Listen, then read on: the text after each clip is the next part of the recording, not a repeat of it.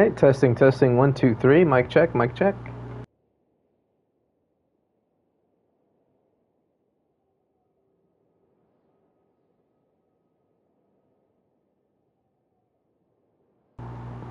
Alright, seems to be working okay. I'm gonna go ahead and do a quick share onto the good old Twitter here. Little hashtags here and there.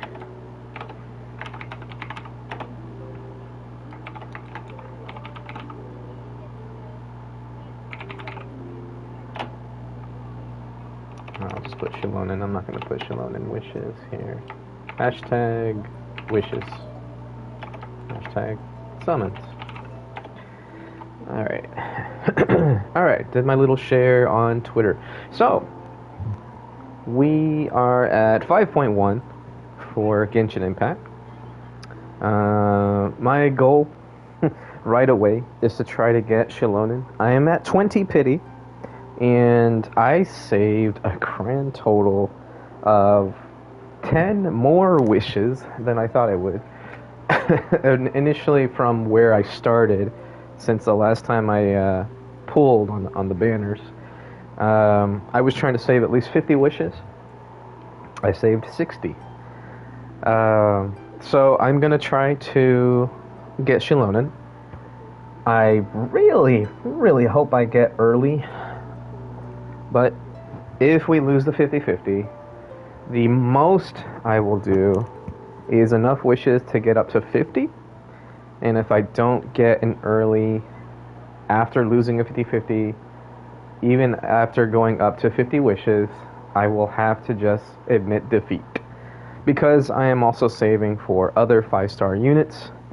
If it wasn't meant to be, it wasn't meant to be. But if we do get lucky and we get a 50-50 win and it's early, I will still continue to do pulls until at least a minimum of 50 wishes. If I go up to 50 wishes and I still don't get Xilonen, I think I can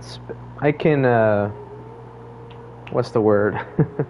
I can afford to spend 10 more wishes for 60 in total and see if I get that hard pity 50-50 win, which would be kind of crazy. I feel like I've already run out of luck. I got extremely lucky with my last 5-star pull on the limited banner, getting a double rated. So I don't really expect to get that lucky, but fingers crossed that something good happens.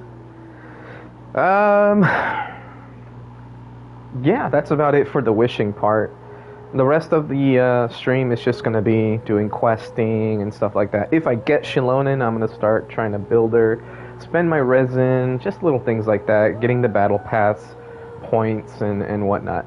So, without further ado, oh, I also forgot to mention, for some reason on PlayStation, the bonus package that we usually get with every new update, it's not there. It's not in the shop yet. So I don't know what's going on there. The maintenance is done though. So otherwise I wouldn't even see this screen. It would give me a different screen with like a pop-up that says maintenance is still underway or whatever. And press X or circle to continue. But yeah, I guess that means maybe they stopped doing the PlayStation Plus Genshin package, which would be kind of sad, because it's like, why? That was a PlayStation Plus exclusive thing, but now you're going to take it away? So, I don't know. Maybe it just hasn't hit yet. Fingers crossed that it does hit, because they did revamp it. They increased the amount of things you got on that exclusive bundle. And again, free with PlayStation Plus, but that means you're paying for PlayStation Plus. So yeah, I don't know.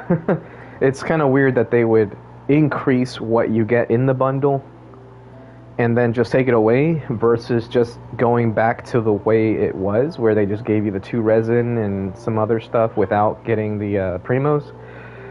But again, the day's not over, so it's possible that the PlayStation Plus stuff hasn't hit the store yet, because Obviously, Genshin and Sony don't operate in the same time zones, let alone schedules or whatever. But it is kind of weird because in the past I have been able to purchase the free. I say purchase, but it says purchase, but it's $0.00. I have been able to grab the bundle before the maintenance is even finished. So usually PlayStation Plus's bundle for Genshin Impact, that free bundle, is ahead of time. This time it's just not there. On top of that, the home screen for Genshin Impact currently still shows 5.0 artwork on the when you look at the game on PlayStation Plus. So I feel like maybe they're just behind right now, but who knows? It's unfortunate, but it is what it is. You can't expect them to keep giving us the good stuff forever. Not that it was much, but still, 160 primos is 160 primos, and that's what they had started to give us. So it's kind of sad to see that go if that's the case. But more so for me, just because I like the free fragile resin. But that's about it. Whew, all right, I'm kind of jittery right now. Got chills. Kind of fell asleep early today in anticipation of the new banner. So, all right. Now, with that said, without further ado, let's get this started.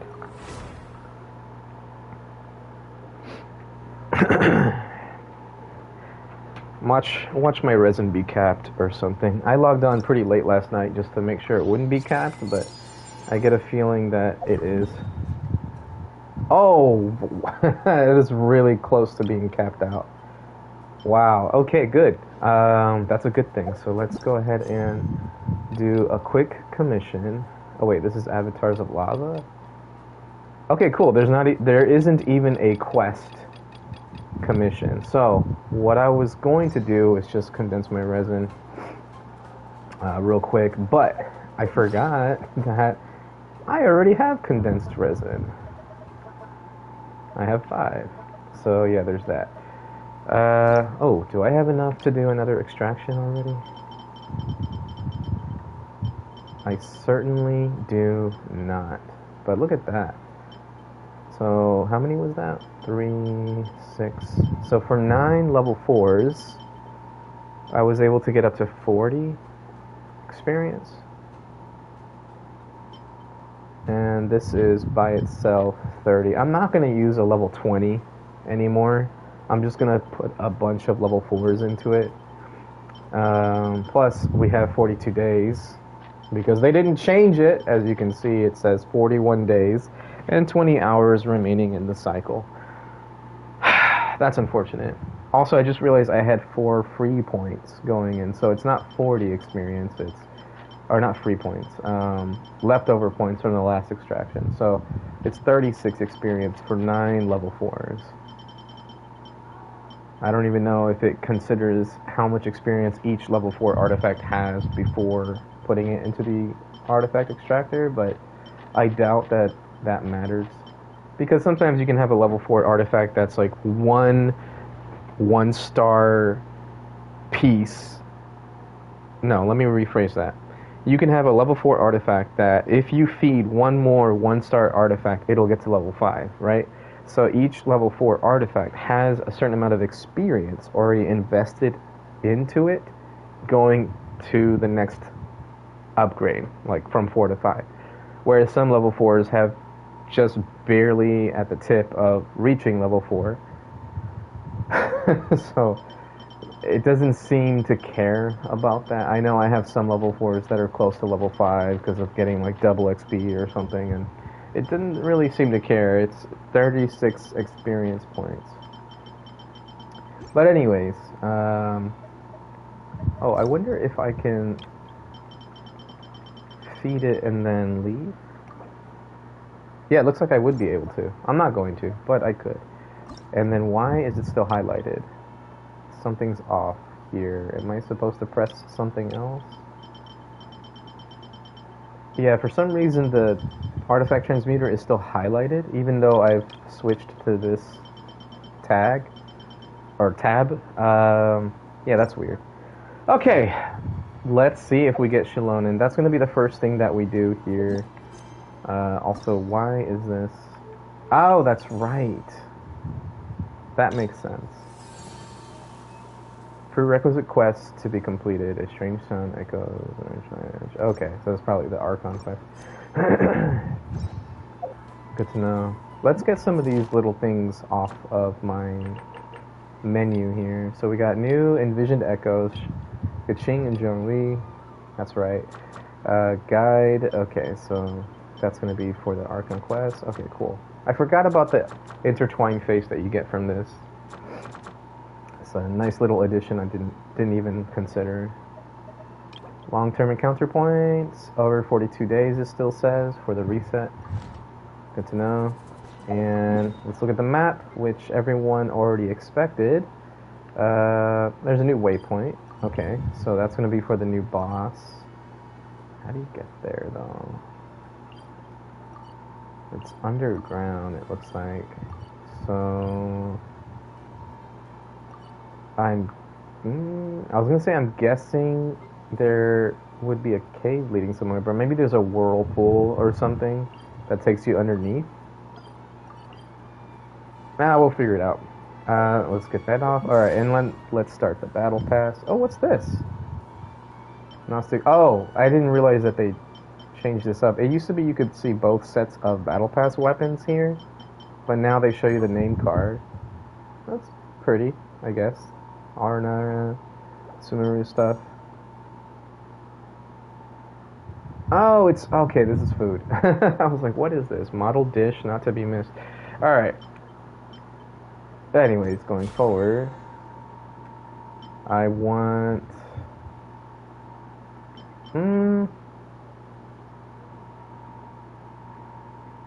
Do I want ore this time or books? Because I got every character to level 80 now. So I don't really need the books. I'm going to get ore. Yeah, every character on my account has reached level 80. I think. Who was the last character that I got?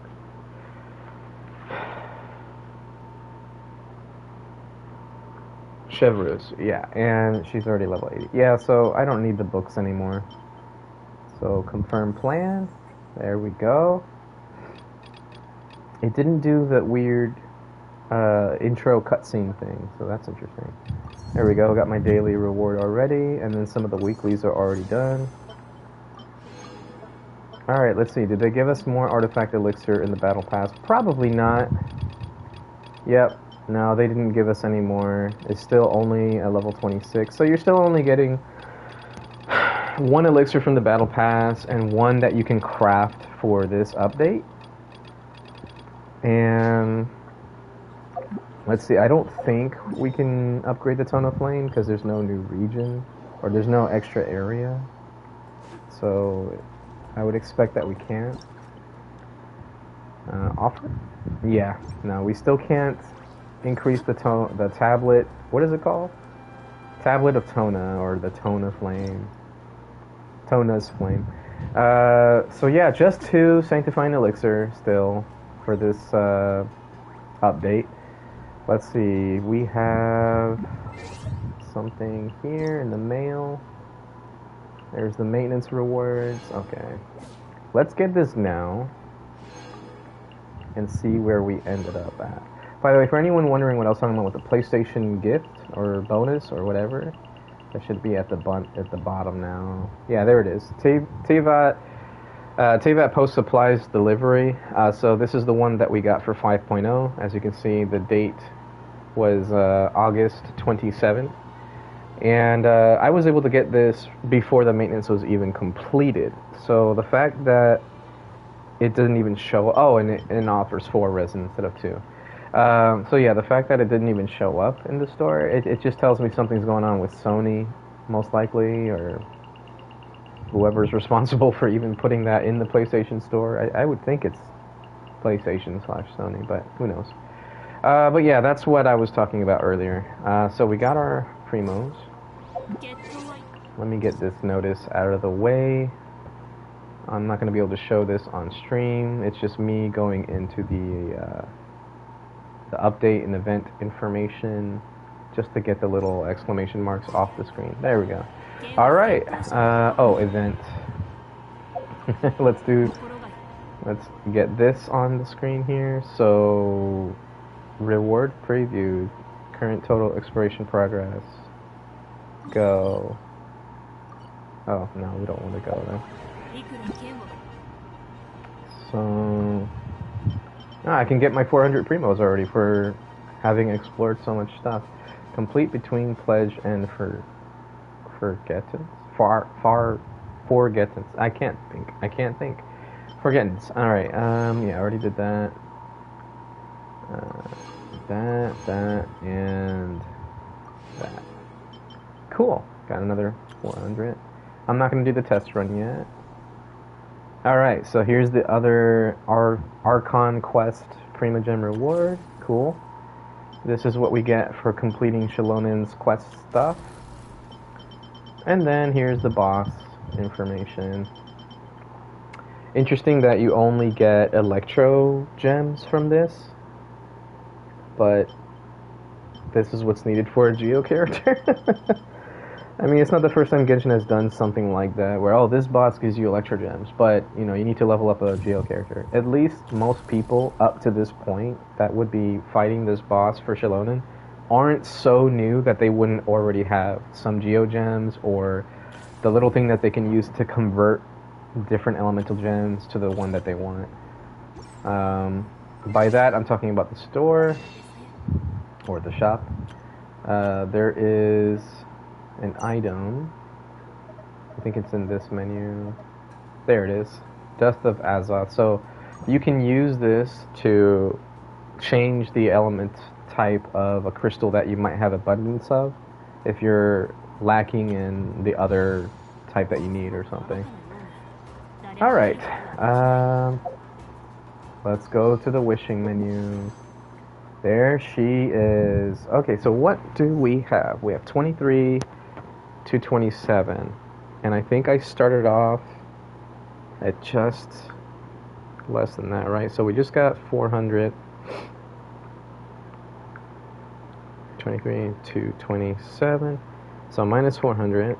And then minus 600 for the maintenance rewards. Minus logging in for the Welkin. So I was at 22,137, and if I add the 5 intertwined fates that I got from the shop reset, or refresh, that's an additional 800, right? So I was at, as far as like how many pools worth of Primogems that I had 22,937, so let's divide that by 160. So I had 143 pools, or if I'm just going by 10 pools, I had 140 pools. So 140 pools saved up.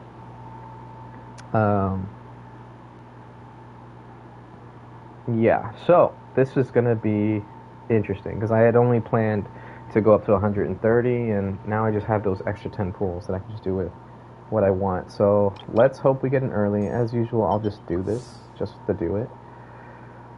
Honestly, though, I could go with either or in terms of weapons, if I did pull in the weapon banner, which I don't plan on doing, but this is an excellent sword.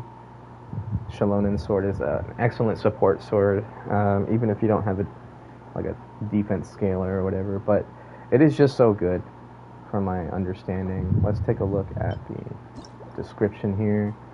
So gain O to flowers after normal plunging attacks hit an opponent. Defense is increased by a certain percent and gain all elemental damage bonus for 6 seconds. Max 2 stacks.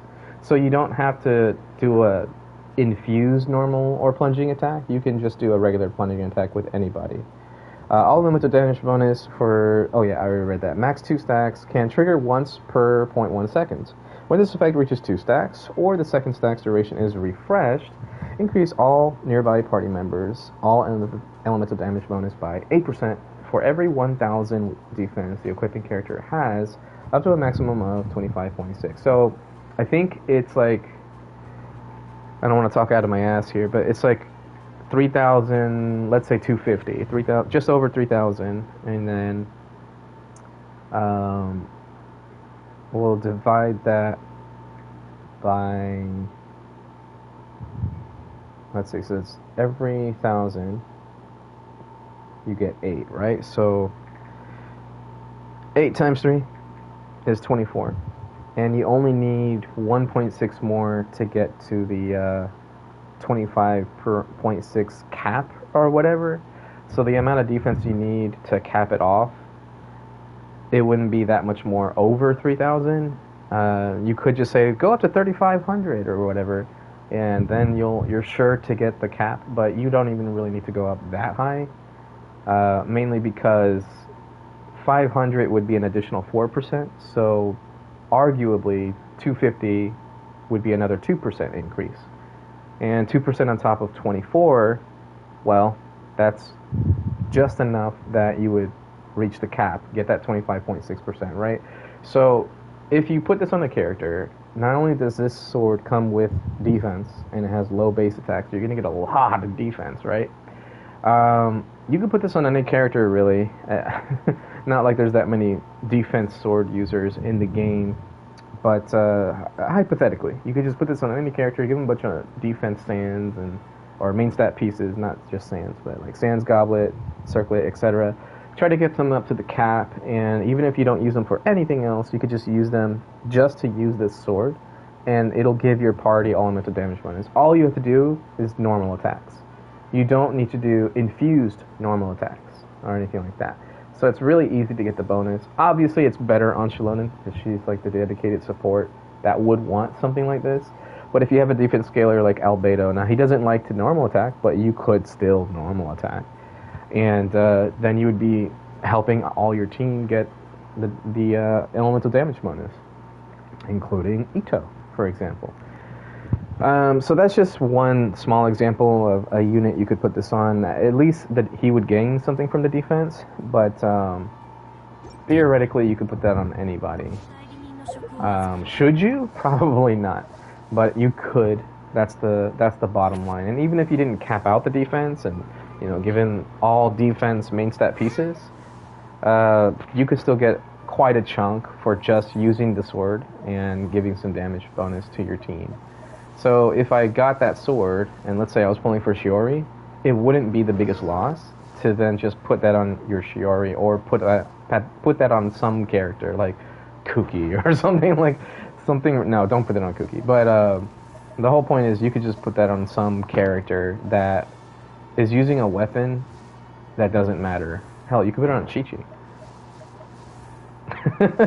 I wouldn't do that, but you could theoretically put that on Chi-Chi. You could put it on Traveler if you just build enough energy recharge with her on a Dendro team or something like that. You just give her the sword.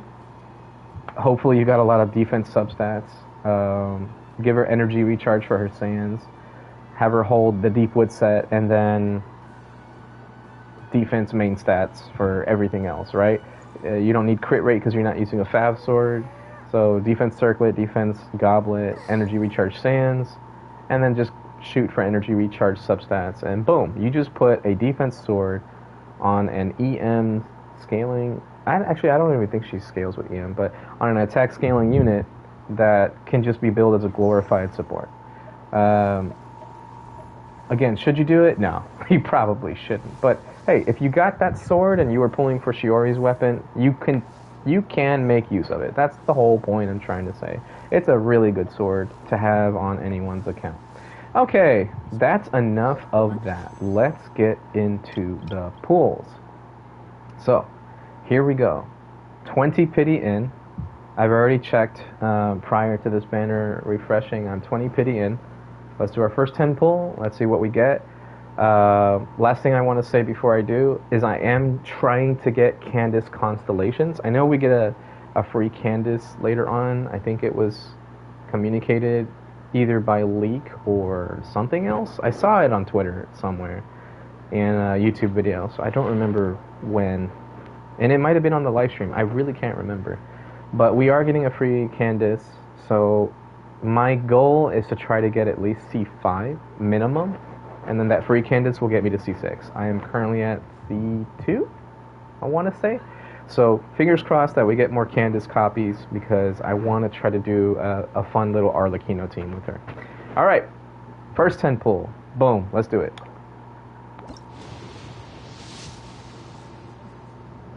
All right, no 5-star here. And since we already have every unit, I will be skipping some of this stuff. There's one thing I forgot to do on my PlayStation. In case there we go. Okay, including Mike's audio. So in case I make a video out of this, I want my audio to be included. So here's the first 10 pull. I did not get a 5-star. We're going to skip this. And we got another Cole copy. That's par for the course. Okay. We still have 4 more 10 pulls to do. Hopefully we'll get those 4 copies of Candace, or at least 3. I'm never lucky when it comes to 4 stars. I'm probably going to get a weapon on the next 10 pull. Alright, here we go. 10 pull. Number 2. 40 pity. Alright, no 5-star. And Dory. Damn. That hurts. I didn't get a weapon, but I got the same amount of star glitter. I don't know what my constellations are for Dory. I think she was ahead of Candace already, but I don't remember what they were at. Alright, well, 30 pools left. I am now 40 pity in. Here we go. Alright, this is 50, no 5-star.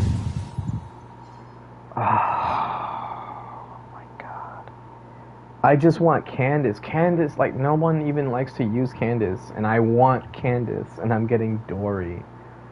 Oh, this is so sad. Alright, well, I'm 50 pity in. That's 30 pulls, I think. Yeah, Cole and 2 Dorys. Yeah. So, I don't see myself getting C6 Candace. Unfortunate, but, let's keep going. Alright, 40th pull. We're 50 pity in. This will put us at 60. Here we go.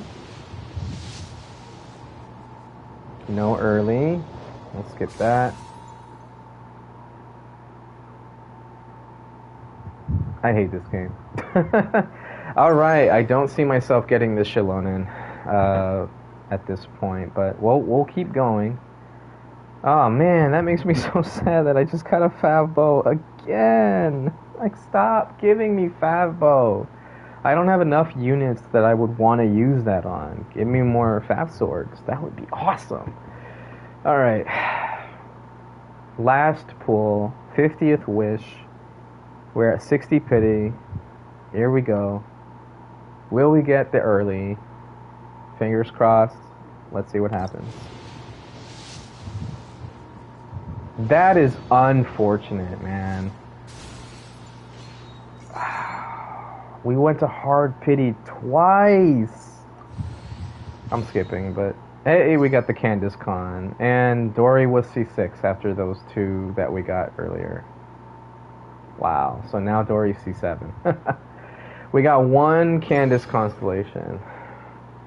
Okay, well, we did not achieve the goal that we set out to achieve. I am back down to 100 pulls worth of Primogems, I believe. If I can, yeah, I can do math right in my head. 160, yeah, 16,000 divided by 160 is 100. So, that's unfortunate. It's not over. I did say, if I don't get the early, and I did 50 wishes, and I don't get a 5-star, I will do 1 more 10 pull. And the way I'm going to do that is not by using my Primogems, it is by using my star glitter. So, let's hope we get Candace as well as Xilonen. Fingers crossed. Here we go. 70 pity. Will we go all the way to 90 pity? Or is it going to be nice to me and pretty much get me my average, which is always around 76 pity in? Here we go. 10 pull number 6.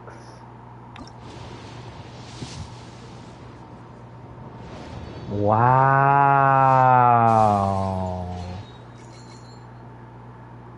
I think for the first time on my account, I've gone all the way to 80. This is the first time I've ever gotten to 80 pity on my entire, and Oh, I hate this game. Oh, I almost shouted. I almost shouted. Every time I have the worst luck on my wishes, the game rubs salt in the wound by giving me Fav Greatsword, the Bell, or the Sacrificial Greatsword. It's always one of those three. I always see them. I always see them right before I lose a 50-50. Oh, that hurts. That hurts. I know what's coming. I'm gonna lose the 50-50. Oh, that hurts. Okay, so we are going to do these one at a time. Single pulls now. 81. Alright. Fingers crossed.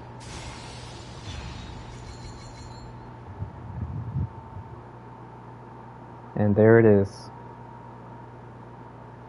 No Xilonen.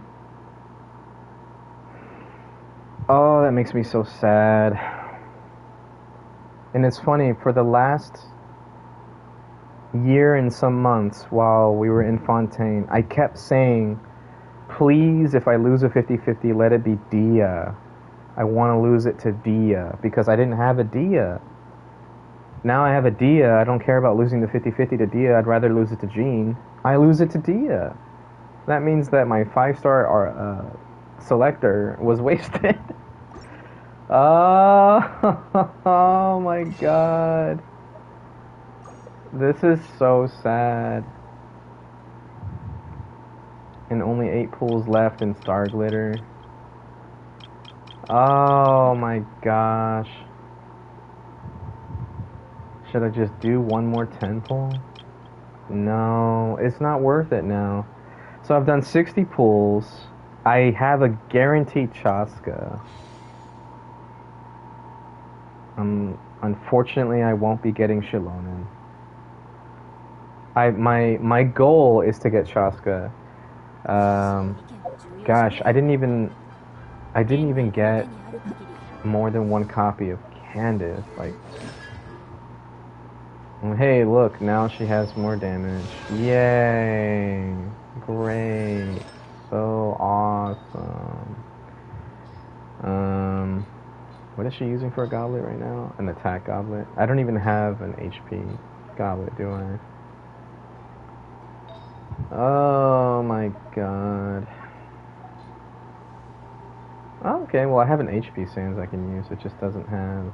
Well, this has energy recharge.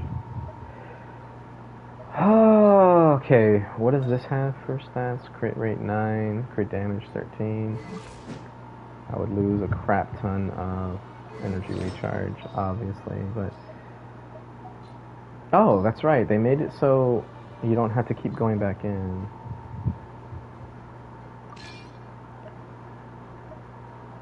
I lost a lot of crit rate. I just realized that.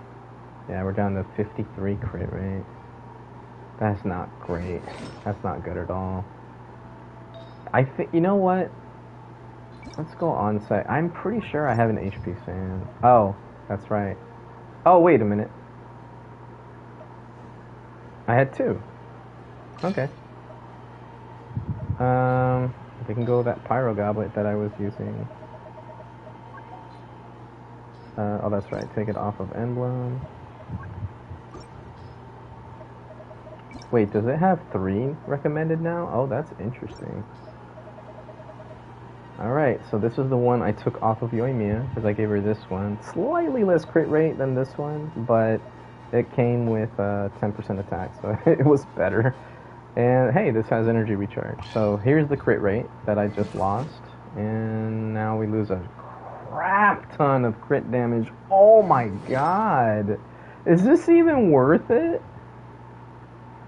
I don't think this is worth it at all.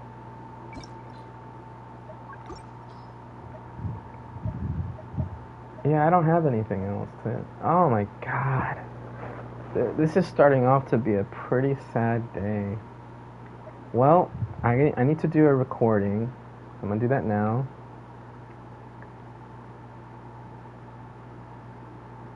I'll do the last 30 minutes, and then I'll trim it down later. Oh my god. This is one of the saddest days of my account. I knew I couldn't keep getting lucky. I knew that was unrealistic. But holy crap, man. This is just really sad. Alright, let's go get our constellations unlocked. So we got Dory, C7, Hyperbloom, on-field Dory, anyone? Alright, and then we got one copy of Candace. I kind of want to do a 10 pull just to try to get Candace again. But it's not worth it because I'm not going to get C6. I don't know. I'm so upset right now. Like, I don't want to keep spending Primogems. Here's the 50 wish thing. Okay, cool. Got that out of the way. And I can still do the enhanced 5-star artifacts thing for those points. Wait a minute, where's... Oh, here's Imaginary Theater. Okay, there's the Abyss. Okay, so they're right in front of me. I just wasn't seeing them. For some reason, I thought that there was going to be event stuff here. But, yeah, currently we don't have a major event going on. We just have quests. New quests. Yeah. Oh, man. That's so sad. I wonder if she's going to be doing more damage now. Now that I just fitted her with a Pyro Goblet and an HP Sands. Oh, but she's got way less crit damage, though. She has 30% less crit damage. And the crit rate barely put her up above 60 from 50, so... Not a great change for my Dea. Oh. I don't think I've ever been this disappointed. 81 pity, lost the 50-50, 2 weapons, 2 4-star weapons, and Dory constellations. Like, why'd they even put Dory on the banner? Okay, actually, I would say, why did they even put Cole on the banner? That's a weird choice. Like, could you use all 3 of these on a team with Xilonen? I don't think so. Or at least, I don't think it would be worth it. Does she provide damage bonus to Hyperblooms? Honestly, I have no idea. Oh god, I am so... I don't even have the words to explain my disappointment anymore. I'm just so disappointed. Just period. I'm just disappointed. It's not always gonna go the way I want, but... Damn. It really didn't go the way I wanted. I didn't get hardly anything for those pulls. Alright, let's get Shechlis to 9 talent now. Did they change the little interface thing here? That looked cooler.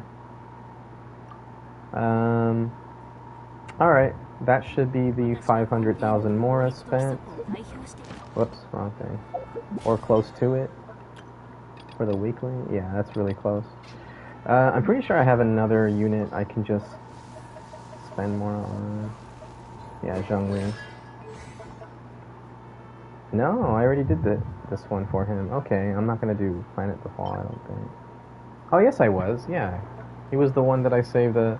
Alright, there we go. Got a little bit more petrification time, and then now let's claim this. What's our resonant right now? 194. Oh, man.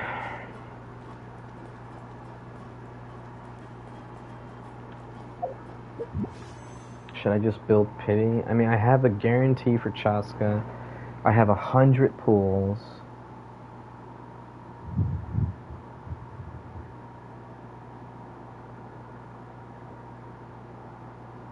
I'm so tempted. But when I have this much bad luck, it's usually unwise for me to keep going. To feed into that whole gambling mentality or whatever. So I don't think I want to. And even if I just did 110 pull and somehow got one copy of Candace, that's not going to be enough. That's not going to be enough to secure the C6.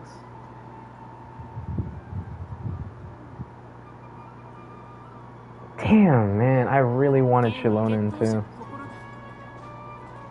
Alright, well, let's just do the test run. Actually, let's go ahead and spend our resin. I don't have any units to level up, so I don't need to do the bosses right away. Or for anyone in particular. I guess I can just work on ascending my level 80 characters that haven't been ascended yet. So let's see who I have that I would want to. I guess there's Kachina. Actually, no, I don't even need to do it on Kachina because all I would use her for is the artifact set. So that's a no to Kachina. Lynette, Jesus, Sucrose. You know what? It's been a very long time coming. I should ascend Sucrose. So let's get our boss kills for the week on the Animo Hypothesis. Did my screen just blink? That was weird looking. I should probably put a marker. Come on. Can you highlight the boss? Thank you, PlayStation. Alright. This way. Oh. Actually, more like this way.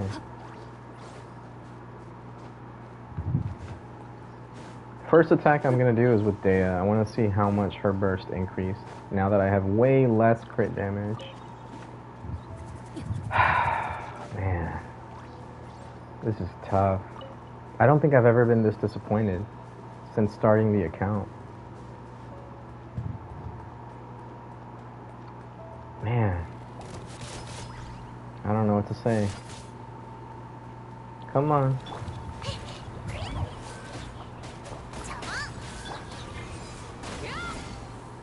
It didn't even hit? What was that? What was that?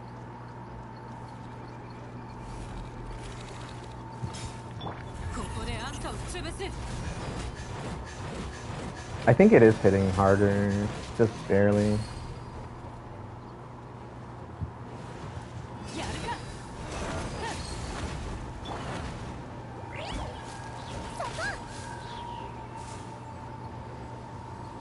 What just happened?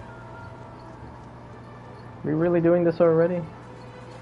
It has been a while since I fought the Animo Hypostasis. I forgot what it actually does.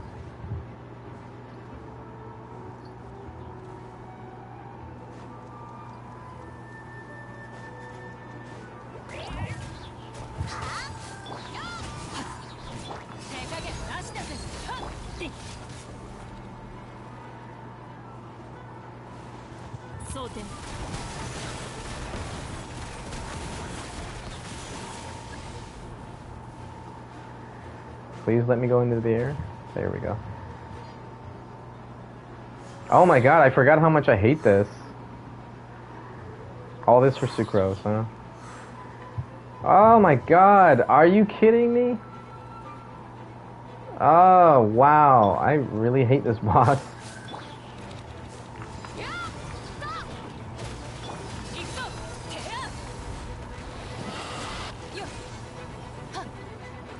We're doing this again.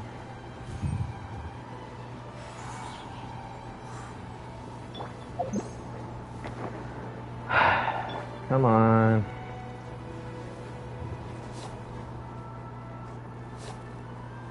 What a way to end the day.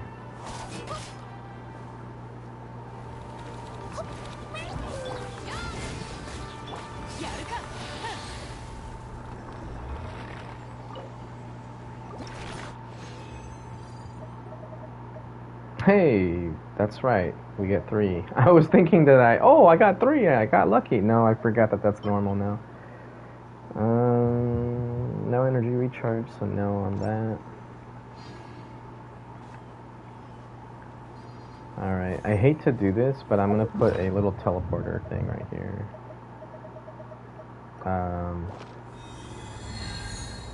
There we go. I didn't wanna move it from my Natlan teleport point that I had, because it was just like a little special spot, but it'll just make things go so much faster.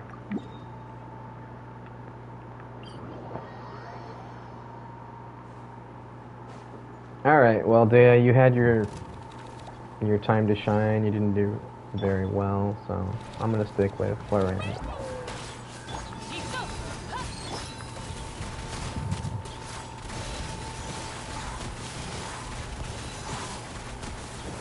Yeah, I'm gonna stick with Florian. Please let me go in the air, thank you.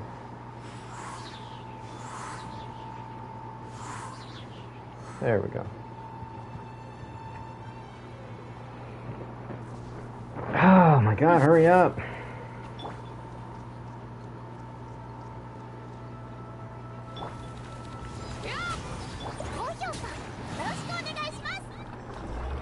Oh no!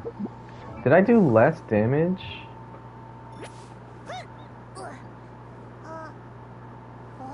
It's the same crit. I have more crit rate because I changed something out, but it's around the same crit damage as I had before.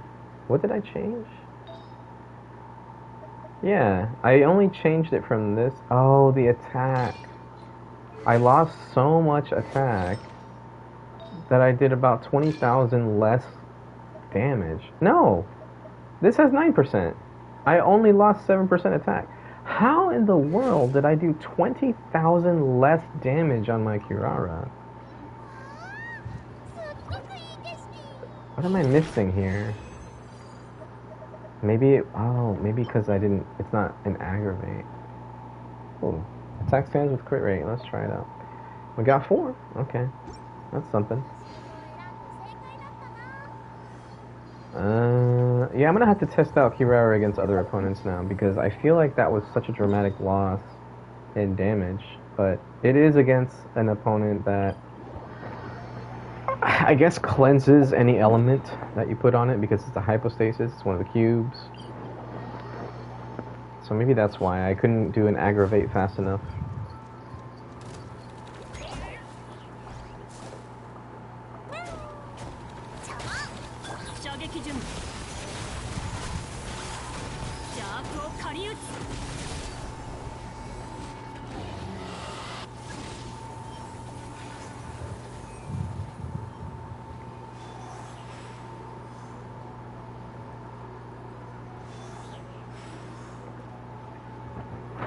That's not even a whole lot of energy back. Animal hypostasis Beth. Wait, why does it say Beth under the name hypostasis?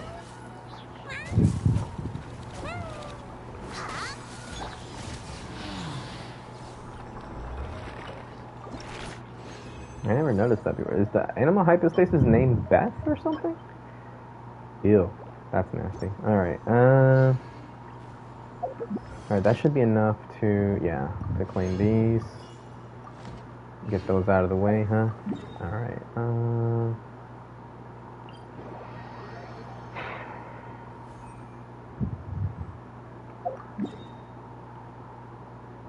I am so tempted. I'm still tempted to just go on the banner, do another temple, and just do it. But I just can't bring myself to do it. It just goes against everything. Not that everything that I believe in. I don't know what the right words are, but all my practices and stuff for discipline, as well as just my mentality. I always have this mentality that if my luck is so bad on the day that I'm doing something, I don't continue doing the thing. So like, for example, let's say I'm leveling up artifacts and I'm just getting terrible luck leveling up artifacts. Then I don't continue to level up the artifacts that I might have good pieces on, unless it's on stream, of course. But if I'm not streaming and I have some really good artifacts, I'm typically not continuing to level up artifacts. I'm like, no, I'm having the worst luck today. This just ain't it. So that's usually my mentality. And, yeah, no. I feel like it's just a recipe for disaster if I try to do another 10 pull. I have gotten lucky in the past where I lost my 50-50 to D-Luke, and then I did a 10 pull and got Sino. Like, the next 10 pull I got Sino. I even have it on as a video on my YouTube channel. But that is so rare. The fact that I didn't even get an early, or even the fact that I had to go all the way to 80 pity, and I still didn't get a 5-star, yeah, this is not the day to gamble, for me anyway, as far as like, oh, maybe I'll get lucky. No. My luck has run dry. I'm just gonna, if I am gonna do another 10 pull, I'm gonna wait until close to the end of the banner cycle, because that way I can see how many wishes I saved going into Chaska. So if I get, my goal is 50 wishes, 50 extra wishes. So that's going to be another 8,000, right? So that's going to be 24,000 Prima Gems. I think that's 50 wishes. I just did that on the top of my head. I don't know. Let me check. Times 50. Yeah, 8,000. Yeah. Why don't I just believe in myself? So if I get up to 24,000 Prima Gems, okay? Now the shop's not going to reset in time, so I'm not going to get any more Intertwine Fate. But the Battle Pass rewards plus the, whatchamacallit? It's the rewards for the guide, this thing. So I'll probably get, at most, 3 Intertwine Fate from the Battle Pass before before the banners change. And 1 or 2 from this. So that's 5 pulls, right? So if I can get 24,800 Prima Gems before the banners are about to change, if I have that amount, I'll do another 20 pulls.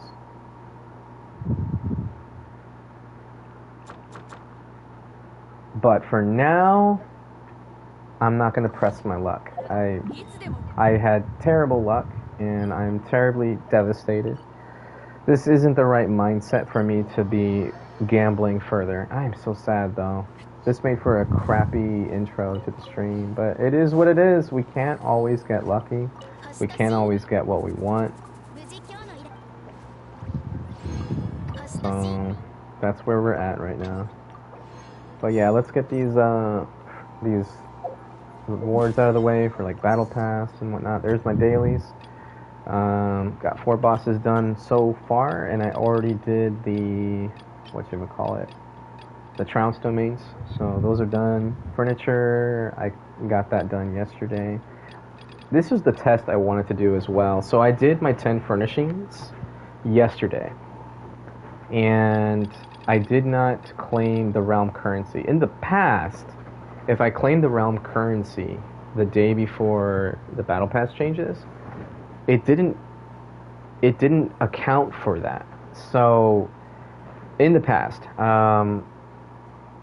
so I didn't want to test it out and have to wait like 2 more days. It's dumb that I didn't do that, but yeah. But yeah, I might have enough that I can claim the full 1,000 now, because I didn't claim anything on Monday. Then there's forge 20 items, cook 20 dishes. Yeah, let's just get these done. There we go.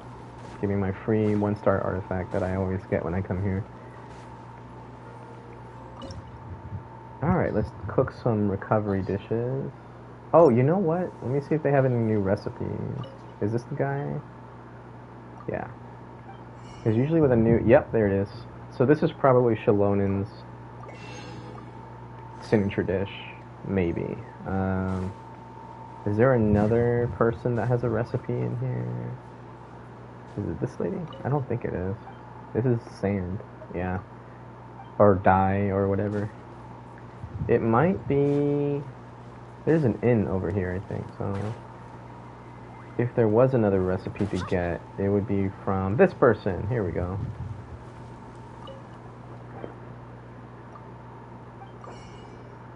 There we go.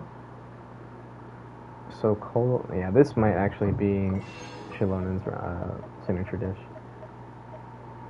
And you know what? Let's get these.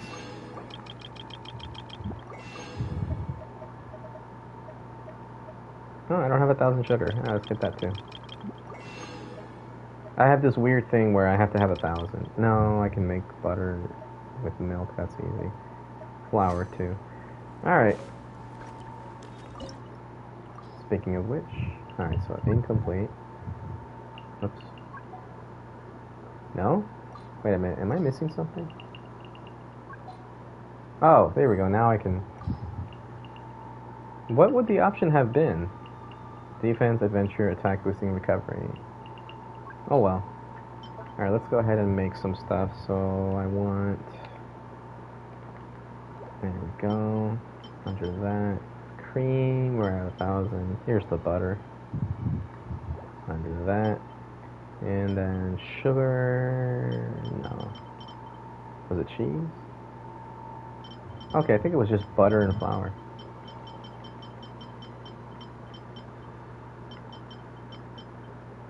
And sugar, but I'm not going to make sugar. If I try to make 1,000... Well, you know what? Screw it. Yeah.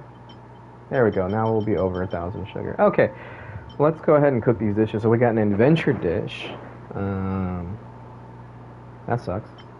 I just want more recovery dishes. And then we have... Ah, man, you're going to make me use my flours that take forever to get? Well, let's just get it done. Oh, and milk. Great. Okay. Ah, mint! My mint! Alright, anyway. Let's go ahead and cook. Noel. I trust Noel more. I'm just kidding. I would think that Noel would make a better cook than a rock and roll enthusiast.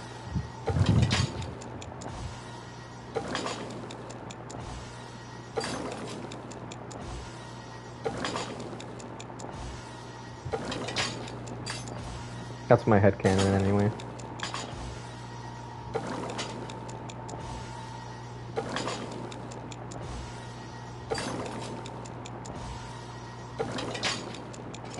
Alright, that's 15 dishes. So that's out of the way. And now let's just do this. And just clear this. Even if it's 5 over the battle pass amount needed, not a big deal. I'm not like that crazy where like I have to be efficient, so I'm only gonna cook when the battle pass tells me to. I use that as an excuse to do gold ley lines and fight bosses, but I don't use it as an excuse to cook exactly 20 dishes. Every time the battle pass resets, and each week I just cook whatever I want. Like most of the time it's recovery dishes, and I'll do like anywhere from like 20 to 50 or something. I just pick a random recovery dish. Yeah, that's right. I was low on milk, so let's go buy milk. By low, again, I always say I would like to have 1,000, so... I think this is the guy. Yeah. Boom. Oh, there's something... Oh, that's right, wheat. Just realized I didn't need to level up Zhongli Burst to get the battle pass points for spending more. I could have just bought food ingredients. Max out the rest of it. Okay. Whoops. That's not what I wanted. Let's go ahead and go to my teapot. And start doing stuff. Craft ore, all that good stuff. Alright, yeah, so I had the right idea. I'm over 1,000 currency after waiting for almost 2 full days.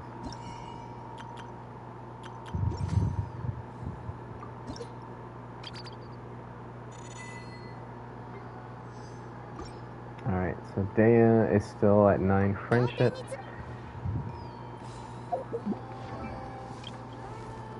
Oh, very close though. She's very close to 10 friendship. Honestly, I feel like just putting Dea back to the way, to what I had her on, would have been better overall.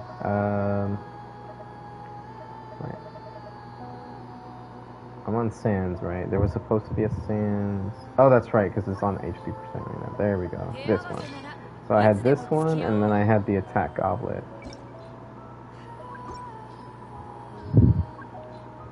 So it would have been this one? Or was it? Here's 7 and 20, 3 and 24. Yeah, I think it was this one. Something's off. I thought I had 150 crit damage. Was it this one? 3 and 24. Maybe it was this one.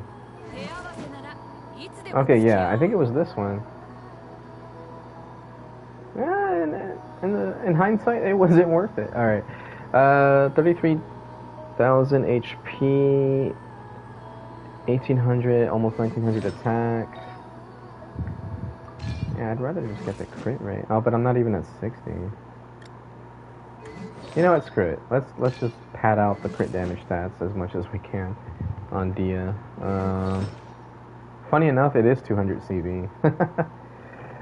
Okay, so this is probably better than what I had her on because I lost so much crit damage that just getting the HP sands isn't worth it. Man, if only I had an onset HP goblet for Emblem. But I just never bothered with it. Or I never bothered leveling one. I probably had enough to level up a... Not enough. I probably had a good amount of goblets to choose from that I could have leveled up for Emblem that were HP main stat with crit. But I just never leveled one up. Even though I used Xilonen with Farina, I don't know. I just never... For some reason, I decided never to do it. I should have. At least that way I would have had options for other characters, but... That's okay. We're here now. Okay, so... Now that I have new artifacts to mess with, I'm going to first level these up to... Wait a minute, not that one. This one. Okay, here, I'm going to level that up to +4 with what I have currently. And this will help me get stuff for the battle pass. This did not roll well. Unfortunate. That's very unfortunate. Not even good substats for Farina. Yeah, no, I'm not keeping that. That's very unfortunate. Okay. And this is just like a one-off. I wanted to see if I can get double crit. God, all that stuff I said earlier about, oh, you know, when my luck is bad, I don't roll artifacts. Well, for what it's worth, just want to make sure I'm saying this aloud. Out of adding 5-star artifacts. No. So, for what it's worth, I'm only leveling up these artifacts because I'm just doing it for the battle pass. Defense. Yep, that's a no. So just leveling a bunch of artifacts to level 4 just fills out your artifact goal in the battle pass. And I don't expect to get anything good from these. These are just one-offs. I was like, you know, I might try them out. Oh god, flat defense. Yeah, definitely no on that one. F you, man. Definitely no on that one. Not that one. And let's see if we get crit damage. See, again, this is a terrible piece. It has flat HP and flat defense on an attack stance. Normally I wouldn't roll this, but I don't have that many Wonders Troop attack percent stance to begin with, let alone attack percent stance. Yeah, that's a no. And just like that, if we look at the battle pass now, what am I at? See, my progress is now 16 out of 30. I didn't do anything. All I did was just feed a bunch of bad pieces into future bad pieces. And ended up with the same result as far as how many pieces I have left, right? So that wasn't a big deal for me. That was not a loss, so to speak. I'm not rolling this because my luck is crap today. So just because I'm, what is the word?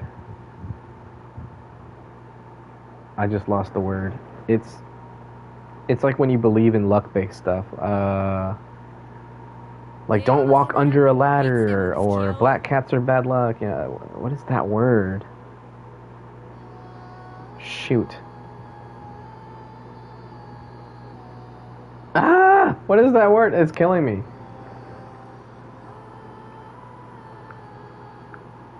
Okay, I might just try Google here. Suspicious? No, not suspicious. Suspicious is not the word. I feel like it's close though, in the sound of it. Ah, this is killing me on stream, and I'm just forgetting words. This is what happens when you grow old and you're trying to say other words all the time. You're always trying to improve your vocabulary. You lose out on some of the most common words that you grew up learning. And it's just, I have such a hard time remembering such easy words. Yeah, I feel like it was in my head. I want to say it starts with a C, but it's not. No, I'm thinking of conspiracy. That's not right. Okay, I'm looking it up. Screw this. I need to know. I need something in my day to go good. Alright, what is the word for believing in bad luck? Let's just see what happens here. Superstitious. That's the word. So, superstition, definition, a belief or practice that is not based in reason or scientific thinking and is often connected with magic or luck. Yeah, that's the word I was looking for. Man, I wasn't even close to getting it. Suspicious is the word that I had in my head, but I don't think I would have been able to remember that word if I tried for however long. How do I spell it? Superstition. There we go. But yeah, I'm a bit superstitious in that regard. I feel like since this is a good piece, right? Starting double crit with attack percent, that's really good. That's official possible piece. Or if it just rolls really good in crit value, regardless of substats, it could be used on either Farina or official. I don't want to finish this one off because I need this to be 3.9 crit rate to be usable on my Farina, right? And if it doesn't get that, it's a throwaway piece for me. So, I mean, not that I don't want to level it up. I don't want to level it up right now because I need more artifact XP. So, what I'm going to do here, I still have 5 condensed resin, right? I'm going to go ahead and use them. I was going to try to get the new artifact sets done, or start farming the new artifact sets. But because I didn't get Xilonen, whoops, how do I get out? What am I doing? Because I didn't get Xilonen, I once again still don't have a reason to farm the Obsidian Codex or anything. I'm not pre-farming for a character that I don't have, right? So, since I didn't get her, I'm gonna start farming Deepwood again. That was kind of my mindset going into this new banner phase. And trying to get upgrades for my Kirara, because I got a pretty decent goblet, but the problem is it has no crit rate.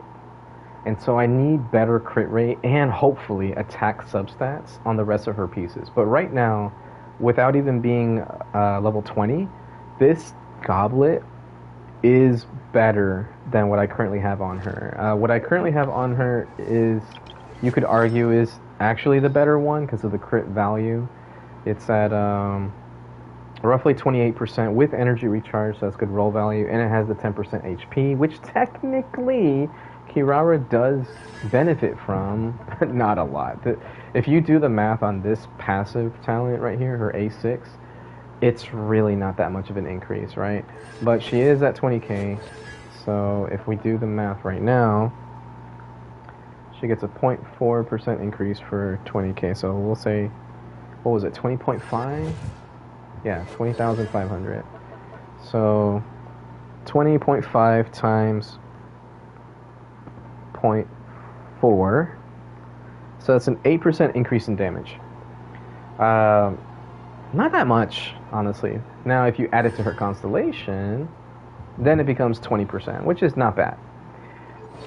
But by itself, having the HP substats is not as good as just having attack substats, because she scales with attack for the majority of her damage in her kit, right? So the only thing that scales with HP is just her shield.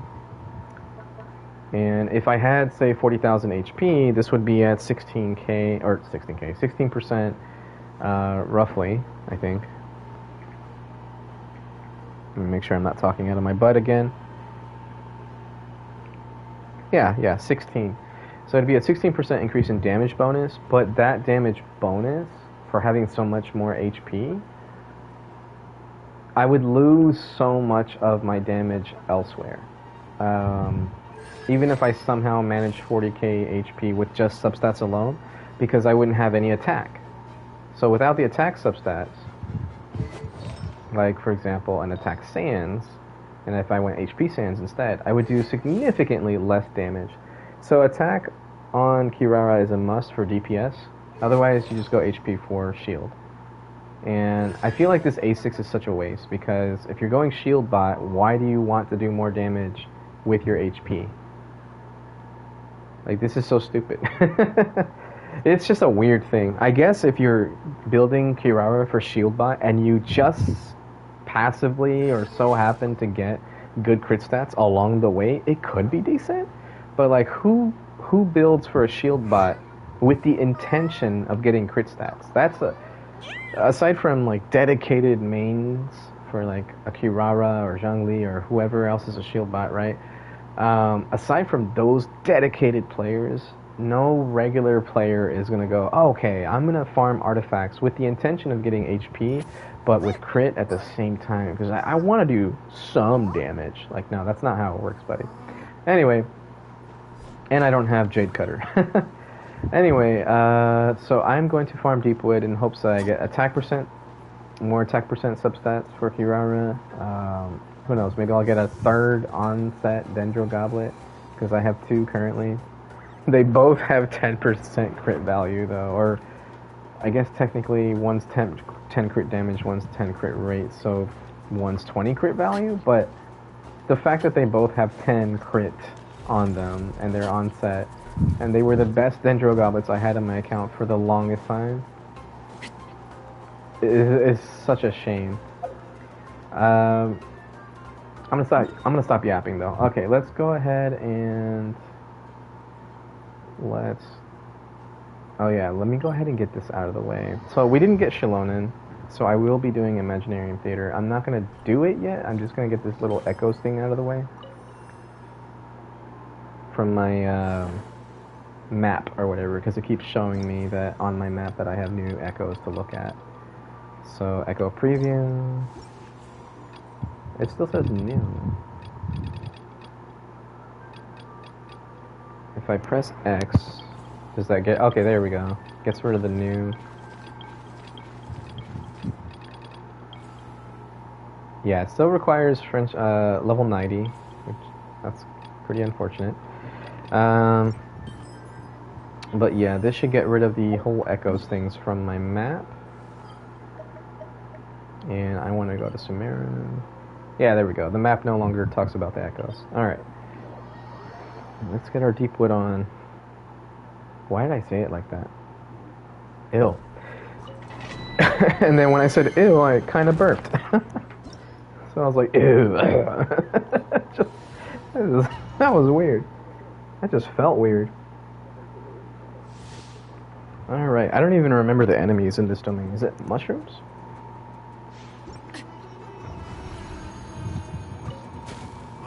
No, it's air mines. Okay.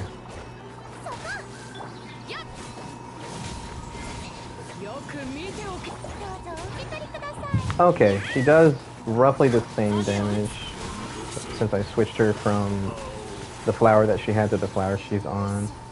Not a big change though. So she did lose a little bit of attack percent, so I think she was doing 62k crit damage, or crits, and I gave her a tiny bit. So her flower has, I think it's less crit damage. Yes, less crit damage, less attack percent, but more crit rate, so she's over 74, which is nice. So she's gonna crit more often.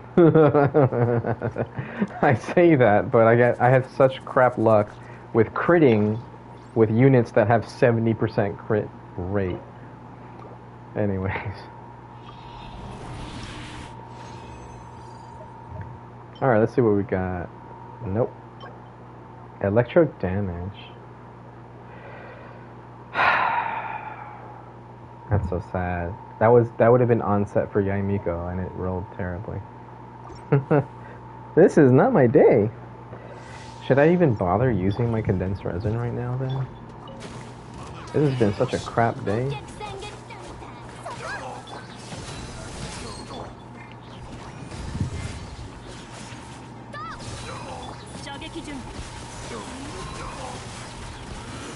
Man, they're not grouped up at all now, so this kind of sucks. Hey, you there. There we go.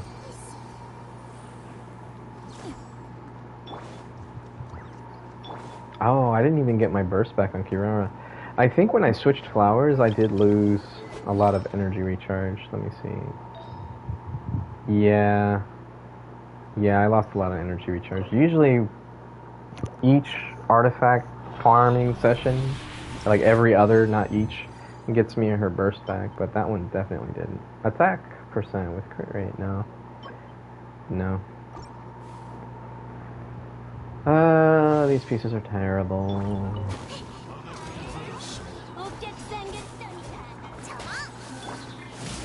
Can I pressed the button to do the skill and then switch characters and nothing happened.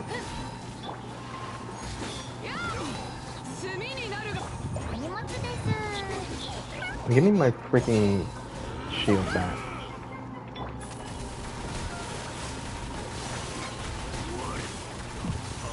Jesus! That man was... he went across the ring. He looked like a WWE superstar with that dive attack. That shocked the hell out of me. Oh god, no.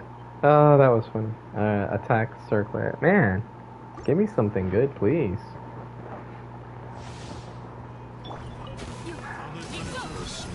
I'm gonna start with you.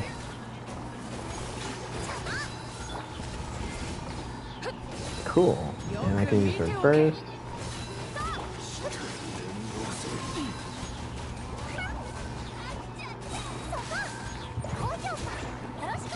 Man, not even... Oh, what? She didn't... Her shield is already gone?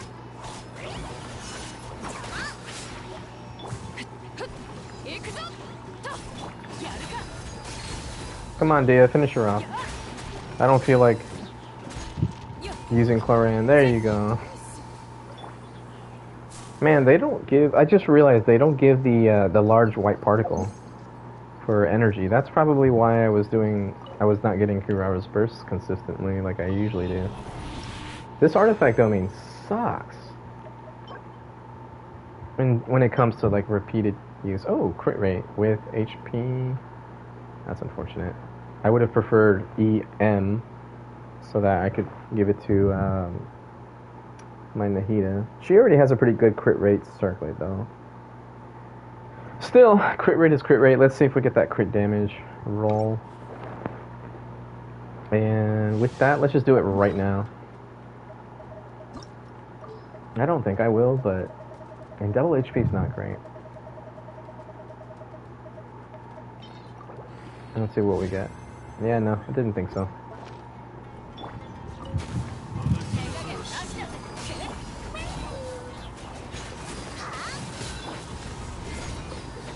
Alright, Dia. Your time to shine. I think this is somewhat more damage. Oh my god. Oh, that guy jumped over me, so I missed the parry. Alright, screw it. Chlorine, just clean up. There you go. Just clean up. Hello? Why? What the heck just happened? Oh, because I'm frost. I had frost on me. Maybe my skill was going off slower because of that. That was weird. I wasn't expecting that to happen. Wow. What a spit in the face. I need to try that out, though. EM. EM with crit rate. That could be good on somebody. Another spit in the face. I'm not rolling this. All 3 flat substats. And you still couldn't give me EM on that.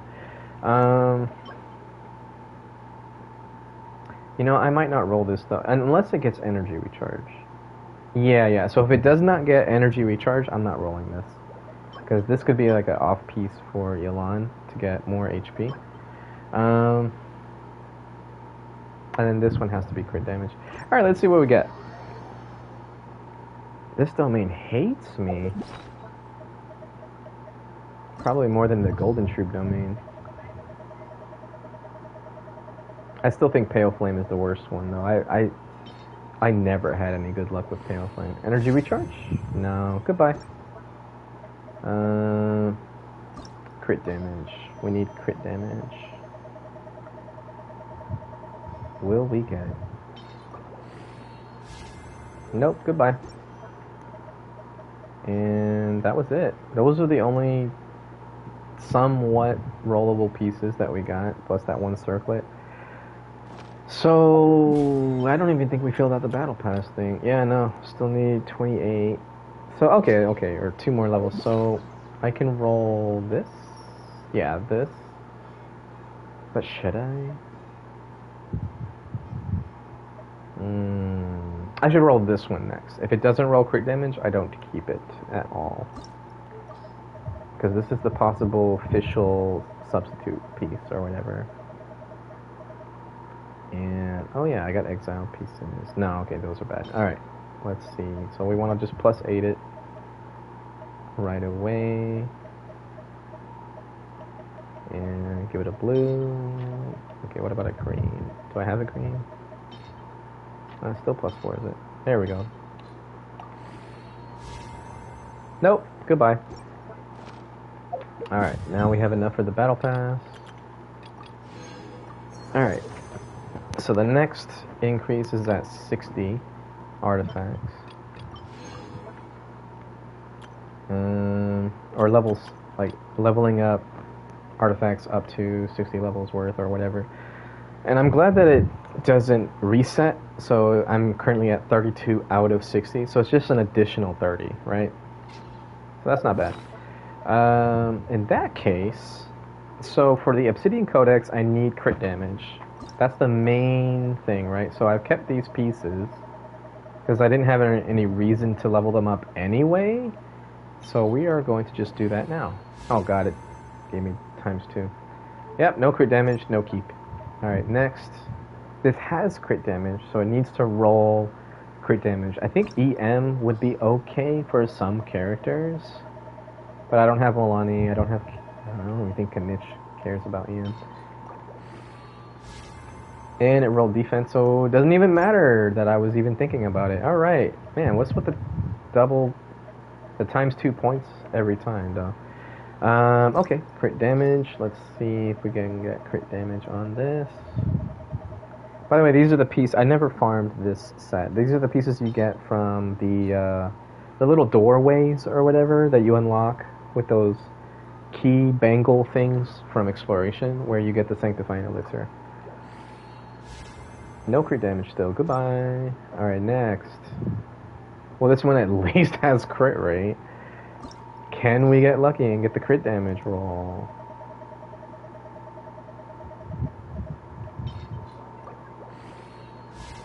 No, we cannot. Flat defense, too. What a... You're insulting my intelligence, sir. Alright, goodbye. I'm not even going to look at that. For what it's worth, I do want to say this at least. When you're farming a new artifact set, you should never just throw away the pieces like I am. Like the reason why I'm throwing away these pieces, number one, I don't have a character that can use them. Number two, I don't have a character that can use it. No, I don't like to pre-farm for characters that I haven't even gotten yet. So like I want to pull for Chaska. She may end up being an Animo DPS, but she's an animal unit. So even though Obsidian Codex you would think is, oh, well, because she's an outline character, this is her best set. There's always that possibility that other sets will be just as good. So if I have a good two-piece setup, for example, to that I could use on Chaska, like two-piece attack, two-piece animal, just as an example. If the crit value of the new artifact set doesn't really, and the roll value, doesn't really live up to the expectation of what I already have, like it doesn't really compare, it needs to be at least slightly less, like slightly less good, but not like extremely less good. So I have plenty of flower or feathers and stuff on, let's say, a two-piece setup that I could use where I have crit damage, right? And this artifact set wants crit damage. So there would be no point in rolling this just because it has crit rate. But on any other artifact set, I will say, it is not a waste to have some crit, because some crit is better than no crit, right? And let's say this rolled all attack percent. That's still technically good for an attack scaling unit until you get a better piece. So you shouldn't just throw these things away like I am. But I'm pretty much at the stage where I'm just like min-maxing for artifacts, right? Even if I haven't even, that was a tongue twister. Despite the fact that I haven't actually farmed this set before, I am okay with throwing away bad pieces. So I don't need this piece. It rolled flat defense too, like come on. I don't have any hope for this piece rolling all crit damage. This didn't roll crit damage, so on this particular artifact set, this is a waste. And yeah, there's always the chance that I'll just get better stuff in the future. Oh, I do have an HP goblet. It's still offset though. Okay. Now this one, I probably won't plus 4 it because it has crit damage. And if it doesn't roll crit rate, it wouldn't be the worst thing in the world. So this one needs to roll crit damage, either for onset or just for an off piece for another unit. It did not. Goodbye. See how easy that was? Alright. This is a crit damage circlet. So I want crit rate, but I would be okay with getting attack or HP percent. If it gets neither, I don't want it. Again, though, it has a crit damage main stat, so again, going back to what I was saying before, it's technically your best piece. Yeah, no, I don't want it. Yeah, no. The substats are so bad that even though it gives crit damage, and this might be the only crit damage circlet I get in a long time for this set, I'd still rather take my chances. So goodbye. Alright, so where are we at on the battle pass now? Alright, we reached the 60. And we're 40 away. Well, we got exactly 60. So we're 40 away from getting to the 100 mark.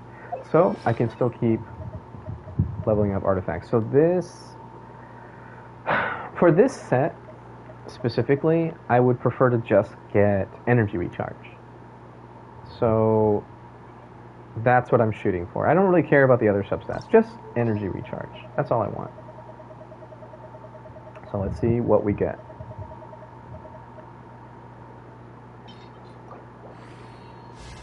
We did not get energy recharge. Goodbye. And see, this is decent stats. I don't have an HP scaler that would use this set, but still, crit rate means that if I had a Fav Lance, that would go into... That would be beneficial for someone holding a Fav Lance or a Fav weapon. I say Lance because I'm thinking of Kachina. She's the only unit I have that can use this set. So if this gets energy recharge, I think it would be an upgrade to what she already has. It did not. Goodbye. Also for reference, I think my Kachina has... Wait, why was my Dia... Oh! I got a friendship. Okay. Hey, Dia. I love you. I really do. Goodbye.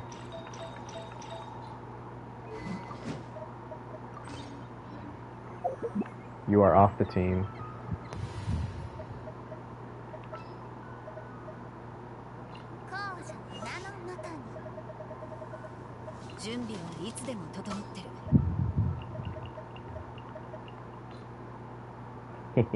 There we go. Got my overloaded team. Oh wait, no, what am I doing? We don't need Fischl on top of having Cloran. We want... Unless I just switch to Arlecchino. I guess I could do that. No. Okay, so what we're gonna do is... Let me think here. I could just go Kujo Sara. That would be kind of funny.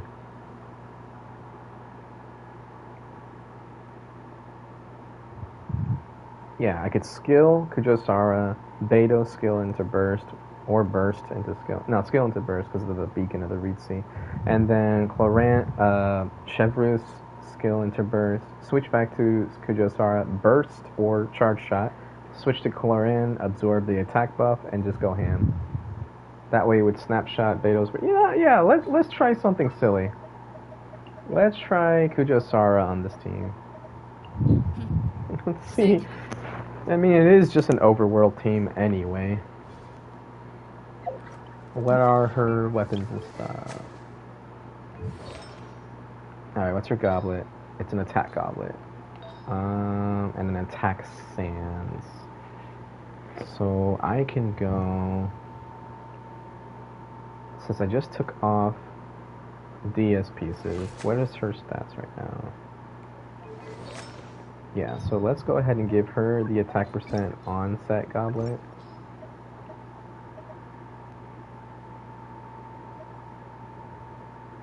I guess it doesn't matter which one I give her, huh?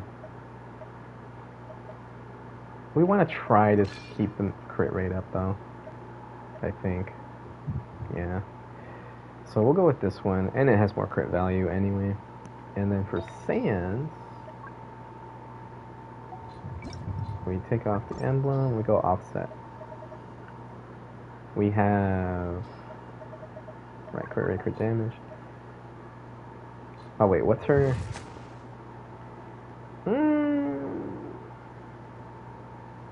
I guess it would be okay to not go crit rate heavy. So we'll go crit damage, crit rate. Let's see what we got to choose from. Oh, would you look at that? I do have an attack sands on this set. 60 flat defense.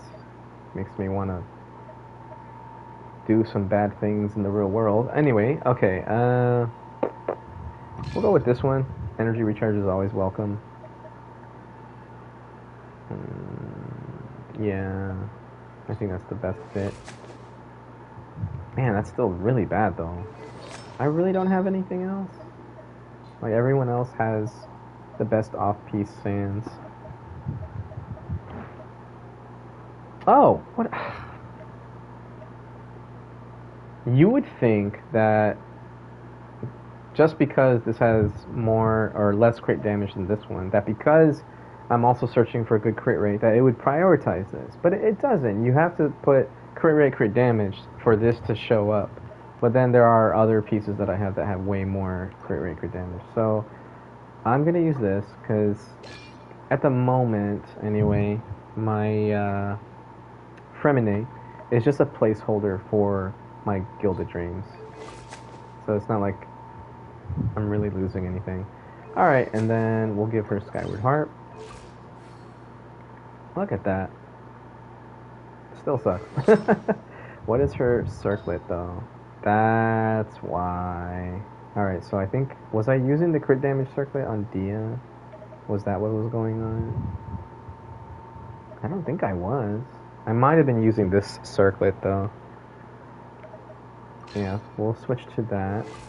And now... That's so much better. That feels so much better. It looks so much better. It just is so much better. Okay. I might not even need to use Skyward Harp then. Let's go back to this one. Yeah, no, let's go to Skyward Harp. It is her best in-slot weapon for what she does as a support because it has high base attack. It's the highest base attack bow currently in the game. So yeah. Oh, that's another thing I wanted to mention. So another reason why I'm not trying to do extra 10 pulls right now to try to get like that C5 Candace.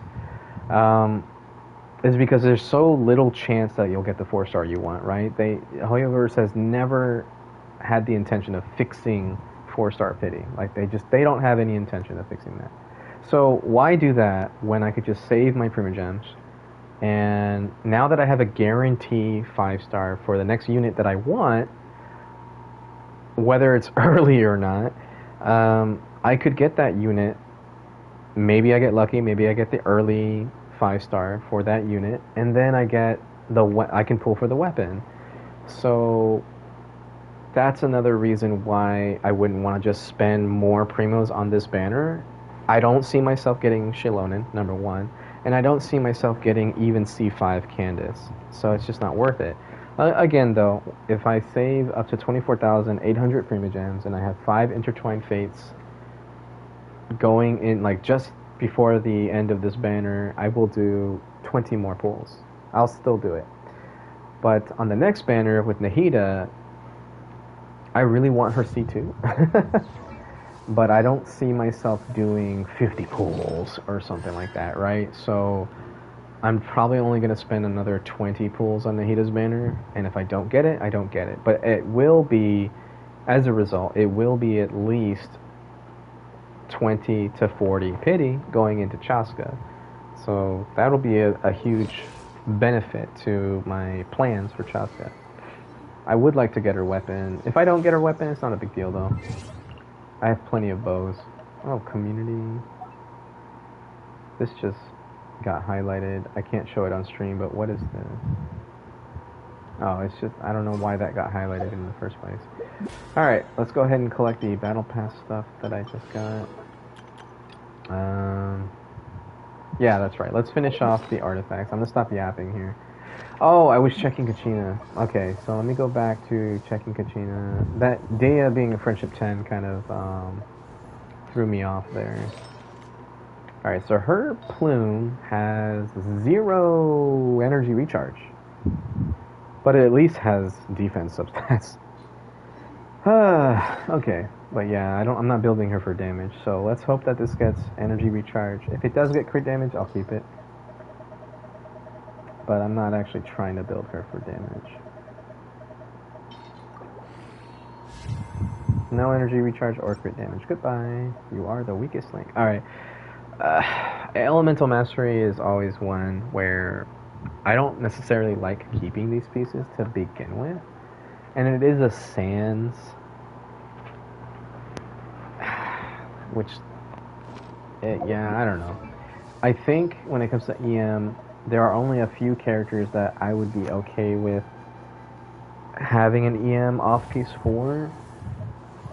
And the stats that I want for those characters consist of HP percent and energy recharge. What was it, Sans? Yeah, I'm currently using an off-piece energy recharge Sans for Kachina. So she can burst often, because that's really all I would ever use her for. So for the EM Sans, this needs to, for me to keep it, to want to keep it, it needs to roll HP percent. Because that would mean that this could potentially be a Toma, Kuki, or someone else's replacement. If it rolls HP percent, I'll keep it. If it rolls HP percent and then rolls into energy recharge, I'll still keep it. But if it rolls anything other than HP percent, I'm not keeping it. It's not worth it. Like, I don't even think I would change what I have on Kazuha right now, because his circlet, which is offset, is so much better than what this could potentially be as an offset Sans. And it didn't get HP percent. So all that talking, all that yapping, and it just rolled bad anyway. Here's a defense piece that would have been for Xilonen, but yeah, you all saw what happened there. I don't even know if I want to do anything with this. I mean, if it gets energy recharge, I'll keep it. It didn't. Goodbye. Next. Attack. Okay, so I'm sure there's going to be an attack support, right? Maybe a sub DPS for attack. So crit damage and energy recharge. That's all I care about for this set. It got crit damage, so we keep it. Next, we have an HP Goblet that has double crit, so I'm gonna hold off on getting that to level 4. We have an Attack Goblet with crit damage. So if it rolls crit rate or energy recharge, I keep.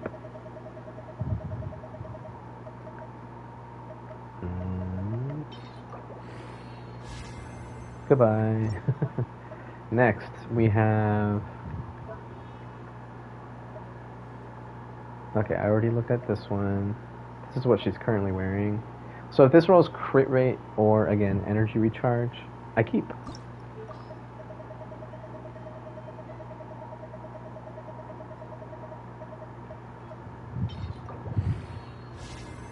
Goodbye. This is easy. Alright. Again, if I just get energy recharge or crit damage, I don't even think if it gets crit damage, I might not even keep it anyway, because I'm really just fishing for energy recharge. And I feel like most HP scalers that would want something, that would want HP on this artifact set, would end up being a healer or something, and would prefer having a healing bonus or something. So I only want energy recharge on this. If it gets anything else, I'm not gonna keep it. You bastard.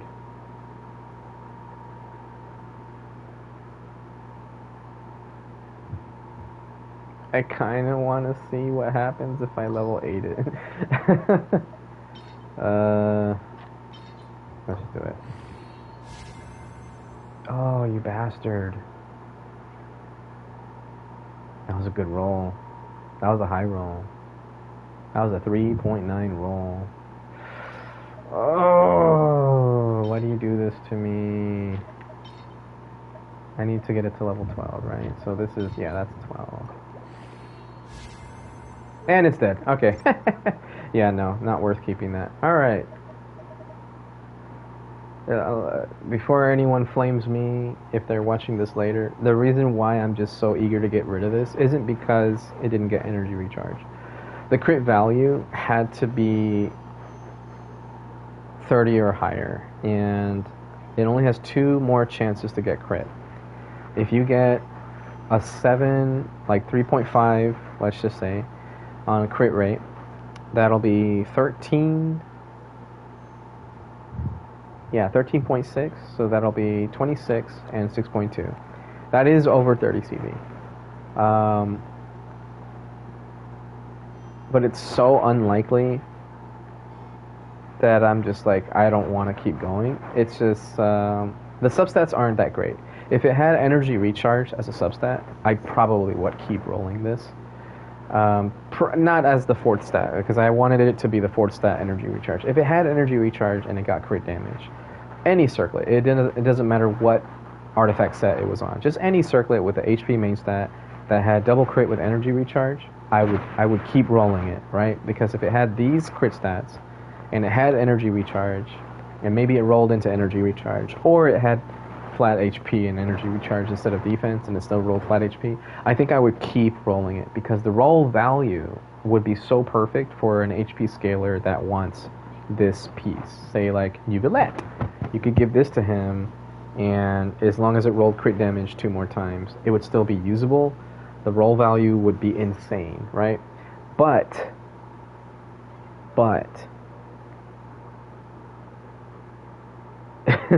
that flat HP roll doesn't exactly give me hope that this will roll well. The crit rolls were low to begin with. It was 2.7 and 6.2. Those are pretty low crit rolls. You factor in, or when you look at crit rolls, you have 2.7, 3.1, 3.5, and 3.9. 3.5 is, generally speaking, what I like to use as averages. If it gets 3.1 or below, I don't consider it a good roll. Because if you got 3.1 across the board 5 times in a row on a 3-liner, right? Like you got 4 crit damage as your 4th roll or something. So you got 4 rolls in a crit rate, 5 in total. If they all are 3.1, you're looking at 1.4, 15.5. So it's just over 30 CV, and the crit damage roll, even if it was 7.8, would be less than 40 CV. So why is that a big deal? If you're min-maxing, you want 40 CV. If you're not min-maxing this, then it's not a big deal. But this would be an off piece for someone else, not an on piece for this particular artifact set. Because again, I don't think that an HP scaler that would want to use this set, which is a support set, would be anything other than a healer. So I don't see myself wanting to keep this for a potential future character. I could be wrong. I could be dead wrong, and we get a new character that comes out and it's like HP sub DPS or something. You want as much HP or HP buffer or something similar to Bennett, where it's like you want as much HP as possible instead of base attack, obviously. And then they buff your party based off of how much their HP is, like other than Farina. So I could be dead wrong, and that's something that we get for an Atlan character. But most of the time, when we get an HP scaler that isn't Hydro, they're usually a healer. So, or if they have HP scaling in their kit, they're a shielder or a healer. Yeah, no, I'm not keeping this because it wouldn't be worth it. It had to have energy recharge, or it had to go all crit, and it didn't. So goodbye. My logic probably sounds dumb as hell right now, but hey, this is where we're at. Okay, since we have that other piece that I just got rid of, I can feed that one instead of a +4 into this one. So that'll give us 2 rolls. Generally, if I get a 4-liner with double crit, if it rolls bad on the first roll, I'm okay with still keeping it and trying to get it to level 8 and seeing if it will roll crit again. So, if this doesn't roll crit at least once, I'm not keeping it.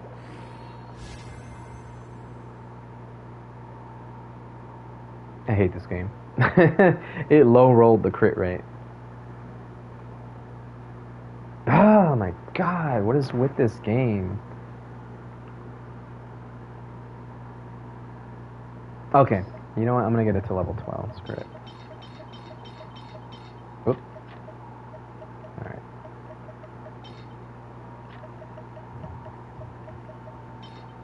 Wow. Okay.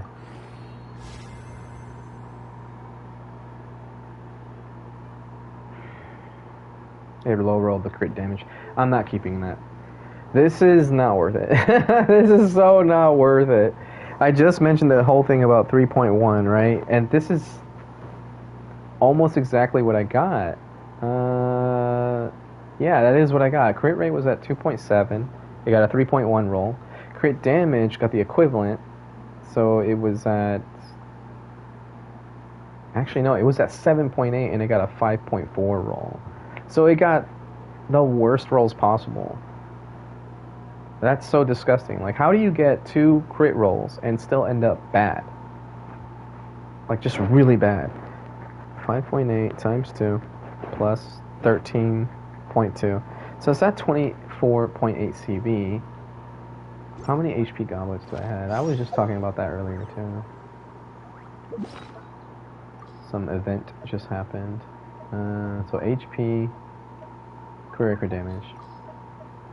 And then we look for max level to see what I have currently.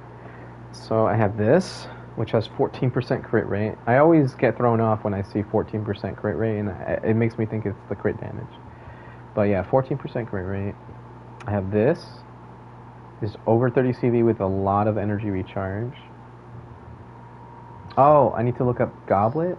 Can I lock Goblet only? No, I can't. It doesn't have the option to... Okay, so this is a bust. It's better if I just look at each character's artifacts and do it this way. So I need to go Goblet. Wait. That's right. It has that whole memory thing now, so I don't want to actually do... I'm going to pick a random character. There we go. So, once again, Goblet, HP, crit rate, crit damage. So now I can look at Goblets only. So we have this on Farina. Oh god, that's terrible. We have this already, so 7 and 19 with energy recharge. Okay. I guess I could have used that on Dan. With the attack sands that I had as well.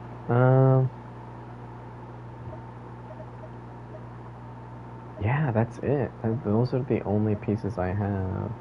But this is way better, so what's the point in trying to make this better than this? At best, I get 2 more crit damage rolls. And it still wouldn't be more crit damage than this. I think if I even got 7.8 twice... Yeah, 15.5... Because this game's weird.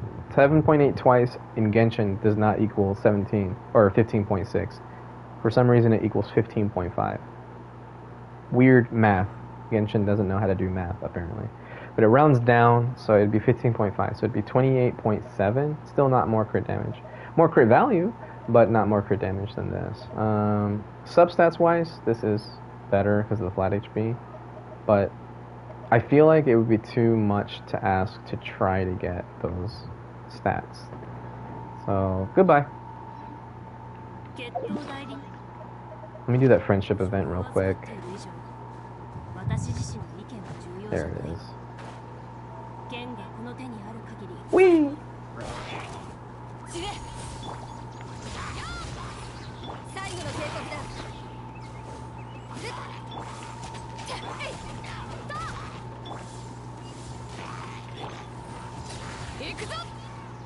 How did they get knocked away?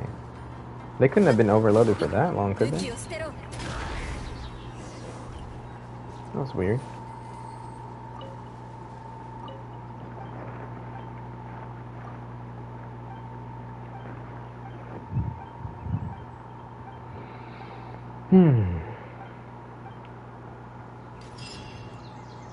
Alright, got some friendship points. Alright, and I think we got the level 100 artifact. Yep, there it is. So we got a bunch of sanctifying unctions from that. We got some Prima Gem rewards. I forgot about that. So what was that, 20 for each? I think it was, so I got 60 Prima Gems from that. Hey, we're closer! We're so much closer, guys! Okay, anyway. What's next? What's next on the agenda? I did just get Dea's name card.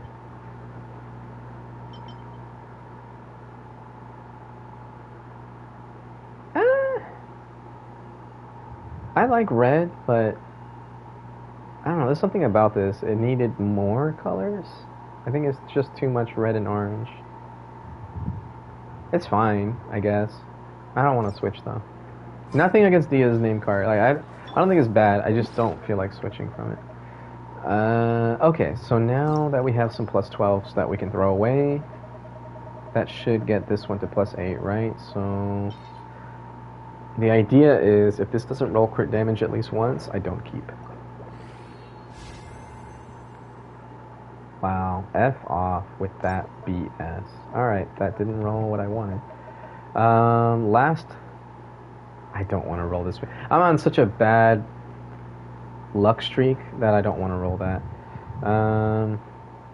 Okay, this is plus 4. It's on a set that I don't even see myself using anyway, but it is an attack sands. So let's see what we get. So this should give us, yeah, one more roll. Fuck off. Yeah, no, this, I was right. I shouldn't be trying to roll artifacts right now that I want to roll. So I'm not gonna roll this. I'm not gonna roll this. Definitely not gonna roll this. I'm okay with rolling this. Because right now, today, for some reason, my luck is so bad. It was bad on wishing, it's bad on artifacts. So I feel like if I could just continue to roll the stuff that I think could be good, I'm just gonna be disappointed. So, here we go. We're gonna roll this crap. It's probably going to disappoint me, and I'm not going to want to keep it. So here we go! God damn it, it's actually not disappointing. Alright, well, I'm not going to finish rolling this, because now it's actually good. I don't have that many animal damage goblets to begin with. And I wasn't going to throw it. I don't think I was going to throw it away. So now I'm definitely not going to throw it away.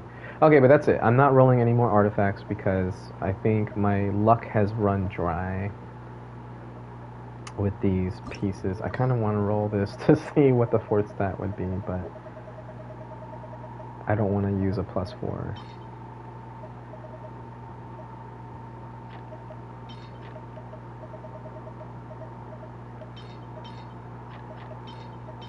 There we go. Oh my god.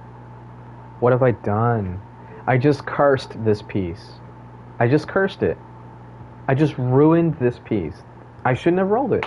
It's something about today's luck. The RNG today has been so bad that even the fourth stat on a three-liner that had 3 perfect substats still disappointed the shit out of me. Now this has the potential to be terrible. If this had been EM or energy recharge, that would have been the best thing in the world. But it got flat defense. Oh my god. Or even if it got HP percent, that would have been, it could have been a Farina piece. A Farina upgrade. But it got flat defense. I just cursed it. I'm pretty sure this is going to roll bad now. Oh my god. Okay, yeah. No, I gotta stop. I'm not gonna roll it today. Today has just been terrible for me. I bet if I log on tomorrow, my luck will be completely different. It'll be like a complete 180. This one I'm just gonna level up because it's my only piece left, and it has energy recharge. So I'm just gonna get it to level 20 right now.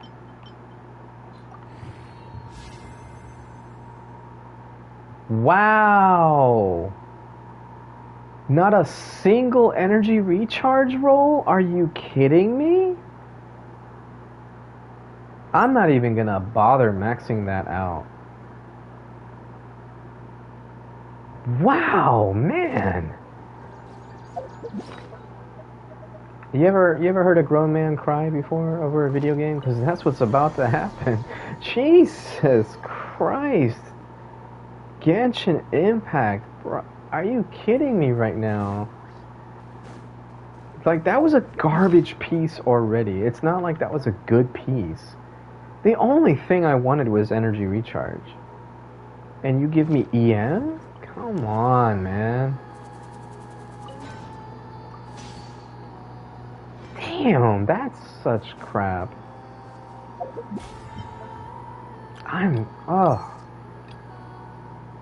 I'm speechless. I got no words. I don't know what else to say. That, even on a garbage piece, it got worse? How do you achieve that? I guess just the way I just did. That's how you achieve it. Alright. I think I have enough resin to do another boss fight, so I'm gonna do that now. Wow, man. Today is just not my day. Alright, after this, I'm just gonna mute myself and do the quests.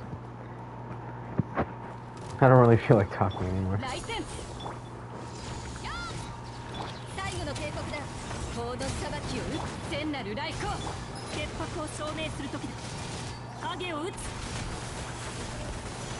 That felt good.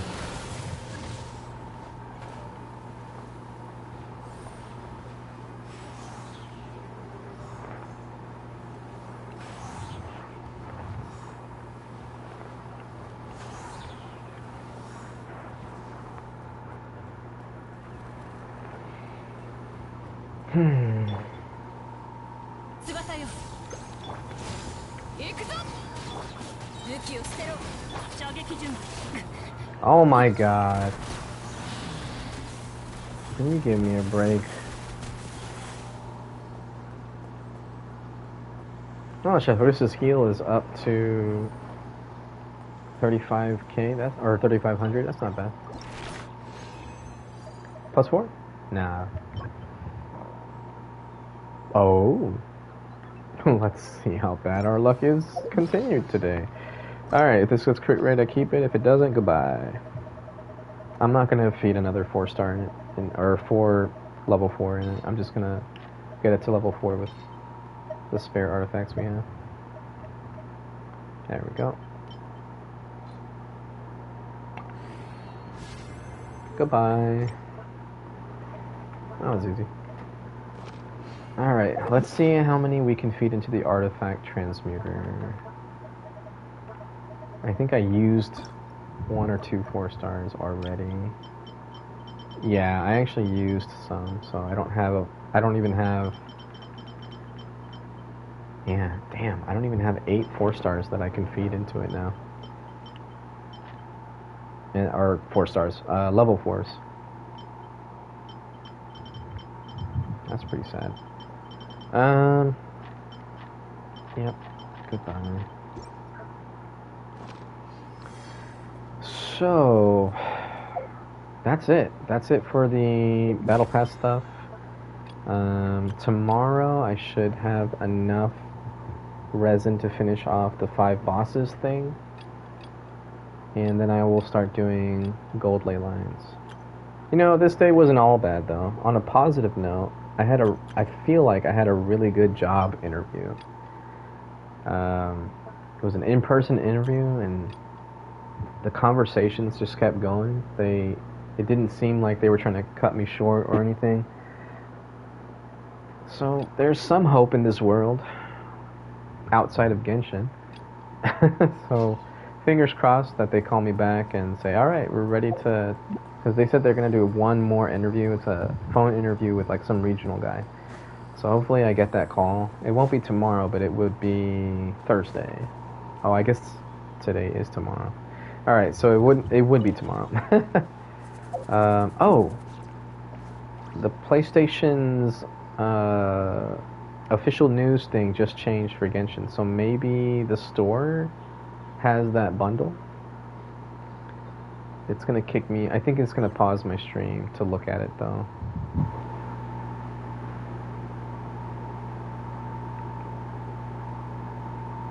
Nope, it's not there. I guess that means that the PlayStation Plus bundle for Genshin Impact has been taken away. They no longer offer it. Yeah, because 1 hour ago... Wow. Yeah, 1 hour ago, the front page thing for Genshin Impact on PS5 just changed. So the fact that the PS5 PlayStation Plus bundle thing is no longer there, that just tells me everything I need to know. They got rid of it. Yeah, I got another notice. Does this say anything? Tools update. Yeah, I don't care about that. So yeah, this thing... Man, today it just sucks. Yeah, this bundle here that they were offering the last 2 times that the patches, the last 2 updates, so 5.0 and 4.8, we got this from the PlayStation Plus bundles. Prior to that, it didn't have Primogems and it only had 2 resin and 50,000 Mora. And I think 15 ore. So it was, with the exception of the books, everything was cut in half almost. They tripled the Mora, doubled the resin, doubled the ore, and gave us 160 Primos. So now this isn't even available for PlayStation Plus users. So that's kind of sad that they did that. I don't know whose decision that was. I don't know if it's like a Genshin Impact thing or if it's a Sony thing, but that's kind of sad. Yeah, not much else to say with that. I don't know why they would get rid of that. That just means that there's even less incentive to play this game. Like you take away the thing that you were offering for free for the last 2 or 3 years. Yeah, that's pretty sad. Who knows? Maybe I'm wrong. Maybe tomorrow. Well, today is tomorrow, but server reset time, so like 5 o'clock in the morning for me. Maybe then we'll see the PlayStation 5, PlayStation Plus, whatever bundle thing. But again, PlayStation does not operate on the same times as Genshin Impact. So when they add stuff, it's not the same as when Genshin adds stuff. I mean, yeah. What a disappointing fucking day, man. Alright, let's go ahead and just get this quest out of the way. I'm gonna mute myself from here. Really don't feel like talking anymore. This has been a terrible day for me, and as far as Genshin Impact is concerned. So I'm just gonna mute myself from here, and we'll start questing. Oh, I need to change the language back to English.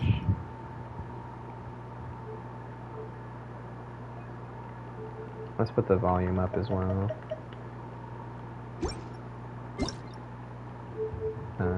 Audio, language, there it is. Okay, now I'm going to mute myself and start the quest.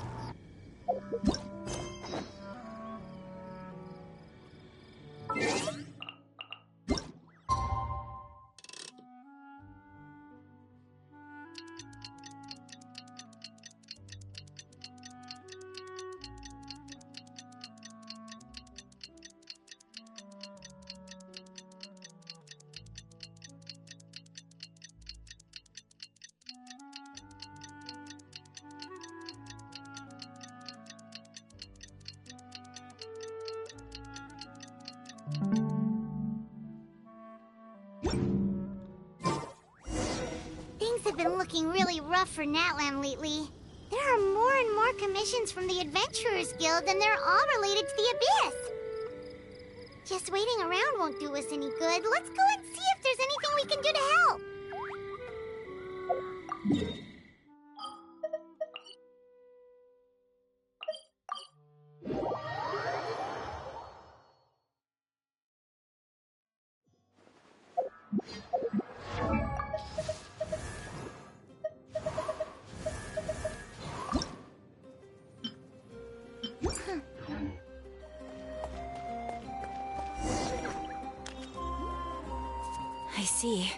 Thank you so much. The Adventurers Guild has been overwhelmed these days. No worries at all. We've always valued the strength of adventurers. Given the current situation, it's vital that we all work together. Since we're facing the same enemies, I'll send you the intel we've collected on the Abyss so far. Then we can take a look at how to coordinate our efforts. All right. Thank you so much. Hi, Catherine. It's us. Got any new commissions? You two have come just in time. I've got some good news. The Pyro Archon has finished assembling her forces and stationed them all across Natlan. Given how the Abyss has ramped up its activities lately, we can no longer afford to act only after receiving news of an invasion.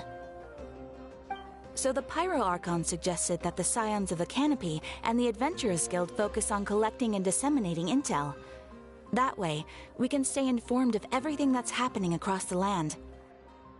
Once we receive word of enemy activity, we can notify the nearest... Yes, precisely. This should also allow us to focus on gathering information, rather than running around and trying to tackle everything at once. So please also take a chance to relax, you two. You've been working hard these days, and this will be a good opportunity for some well-deserved rest.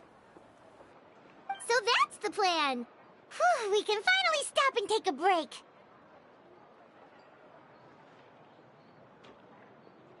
Paimon knows that! It's not like Paimon just wanted to lay here and do nothing! The movements of the Abyss are always unpredictable. There have also been times when it suddenly became more active in the past. The people here generally see it as something like an acute natural disaster. Once the disaster is over, everyone will return to their normal lives. We just all hope that day will be sooner rather than later. Oh, right. Most people have no idea just how bad the situation has gotten in the Night Kingdom.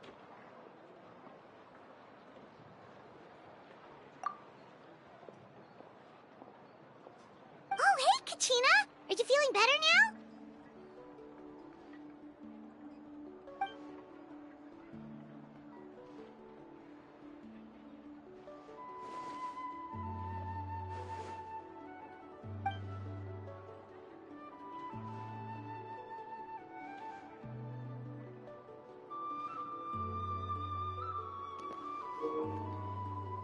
Hold the phone.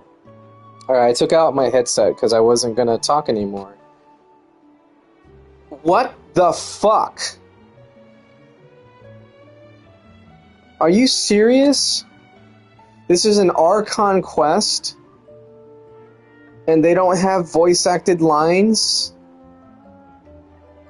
For the main characters of the game, they don't have voice-acted lines for the Archon quest. What the actual fuck?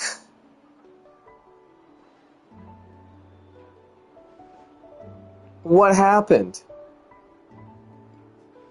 This is such a disappointment. What is the point of playing this quest if the voice lines aren't voice acted? When it's a fucking Archon quest. Oh my god.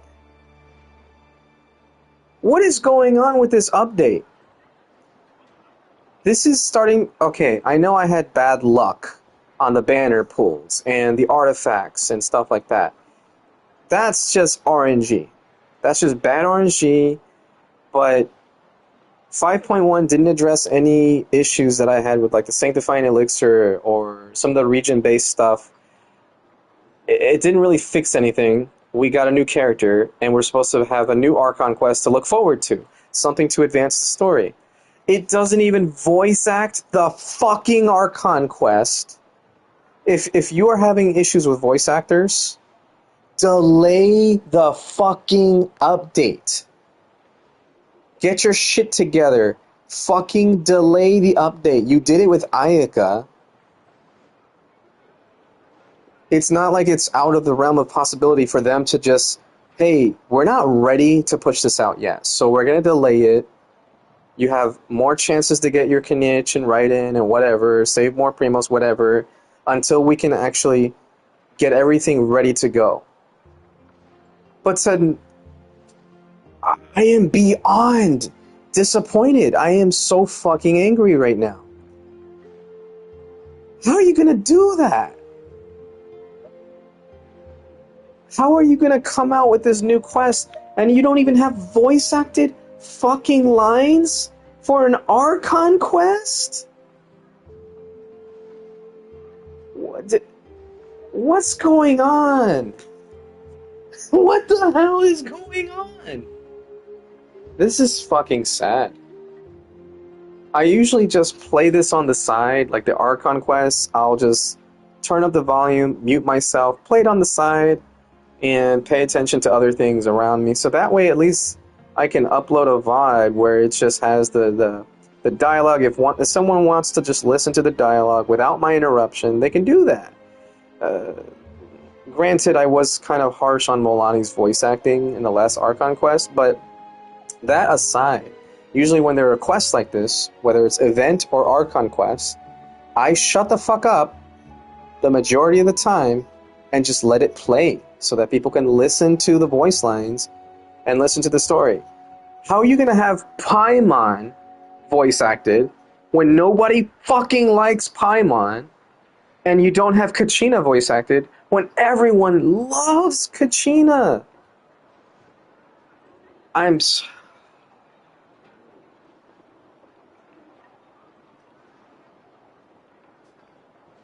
don't know what to say to this anymore. This was so fucking sad.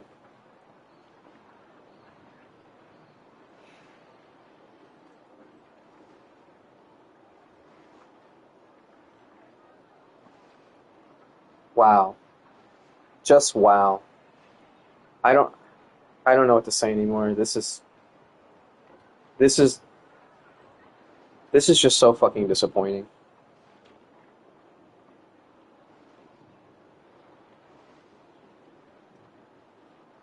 Yeah, I'm so pissed off right now. I want to mute myself and continue to play the fucking Archon quest that has no voice acting. I'm just gonna let the dialogue auto run, so at the very least people can read the dialogue. Oh, God. I'm so frustrated right now. I'm not gonna quit stream though, but I'm so fucking frustrated. Alright, I'm gonna shut up now.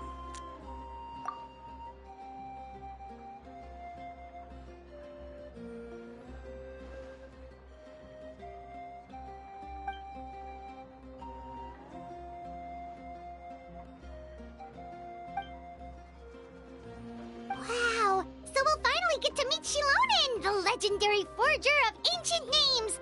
Paimon still can't believe anyone could forge those things.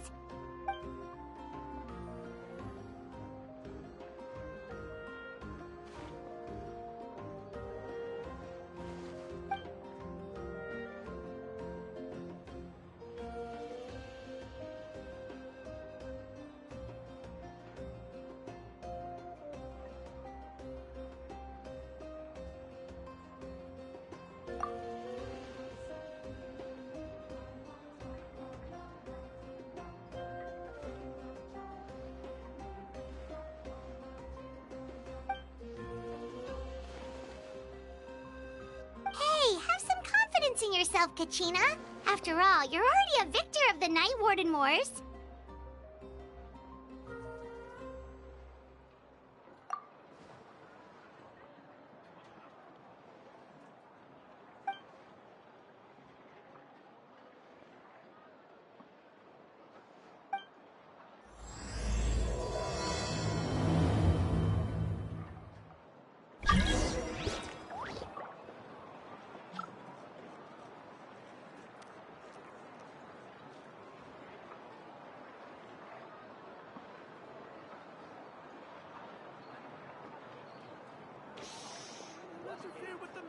Process if you don't keep your voice down. You might want to get a guide. I've faced many opponents in my duels. Most of them I defeated. The rest surrendered. No, I have never lost a duel.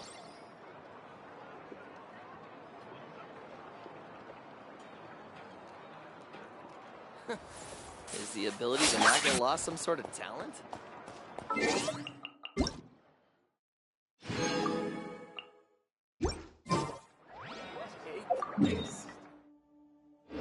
Surprises.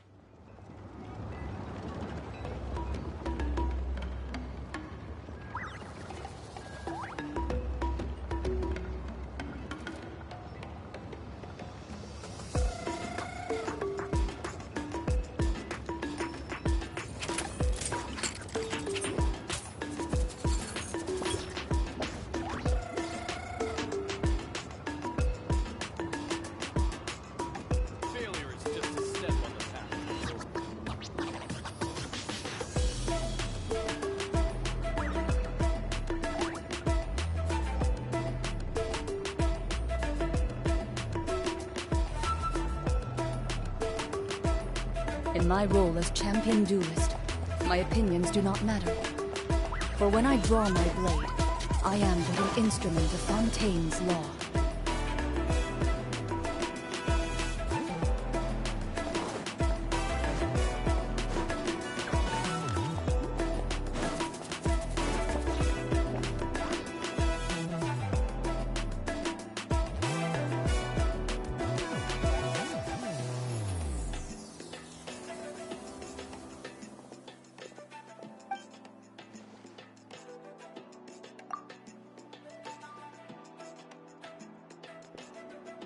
Oh my god.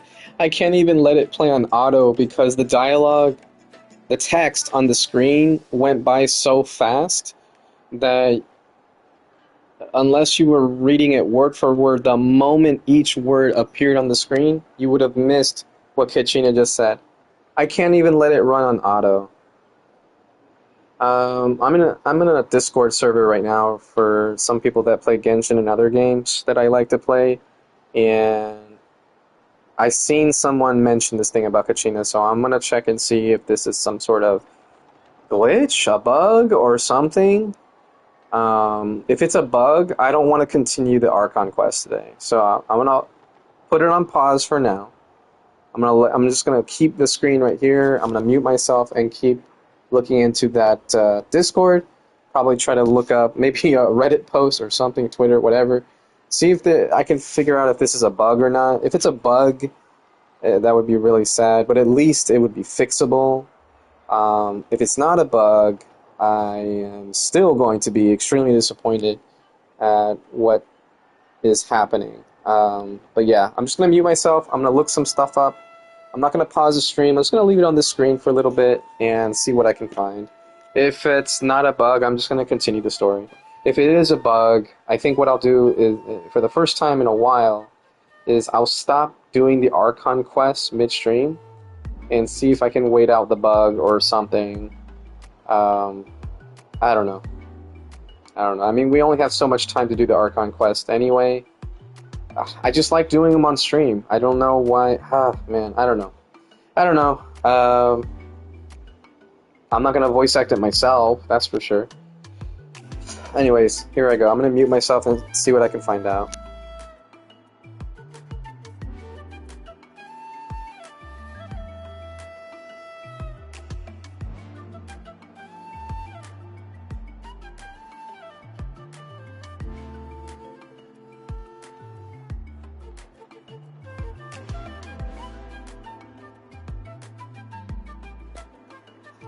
I'm gonna also plug in my headset real quick so that I don't have to keep my TV muted. Alright. Because of a strike. I remember seeing something about a strike as it related to the live stream, but even then I don't really know the extent of what's going on, why there's a strike, what the strike is about, or anything like that. So I honestly, I'm just out of the loop. I remember seeing something about a boycott, right, where some voice actors were in agreement, I'll say, about what the boycott was in reference to. But aside from that, I didn't know that there was like this big thing going on where people were refusing to work or whatever. And it's weird that a multi-billion-dollar company wouldn't just replace the voice actors if that was the case. Like, I don't know what the strike is about. I don't know if it's because like they're not getting paid right, or like fair pay or something, or if it's just this boycott thing about like Natlan characters not having enough melanin or whatever the case may be. I feel like if that was the case, they could have just said, you know what, fine, you don't want to work for us, then goodbye. But I don't know what it's about. Supposedly they were going to be replaced for AI or something, which is why the strike occurred, but I'm also not really sure. Oof. That's even worse than I thought, if that's the case. I just got a Discord message. Oh, this is just a regular friend message. This is not relating to Genshin, so I'll check that later. Okay, I'm in 2 Discords, so let me do a quick search here. Archon. Yesterday 9. I'm waiting to save it all for the Pyro Archon. Okay, maybe not that. Let's try quest. Search quest.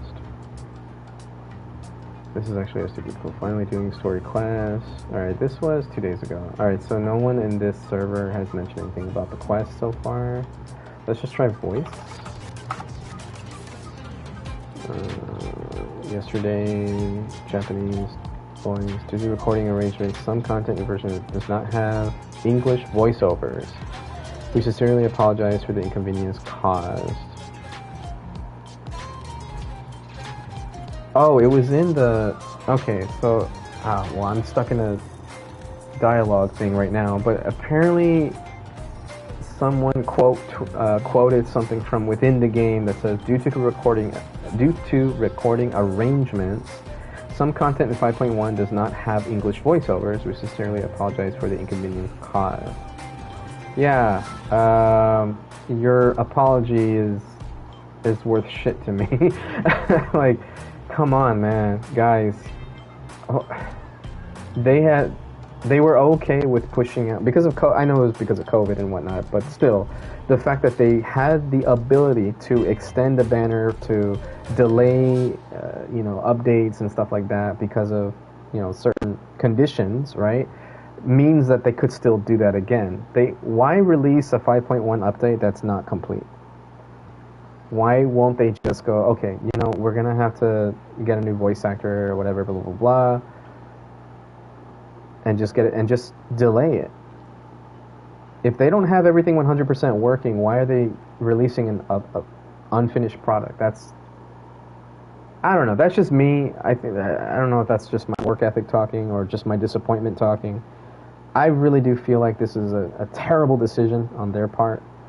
I would have just delayed the banner. Hey guys, sorry, there's some things going on and we have to delay. You don't have to say what it's for. You don't even have to say what it's for. Just delay the fucking banner, delay the update, excuse me, not the banner, just the update in general, which includes the banner, and just say, hey, we're currently dealing with some things at HQ or something. We are going to have to delay the 5.1 update. Sorry for the inconvenience. And go from there. Figure out what you're going to do to make it up to the fans for the inconvenience, and do what you got to do, right? Get the fucking new voice actor or whatever. I have no idea, though. This is so weird. Alright, let me see what I can find out. Hoyoverse VA strike. Okay, so first thing comes up is a Reddit post link from r/Genshin Impact. So this was 3 months ago, so it looks like voice actors for games are going on strike, and that includes Genshin. Performers are not cleared to work on this game. Oh, these are just images. Okay. So first images, it shows, I don't know if this is an article or what, but performers are not cleared, are not cleared to work on this game. It is either struck or non-union. Members should withhold covered services for this game per the strike notice and order. If you have questions or believe this result is an error, reach out to SAG-AFTRA, SAG-AFTRA at videogamestrike@sagaftra.org, and review our FAQs for further assistance. The next image says the same thing. Why is there two images? Oh, because one says searching for Honkai Star Rail, the other one says searching for Genshin Impact. Okay. Then one of the comments, can I search by recent? Yeah, let me search by new comments here. Oh, I just got a Discord message. Here we go. Oh, this is just someone also having bad luck on the banner. Okay, let me go back to Reddit here. So, someone 2 hours ago said, I'm doing the new 5.2 update. 5.2. And Kinich and Kachina aren't speaking for me. So, 2. Xilonen is speaking, so is Paimon, but nobody else has dialogue with speaking parts yet. Unless I'm somehow glitched.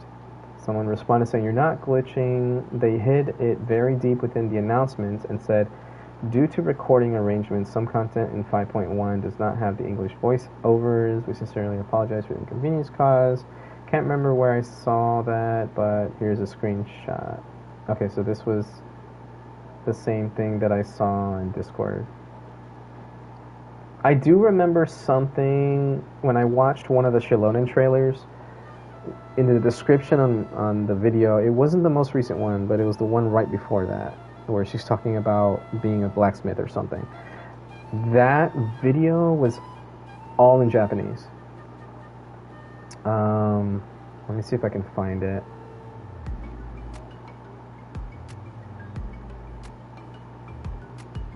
Like, I didn't have an English version of that video. Xilonen. Oh, no, I'm just going to look up Genshin Impact. Because they have a YouTube channel.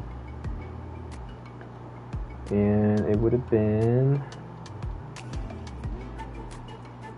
Yeah, here it is. Collected Miscellany. Xilonen from name to form. So this is one of her trailers. And I think it even said Kinich in the title at first, but here we go. The description says... no, it's just talking about Xilonen. Here we go. Due to recording arrangements, this video will be shown with Japanese audio. We apologize for any inconvenience caused.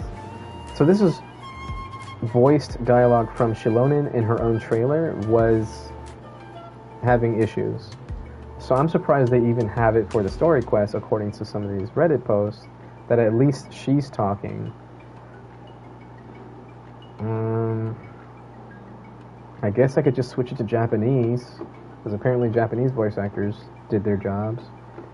Okay, I can't say it like that. I don't know what's going on with the English voice actors. I can't just say it's on them for not wanting to work or something. I really don't know what their situation is, so I need to stop saying that. Hi there, when will the strike end? I missed the special programs with English VAs. That was 11 days ago. Let's see if I can find anything else on the good old Googles. This was July 28th. YouTube link. Nope, no. Can I do an advanced search? How do I do an advanced search in Google? Here we go. Oh, wait, no. All results. Verbatim. Here we go. Past week. Let's see what we found. Genshin VA strike is bad. A TikTok video. I'll lower my computer volume for this one. Okay, no, this TikTok video is just showing the story quests. The scenes that I was just showing.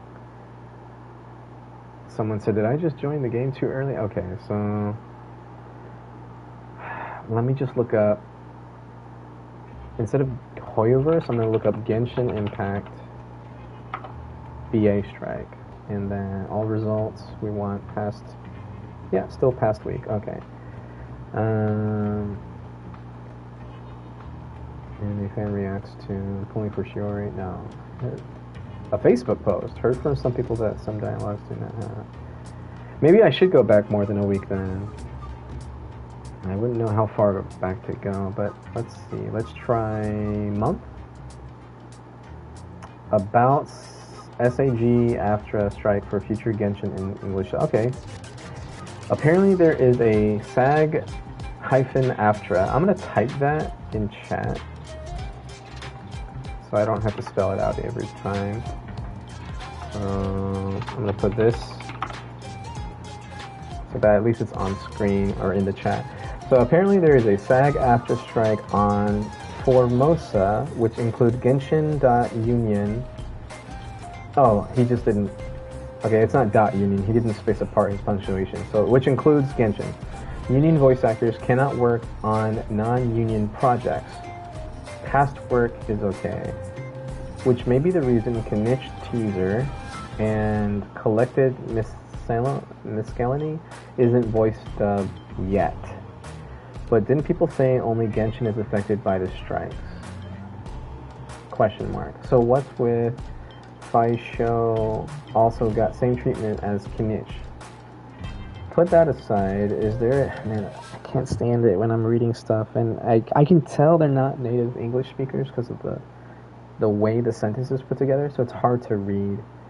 Put that aside, is there a chance that Genshin switching is... Okay, so he didn't put is. Is there a chance that Genshin is switching studios? Or is it because of the strike that voice actors... Yeah, this guy really... he had a bad translation app. I'm going to read it as is, and then I'm going to try to fill in the blanks. Or it's because of strike that voice actor cannot work on trailers stuff. Then why only now for Knish SAG-AFTRA is happening before 5.0? And Molani and Kachina got English dub trailers as well as their collected Miscellany got English dub by Yuri. I wish this won't affect the Archon Quest stuff since it recorded months in advance, yet still I'm afraid some for some quests in future. Okay, this guy's sentence is all over the place. Alright, so this didn't really help. At least it pointed out the whole SAG-AFTRA thing, which is now the second time I'm seeing that. But this post didn't really help. Let's see what some of the comments say. Okay. Wow, there's a lot of people in this comment section that has no idea what they are talking about and are just spewing nonsense. To start, Genshin is dubbed at Formosa Ocean Post, not Formosa Interactive, who is the Struck studio. This means that neither 3 of the dubbing studios, Formosa Ocean Post, Rocket Sound, and Sound Cadence, are being struck. However, union voice actors are not allowed to work with non-union projects during the strike. which means while none of Genshin Studios are struck, union voice actors cannot work on any new projects. Keyword, new projects, though. If union voice actors signed to work on a project, you know what? I just realized that the music in the stream, in the game is playing. Let me just finish off. Yes, so I've heard. So young, and yet you've already got quite the reputation. Wait, are you Outlanders? Yep, we're travelers who just arrived in Natland not too long ago. No, I mean, I was aware that you're travelers. It's just no one told me that you're Outlanders. No, the only thing she said is that a new hero had pledged herself to the plan, but we need to forge an ancient name to ensure she'd be able to return safe and sound. And she did mention that it would be quite difficult to forge an ancient name for them, but at the time, I thought she was just commenting on my skills. But I seem to understand where the true difficulty lies now. Oh, I wouldn't go that far. I'm used to it, really. I just need a moment to process things. The Pyro Archon's requests are always difficult to fulfill, and we used to argue a lot. Honestly, it's probably for the better that she didn't bring this up at the time. Anyway, I can't argue with her if she isn't here, and it'd be pointless to take my anger out on someone else. But, just because I understand her rationale doesn't make me any less upset. After all, she must have known that forging an ancient name for an Outlander is an impossible task.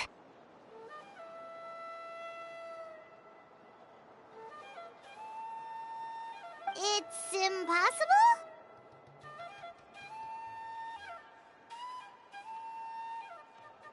As you probably know, an ancient name is a symbol of a hero's sparing glory, which grows even richer and heavier as generations of successors inherit it.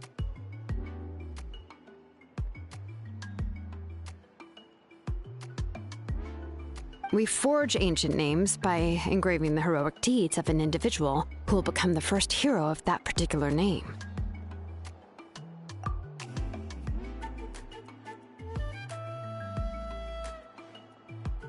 But they were all performed outside of Natlan, correct? Yeah, that's right. Then those deeds haven't been recorded by the Night Kingdom. To take it one step further, even if you had performed heroic deeds in Natlan, as an Outlander, your actions still wouldn't have been recorded by our lands. Only memories and experiences that have been acknowledged by the Wyab can be used as a basis for an ancient name. Even the greatest of craftsmen cannot create something out of thin air, you know. That's just how it is. Seems the Wyab don't want just anyone to get a name, huh? Mawika, of all people, should know better than anyone, yet she's still entrusted the task of forging the ancient name to me. Oh, Paimon gets it. Nobody's happy being asked to do the impossible.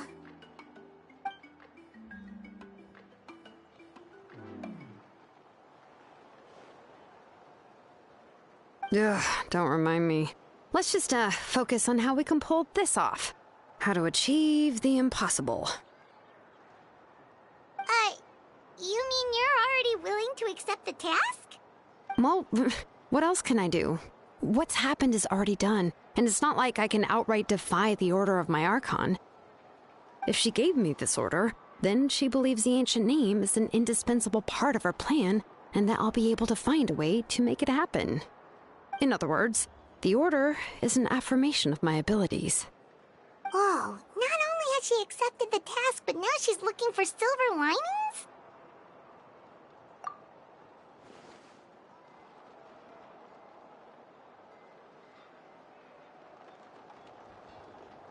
The key is getting the Wyab to somehow acknowledge the traveler's existence and record her heroic deeds. We heard the voice of a Wyab when we were in the Night Kingdom before. We even had a whole conversation with her. If we can talk to her again, maybe we can figure something out together. Well, every tribe has their own Wyab. How do we know if the one you met is indeed the best one for us to talk to? Plus, considering the unprecedented nature of this situation, I have a feeling that the acknowledgement of one Wayab alone would probably not be enough. I don't know. That requires a level of knowledge that I do not possess. We need to find a consultant who's an expert on all things Night Kingdom and Wayab. The first person who comes to mind is Xilonen at the Masters of the Nightwind, the one we call Granny Eats Talit. Oh, we've heard that name before. We used her Spirit Speaker Stone to find Kachina's ancient name. A person who can make something like that must be pretty impressive. I'm unsure she'd be able to help. Still, she's older now and quite eccentric. It's hard to even book a meeting with her, given that she's constantly holed up in her room and doesn't like to be disturbed. I've heard that to get her help, you have to be extremely patient with her and know how to keep her spirit up. I hate to break it to you, but... Huh. Why is that? I mean, didn't she already help you before? And you even managed to save Kachina. Well, yeah. At the cost of her Spirit Speaker Stone being split into two.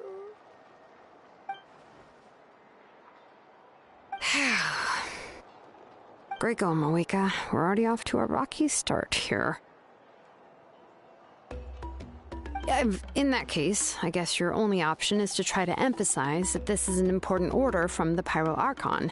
Hopefully, Xilonen would still want to show respect to the Archon.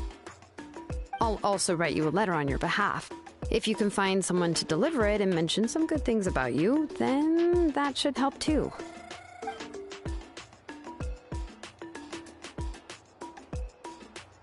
Paimon sure hopes a Hal won't interrupt when he's talking, though. Alright, Kanich is a seasoned negotiator. I trust that he'll know the best things to say. Please just give me a moment to write the letter, and we can meet up near the Statue of the Seven later. Sounds good! We'll take a stroll in the meantime.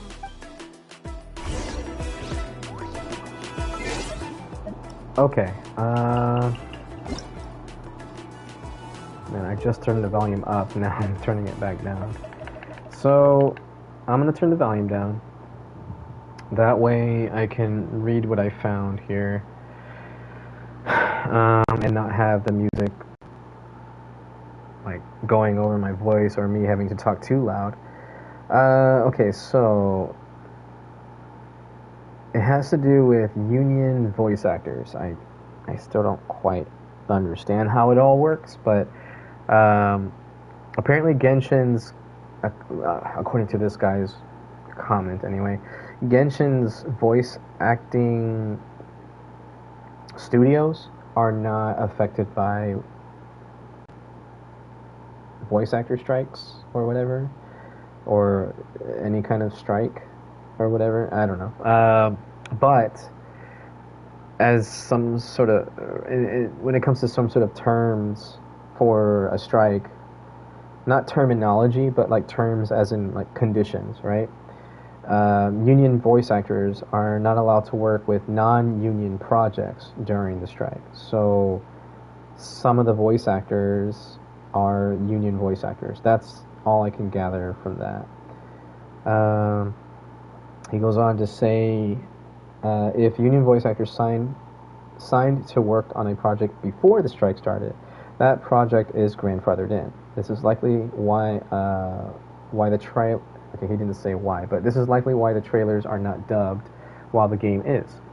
Also, they can't just simply replace the voice actors. It is illegal in the United States to do so. So, what I was saying before about, well, why not just like push it out and replace the voice actors? Like just extend the banner phase that we were on and delay the new update. Well, if this guy is correct, then I was totally just talking out of my ass here, because then it would be it would be having to do with laws, you know, at that point. So yeah, it's illegal to replace the voice actors in the United States. He quoted something that says, "Employees who strike to protest an unfair labor practice committed by their employer are called unfair labor practice strikers. Such strikers can be neither discharged nor permanently replaced. When the strike ends, unfair labor practice strikers, absent serious misconduct on their part, are entitled to have their jobs back, even if employees hired to do their work have to be discharged." Wait, did I say employers? Even if employees hired to do their work have to be discharged. So that was something he quoted, or like he took a screenshot of something and pasted it. So then he went on to say, also any NU studio, I don't know what that means, that is not struck can sign something called an interim bargaining agreement, which will allow the studio to use all union voice actors. Someone else commented and said, very informative. So in the worst case scenario, actors for Genshin, HSR, and ZZZ can use interim bargaining agreements. Wouldn't that mean they're choosing not to? And that was 22 days ago. Let's see, what else does this thread have?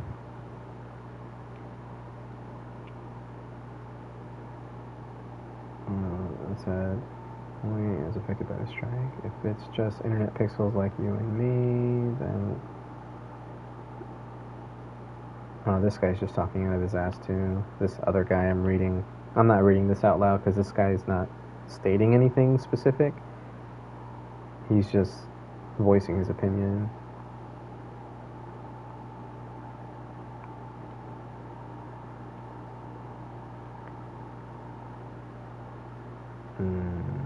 Okay, who was the guy that made the informative post? The Great Ravioli. So I just need to see if there's anything else he would have said, because he seems to know what the hell he's talking about. HSR is affected is also, since YouTube videos have been Japanese recently, Regine, actor,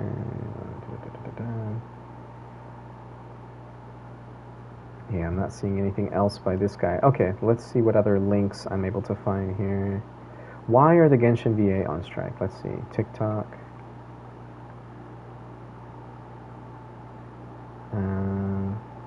News for Hoyoverse. Voice actor strike. Okay, so I should play this on volume? Hopefully it's an informative video. Wait, my volume was up. Why is this not... Oh, TikTok volume itself was down. I don't even use TikTok. Why was it just set to down? Not muted, it just was set to low volume. Alright, so let's restart this video and see what this guy has to say. Another day, another Hoyoverse drama. Are we surprised? Actually, it's not really drama, but I really like that intro. There is news, though. All the SAG-AFTRA members who work on video games, that is a union in America, are going on strike, and that possibly will include members from Genshin Impact and maybe other Hoyoverse titles. Currently, when looking, both Honkai Star Rail and Genshin Impact appear on the not clear to work list, but it is a little bit more confusing than that. Because Hoyoverse outsources, it makes this a little bit more confusing, as not all members are part of the union, but there definitely are some, so most likely there will be an effect on the games due to this strike. We don't know to what degree, we don't know how far in development Hoyoverse is, this might happen later on, but I just wanted to let you know what is going on. I am very much in support of the actors, especially since this seems to be revolving around going against AI. I'll keep you guys posted if we do get any more updates on this strike and how it's going to actually officially impact Hoyoverse games, if at all. Okay, so that guy was talking about AI as well. I'm gonna link that. I don't think it's fair to just play that guy's video without linking it. I don't know if he's absolutely correct or anything, but he seems to know what he's talking about in his little TikTok video. So, yeah, it does seem related to AI. I'm going to look up the SAG-AFTRA thing in a little bit as well to try to get more knowledge on that. Let's see, anybody else mention it? English VA strike Genshin still. Shout out to Gabe and Kai. What is this? Oh, because the... Oh god. No, that's not an informative video. Let me mute myself and watch it and see if it is actually. It was only 20 seconds, but let me watch it real quick with my mic muted.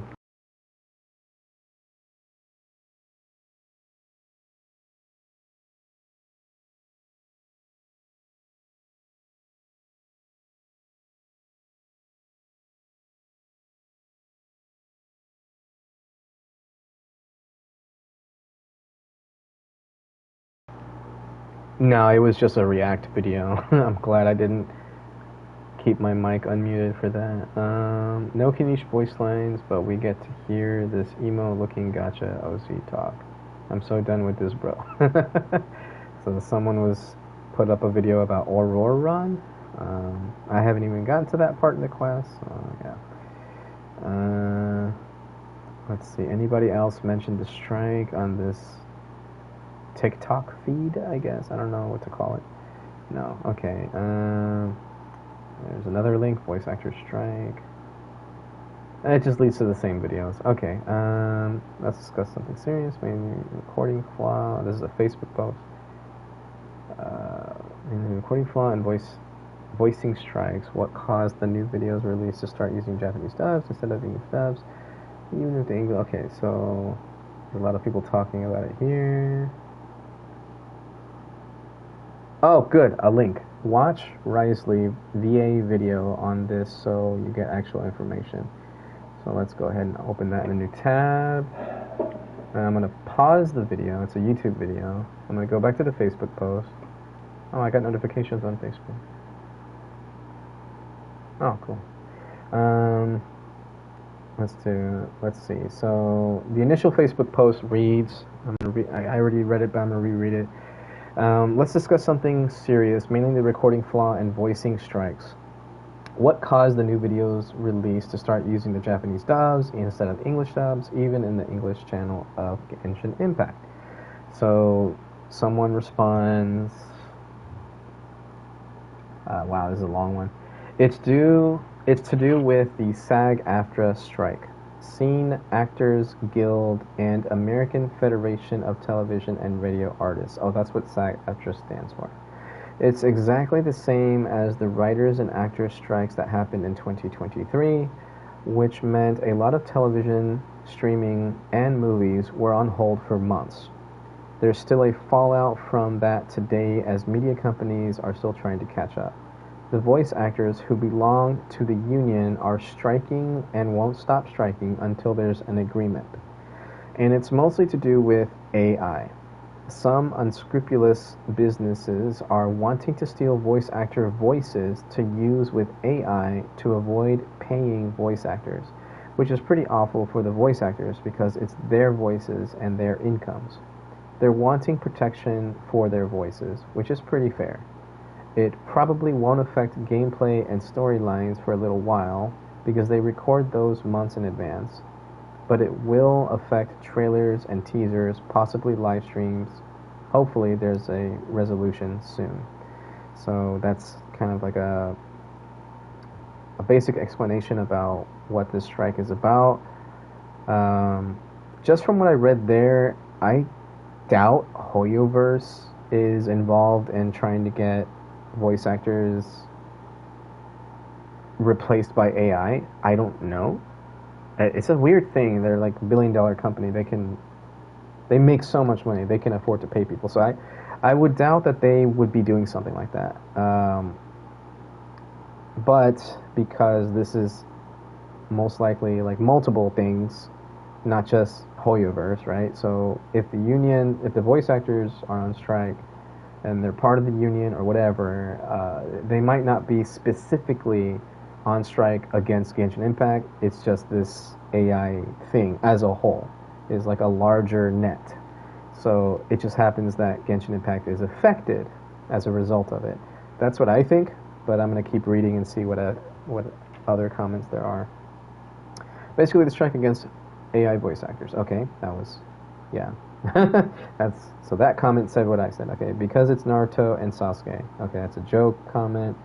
SAG-AFTRA strike. The VA are strike. Okay, the VA are striking against the VA company Hoyo hired from, Afamosa or something. I don't really care enough to look into it. Basically, the VA company doesn't want to sign away rights of using AI voices to copy VA, so they can avoid paying actual VA. So it's the VA company. Okay, yeah. So it's like kind of Genshin is related or involved. I don't know. Let's see. How did I not see anything about this? Like I have Genshin stuff on my feed, Genshin creators on my recommends. not feed, on my recommends for my like subscriptions and stuff like that, all over the place on YouTube, and I didn't see anything about this. Here's the Risley video though. I'm gonna play it and I'm gonna link it. So, and I'm gonna need to remember to link it when I download the VOD and upload it to YouTube. So there's the link I'm about to watch. Let's see what it has to say. So, you want to steal our voices and use it to teach AI without paying us? That was Risley, by the way. Okay, let's talk. SAG-AFTRA, the actors union, is once again on strike. In this video, we're going to break down why the union is striking, what it means for you as a voice actor, or what it means for you as just a general consumer of media. Many people still remember the 2016 strike, which was way more complicated than this one. The 2016 video game strike had numerous issues that made it difficult to follow. In contrast, the current strike is much clearer and straightforward. It essentially boils down to this. Okay, would you guys mind not using our faces, voices, or likenesses to make money without compensating us? Of course not. The ethical and moral implications of such a thing would be bad. Ah, crap. Okay, so since I'm just playing this over the mic, I'm gonna have to explain what's going on. So he's now doing like a role play thing on the video where he pretends to be the actor asking a question. So I'm gonna restart that segment of the video. To this. Alright, so right now he's portraying the voice actor. Okay, would you guys mind not using our faces, voices, or likenesses to make money without compensating us? Okay, then it's gonna switch to the company, the person representing a company or whatever that the actor is talking to. Of course not. The ethical and moral implications of such a thing would be bafflingly antagonistic. Okay. Alright, so now he's gone back to talking as the actor. Great, so if you could just sign this contract, no.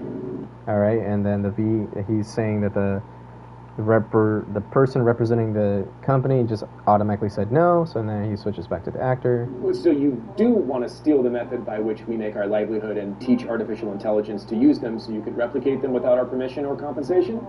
Goes back to the video game company. What is the word for someone who's representing the company? It's not representer. I don't know what to call that. Whatever. The guy from the video game company. Now he's pretending to be that guy and respond. Here we go. Wow, that would be ridiculous. Nobody wants that. I certainly would be upset if a robot tried to take my job. Amazing. Alright, so he goes back to being the actor. Then we're in agreement. If you could just put that in the contract, absolutely. And he's back to being the video game companies, saying absolutely not. No. But you're... Back to the actor. Promising that you won't do it? Yes, of course. So... Whoop. Jesus, that went so fast. Video game company promised he won't do it? Yes, of course. Back to the actor. You could just put it in the... No. So he's trying to say, can you put it in writing? And the video company is saying no. But we need it in writing if we're going to not go now. And then video company immediately, not going to happen. You realize that... Back to the actor. A promise in written form is just called a contract. Back to the video game company. Snowball's chance in hell. Back to the actor. Well, I guess that means we're going to have to go on strike. Now... Back to the video game company. Why on earth would you be so unreasonable? Actor's face explodes. The issue for the actors union in 2024 is existential. Actors do not want companies to have the legal ability to take their voices, their livelihood, and make models of them without paying us. Some contracts entirely lack language protecting actors from this, while others have outdated language that could now be interpreted to include AI usage. For example, one company's contracts allow them to simulate, and that's in the contract, that word, an actor's voice to make editing easier. That made sense in the 1980s when they need to sort of mess things around digitally. But today, this could be interpreted to mean that that company could use an actor's voice indefinitely in simulation without compensation. These are the kind of loopholes I discuss in my other videos about the importance of reading contracts and protecting ourselves against AI. To me, this situation is overall baffling. It doesn't make any sense to me why companies would refuse to include protective language in their contracts. Actors are not asking for more money or really significant changes to working conditions. They're simply asking you not to have our voices stolen and used without compensation, or to train AI models that'll... Hey everybody, my name is Joe Zija. Welcome to my YouTube channel. Really clear cut here. Unlike the previous strike, which had arguments on both sides about Let me go not back to a little have our bit. money or really significant changes to working conditions. They're simply asking Here's the not guy's to channel, have by our the way. voices stolen and used without compensation, or to train AI models that'll effectively do the same thing. The ethical and moral grounds are really clear-cut here, unlike the previous strike, which had arguments on both sides about actors wanting more money or different sort of working conditions.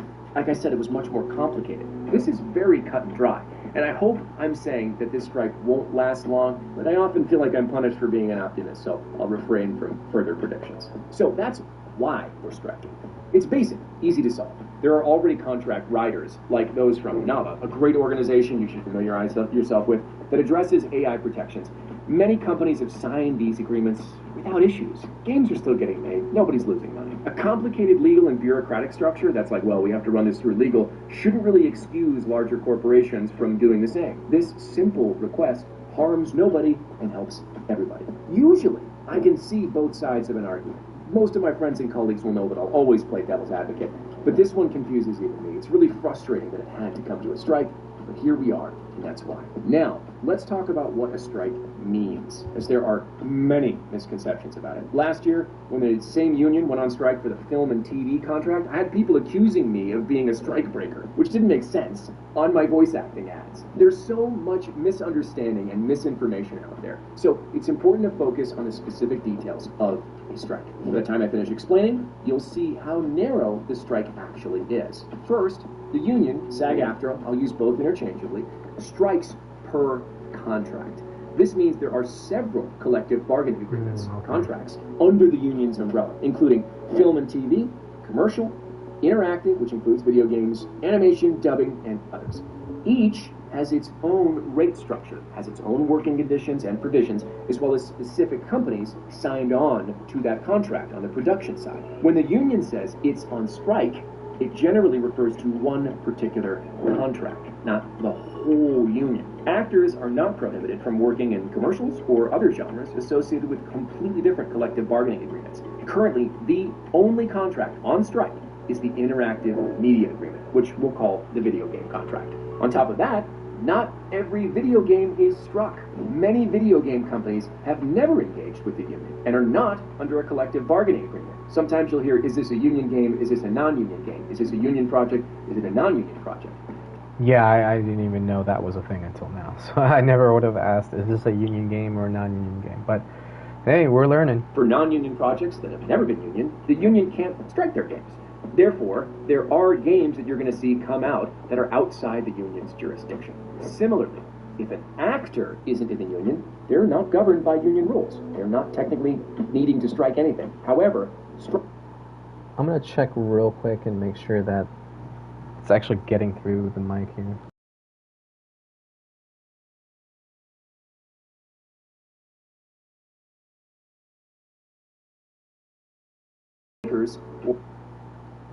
Many video game companies have never engaged with the union and are not under a collective bargaining.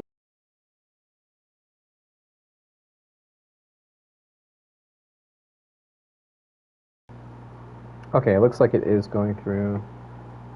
So I'm going to keep playing. I think I rewound it too far, but that's fine. We can just listen to it again and keep going from there. Bargaining agreement. Sometimes you'll hear, is this a union game? Is this a non-union game? Is this a union project? Is it a non-union project? For non-union projects that have never been union, the union can't strike their games.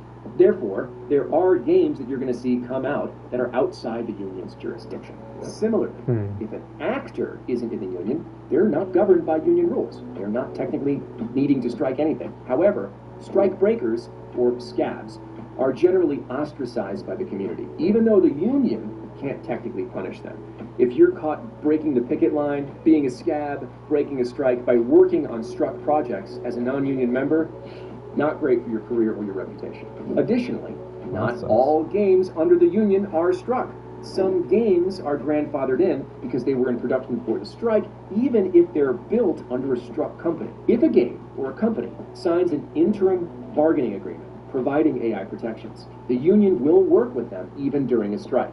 This means that any company, at any time, can sign an interim agreement and immediately access the same union actors as they did before the strike. It magically becomes unstruck as soon as they sign that agreement. So it's not like there needs to be this giant agreement that happens. Any company can say, look, we're cool with the non-AI thing, we'll just sign that, let's move forward, and it's fine. Another important caveat to the strike, if the game is operating... Let me rewind that real quick. So, I'm trying to see... I feel like that went over my head. I'm trying to see if he's saying the company in question, if it's Genshin Impact, or if it's like the voice acting company can sign that agreement. So if it's Hoyoverse, then Hoyoverse could fix this by just signing that agreement and saying, hey, listen, we're not going to use AI or something. But if he's saying that the voice acting company in question that Genshin was using, I guess, for these voice actors, every time there's a middleman, I get confused. But if it's the voice acting company, then Genshin has no control on it, which would suck, but would make sense as to what's going on with Kachina, and I guess what will happen with Knitch when I continue this quest. Alright, so I'm going to replay this real quick. Struck company. If a game or a company signs an interim bargaining agreement providing AI protection. Okay, so if a game or company, so I'm wondering if that means Genshin has the ability as a gaming company to sign this thing.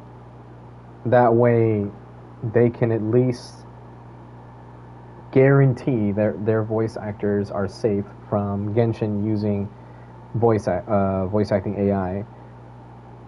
Then they should just do it.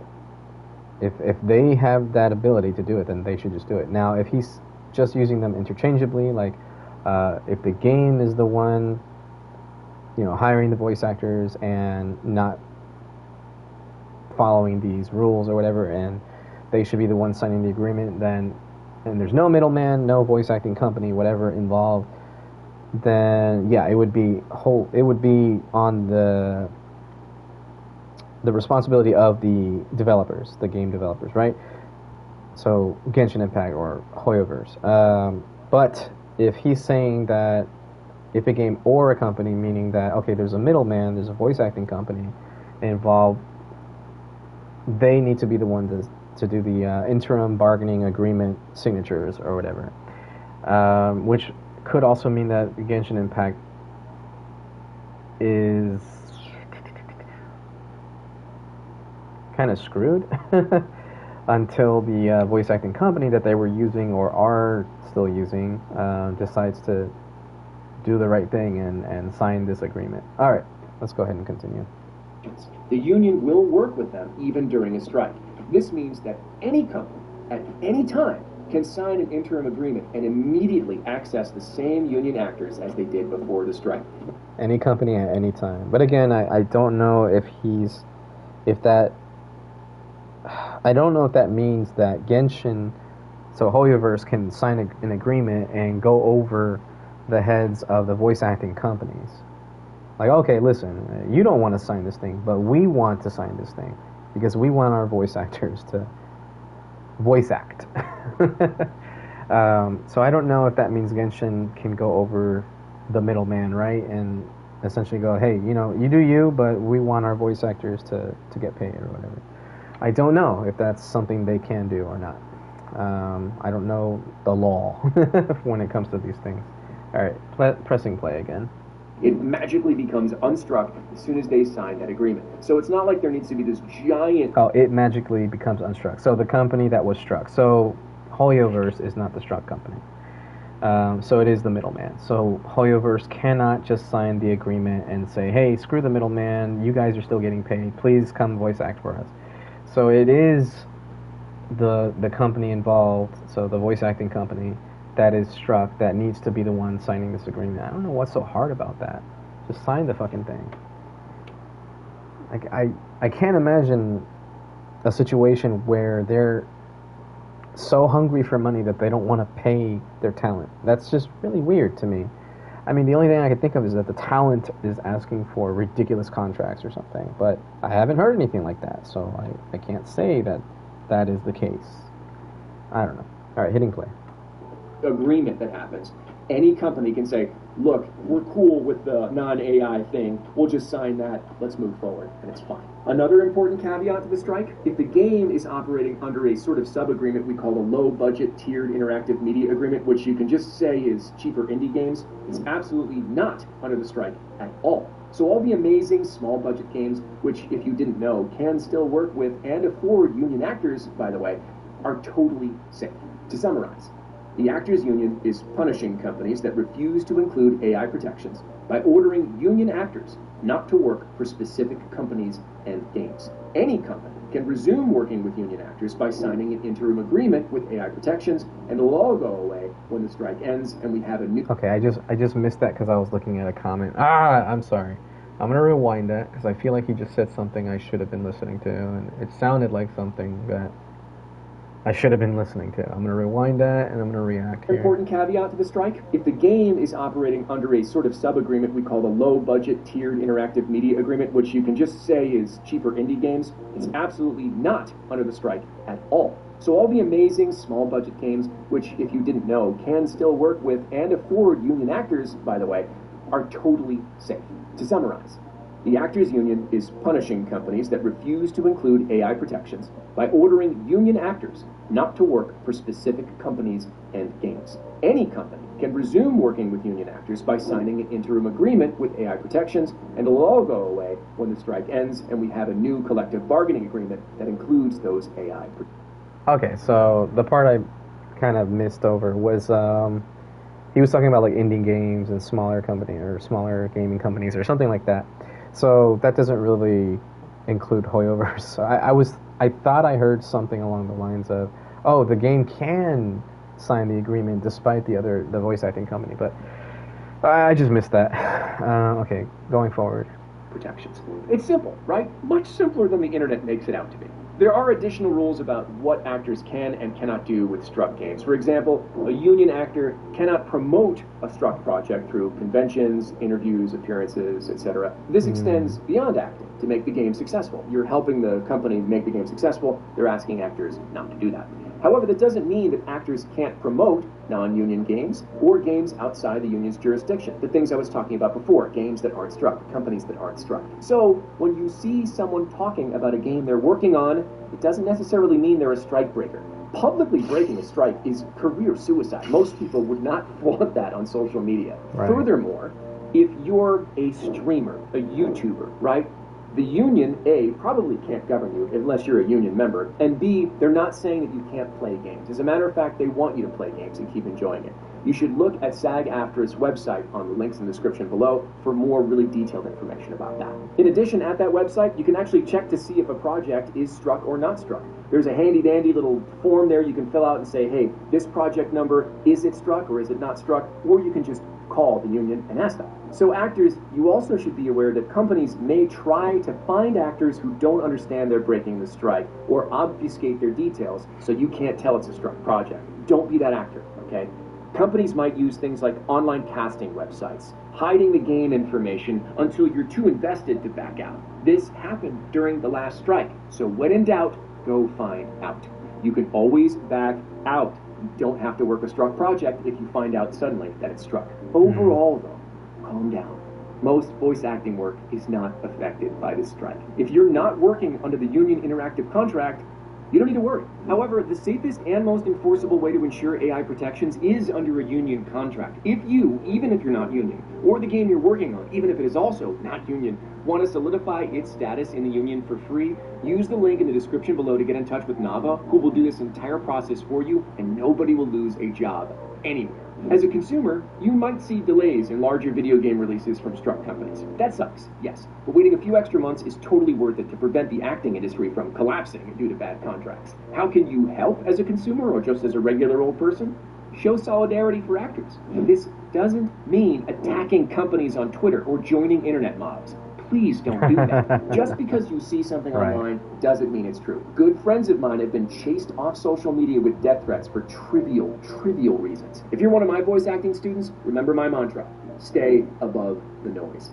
Most online discussions are full of people who don't know what they're talking about. It's a lot of noise. Remember, the phrase going viral is based on a disease. Be part of the cure.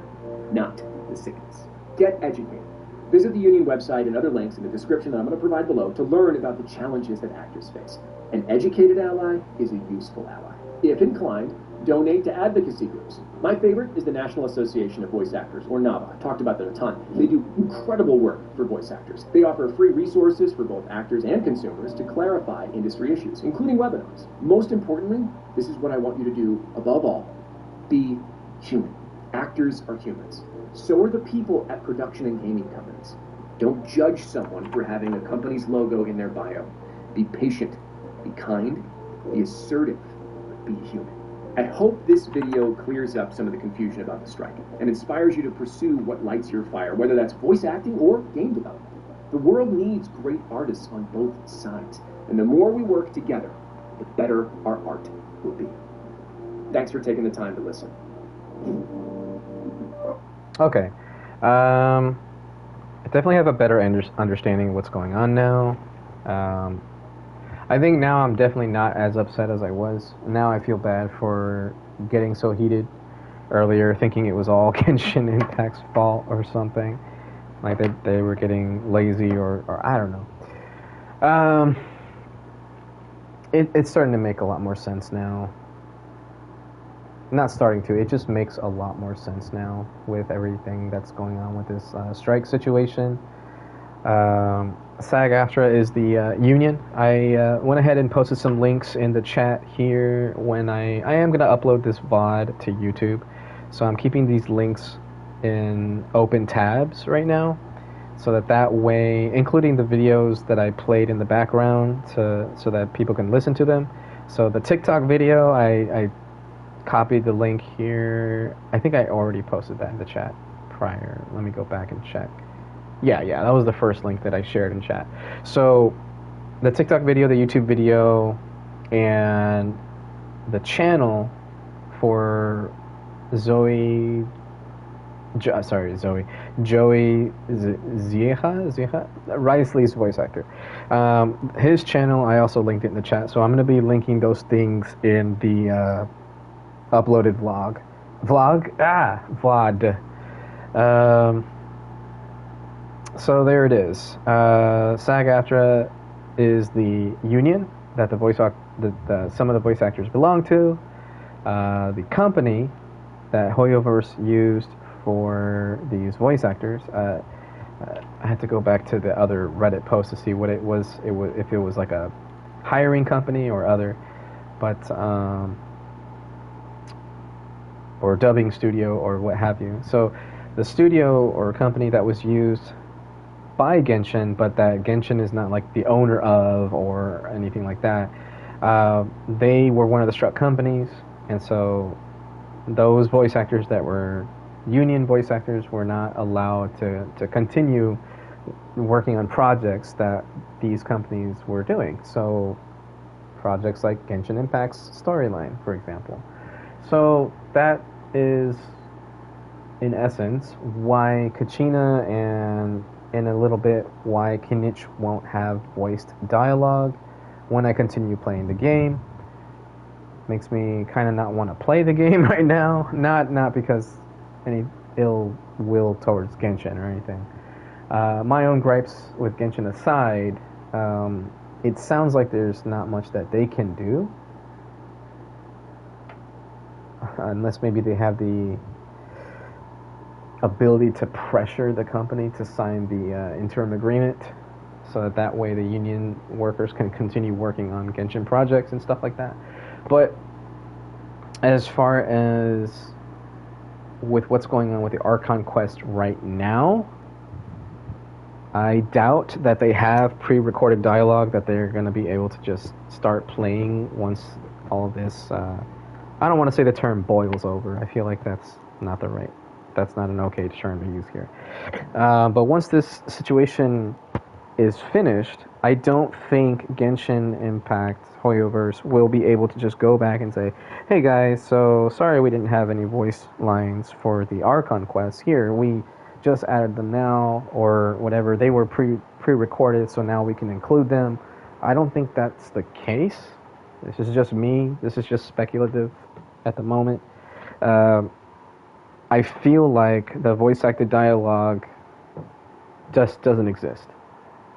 No pre-recording, nothing. Just doesn't exist. So the only voice acted dialogue is from people that weren't part of the union strike. And then that's just it. Period. So once this voice actor strike is finished and everything ends in a positive note, they would probably have to start recording the voice dialogue for like Kachina and Kinich and whoever other characters are involved with the strike. Which means that unless they plan to re-release the Archon Quest, those that have finished it won't be able to then listen to it later. And who knows how many other projects are going to be affected by this, how many other updates, etc.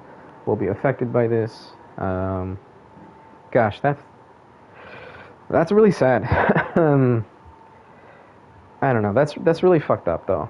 The whole thing about the AI voices, like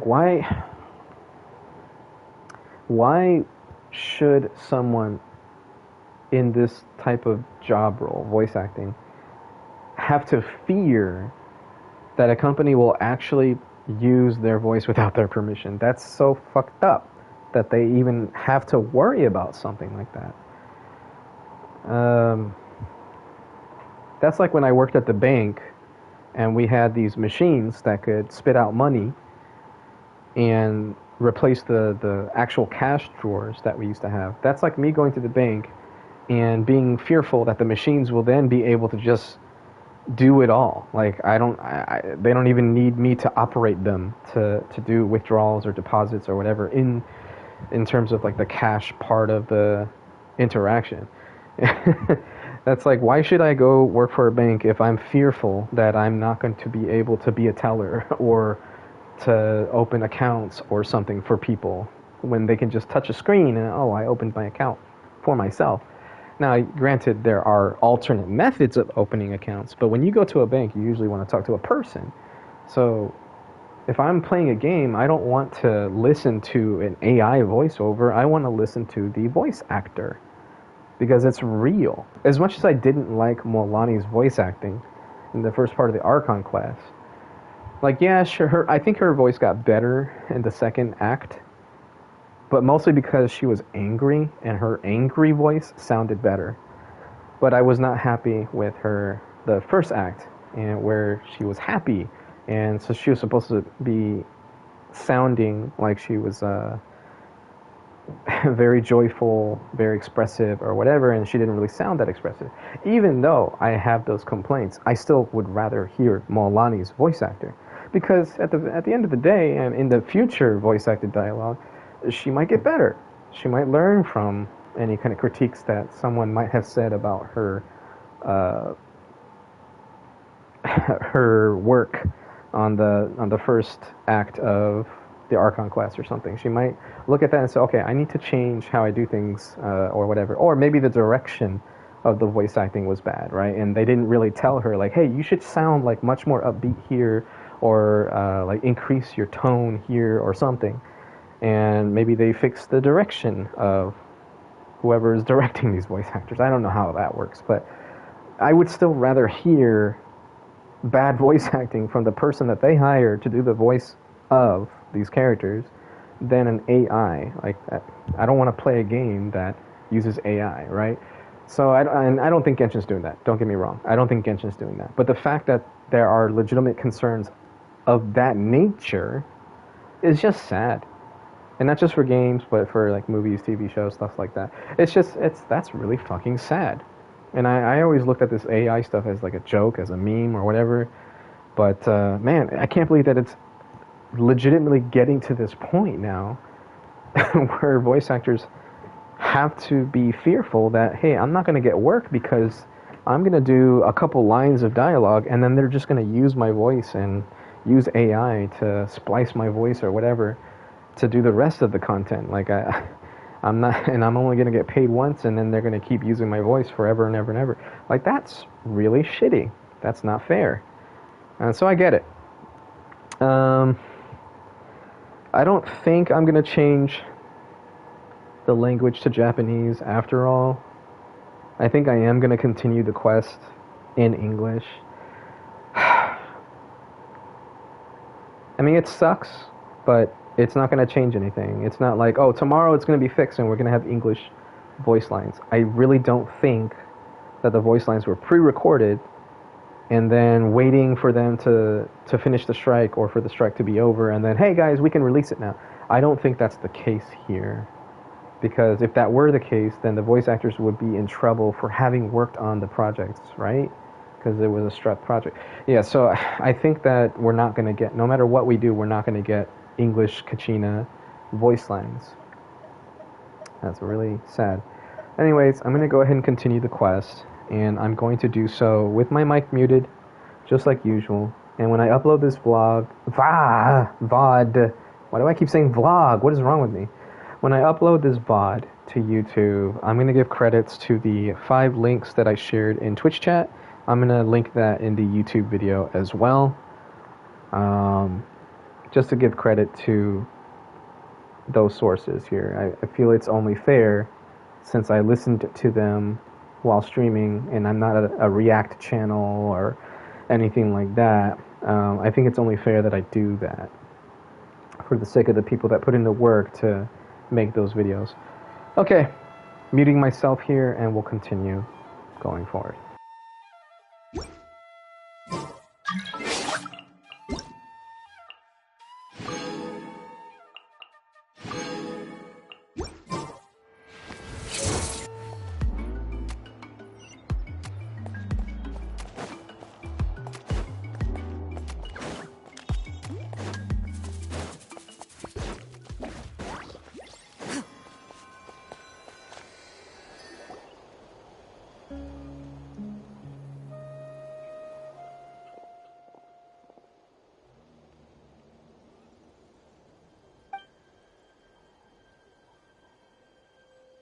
I'm sorry to put this on you, Kanichi.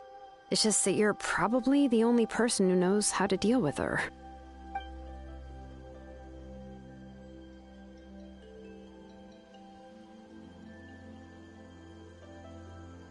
Oh, wait, so Kachina and the Traveler also know about the plan?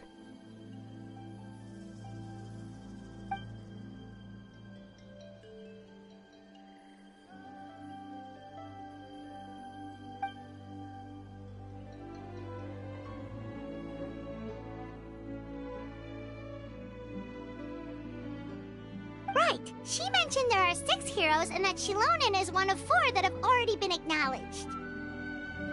Oh, well, then I suppose there's no need to keep any secrets between us. Having companions walk by your side is perhaps the best solace when facing such a bleak reality.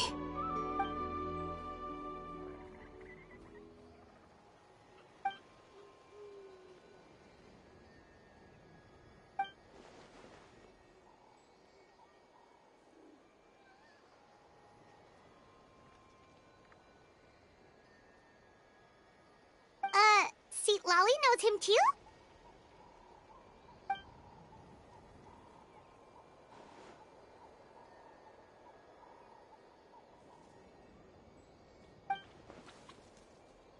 Given how the Masters of the Nightwind love to babble about dreams and revelations, they're already a pretty strange bunch to most. I've never met Auroran, but if they consider him the odd one, he's got to be pretty far out there. Huh. Makes sense. But Paimon wonders how Seat Lolly could be the first one to notice Auroran's disappearance if she spends the whole day in her room.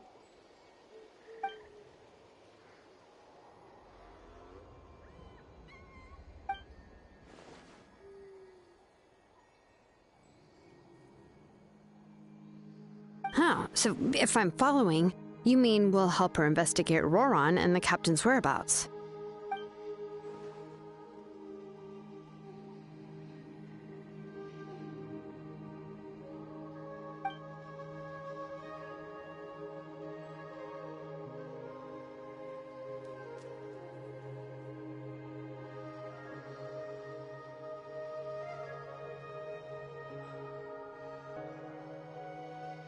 Yeah! Plus, we to make up for breaking the spirit speakers down. This is a pretty well thought out plan, as expected of Molly Poke Nietzsche. Then, yeah, I'll leave my letter to you. Let's hope Seat Lolly can meet at the stadium in 2 days.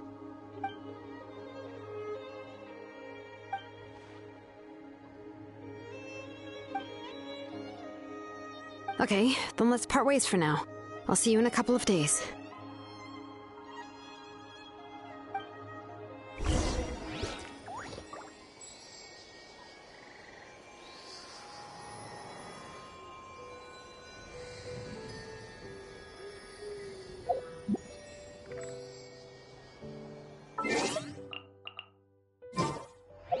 I've faced many opponents in my duels.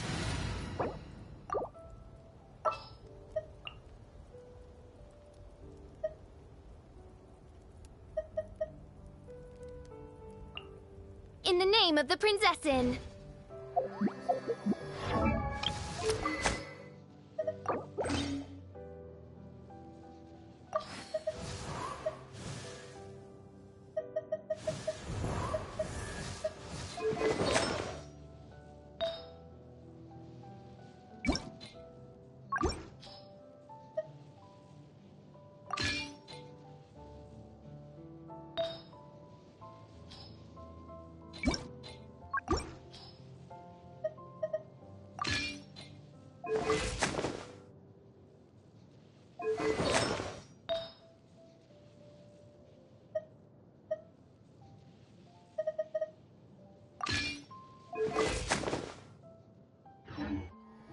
The rest surrendered.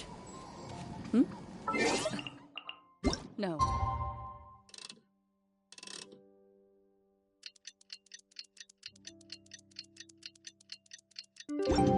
I have never lost a duel.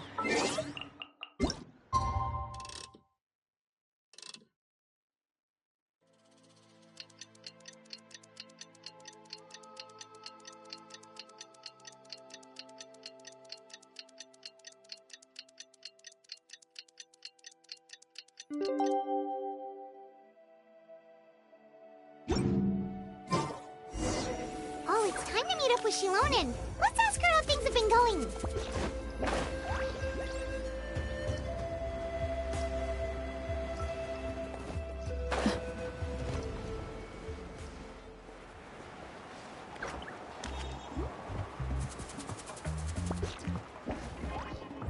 Hey, Xilonen, how's everything going? Oh, hi, Traveler and Paimon. I have bad news. Seat Lolly did not reply to our request, although I suppose I'm not too surprised. Huh? You mean she didn't even bother to give Kenichi a response? Guess she really does have quite the ego then. Yeah, well, she can be also quite eccentric, though she's one of the most gifted people around. Even the Masters of the Nightwind often struggle to work with her.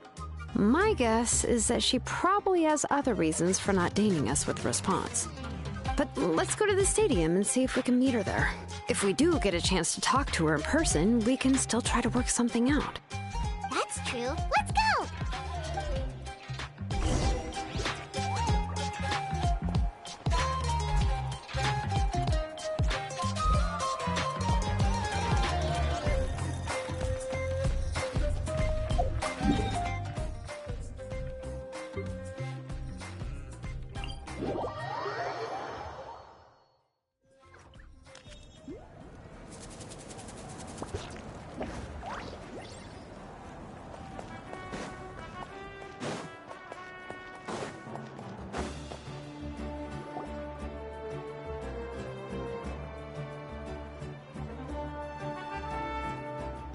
Paimon doesn't see anybody. Seems she's just not gonna show up, huh?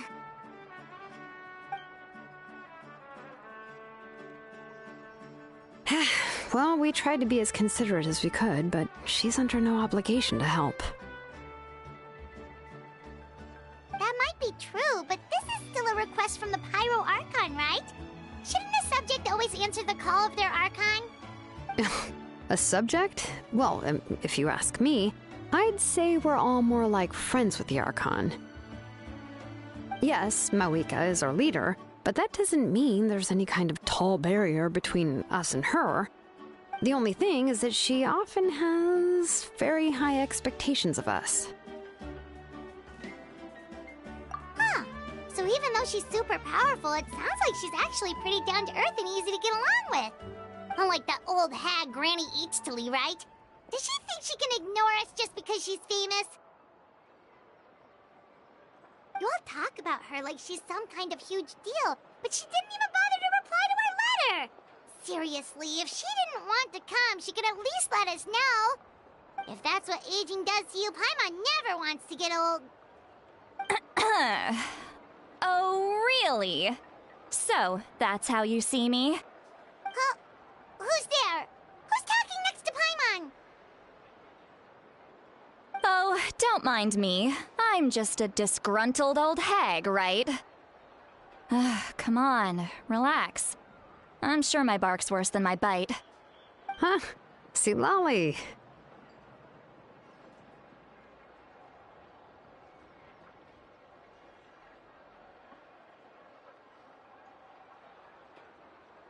Wait, you're Xilonen?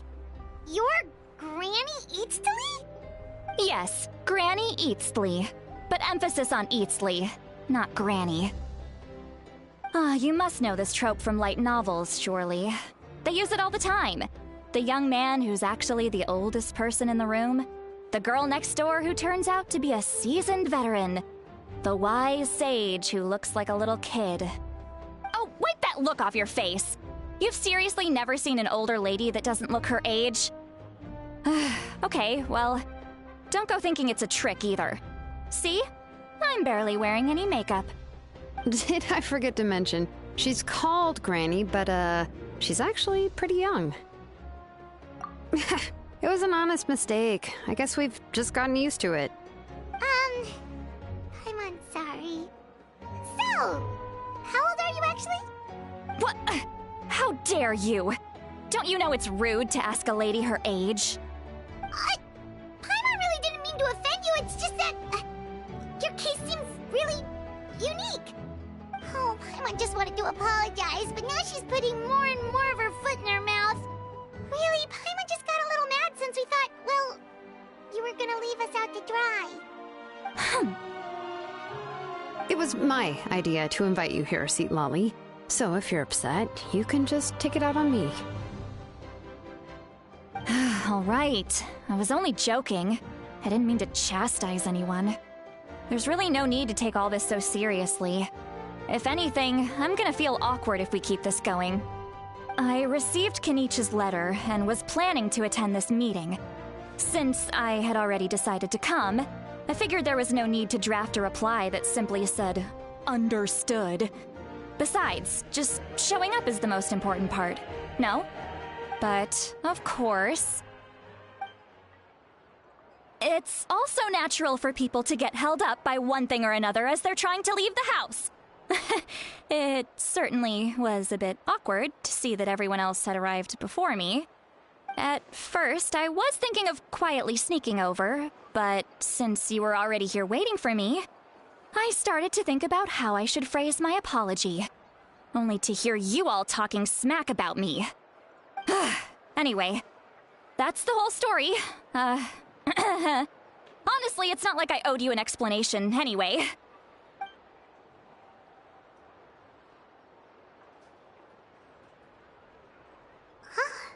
What's with that expression?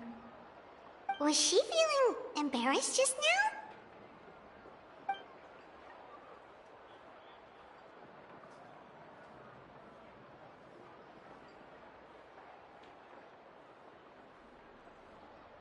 When the Masters of the Night Winds say they struggle dealing with her, I wonder if the feeling is mutual. She seems to be pretty awkward herself. Everything she does and says seems a little forced. Anyway, Xilonen, I heard that you require my help in crafting an ancient name. Correct. The situation isn't like anything we've handled before. Let me explain. I see. So Mawika has asked you to forge an ancient name for an outlander. Well, that would be a first. And you've also heard all about Auroron. I must say, he's always been a good kid. I can't see him joining the Fatui of his own volition. He must have been coerced somehow.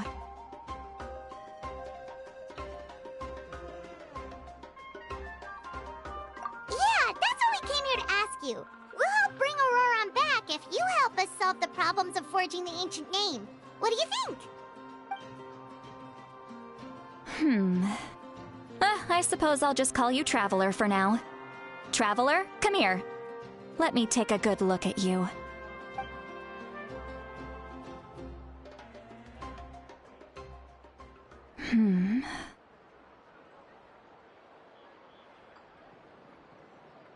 Wealth leads to unending conflicts between people. Yet you alone transcend the value of gold. Baleful thunder and wrathful waves bring terror to mortal hearts. Yet, again and again, you've braved them to find new worlds. O weary yet free soul, even the most verdant leaf in the forest will pray for your happiness and safe passage. Those are all the things that I could see in you. You've experienced far more than even most mortals could dream of. You possess the heart of a sincere hero, along with the conviction to lift a torch above your head and walk headlong into the night. Huh? Don't move. There's something here. Huh? What thing? Don't scare Paimon. Is the Traveler gonna be okay? Ah, shoo! That should do it. You've just returned from the Night Kingdom, so some fragments of souls were still stuck to your body. No need to worry. I've just cleared out the last of them. Isn't that kinda like having part of a ghost come back with you? It's nothing as serious as that. If left unattended, the most it could do is stir up some chaos in your mind, and generally worsen your mood. Well, in that case, better to get rid of them. It was nothing. Xilonen, let's follow your proposal. Once you've brought Auroron back, I'll take you to see the Lord of the Night. The Lord of the Night? But don't we need to talk to the Wyab of the tribes? Something this important is beyond their jurisdiction. Only the Lord of the Night can decide whether we can grant an ancient name to one who does not hail from our lands. The Lord of the Night is an ancient entity that rules over the entire Night Kingdom, constantly borrowing the power of the sacred flame to combat corrosion from the abyss. Oh, so you're basically saying it's even more powerful than the Wyab of the tribes. Well, that sort of makes sense, being the Lord of the entire Night Kingdom and all. Not exactly. It's not so much that one's more powerful than the other. But never mind. That's not important. It would take too much time to explain. Just listen carefully to what I'm about to tell you. The Lord of the Night is currently in a deep slumber, and we can only communicate with its consciousness while in a trance. In other words, in a dream. But I will need to prepare a few more things if we are to hold a ceremony to achieve the state of the trance. I'll make a list. Can any of you get everything for me? I can go. It'll probably be a long list, so better leave it to someone who knows all the local vendors. Sounds good. Then we'll go with St. Lolly to track down Auroron. Phew, the Fatui are nothing to scoff at, so please, be careful during your investigation. If you need any help, just come find me. Yep, we'll be sure to play it safe.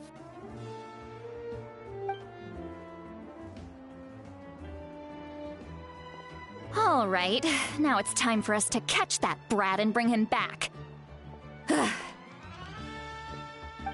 I'm sorry I made you wait earlier. It was actually because I decided to swing by Auroron's place to look for clues. He has always lived alone, and I found a broken jar in his house. There was also something off about his phlogiston aphids, which I assume is because their keeper has been gone for quite some time. And interestingly enough, I saw some slash marks in the house that did not match any of our local weapons. My guess is they were left by Snezhnayan arms. Oh, sounds like the Fatui broke into his house and took him hostage. But why would they kidnap a kid who just spends his days living in the country and raising aphids? He's only in his 20s. What would they want with him? That's not to say that I believe he's totally innocent, of course. Since he's the only one who was kidnapped out of everyone in Natlan, he must have done something to attract their attention. In any case, we'll get to the bottom of this once we manage to get him back here. I'm truly sorry to put you two through all this trouble with me. But please help me get him back. You can count on us! All right, then let's start by heading to where Auroron was seen last.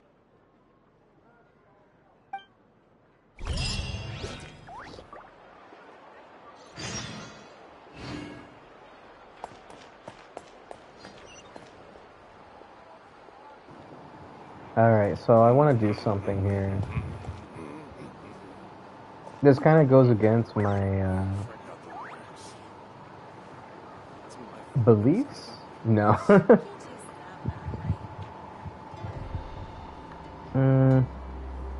I don't know what to say it goes against, but normally I don't want to do something like this, but I have the resources to do so. And I want to. So, here it is. Let me turn down the volume a little bit to explain what is going on with me right now.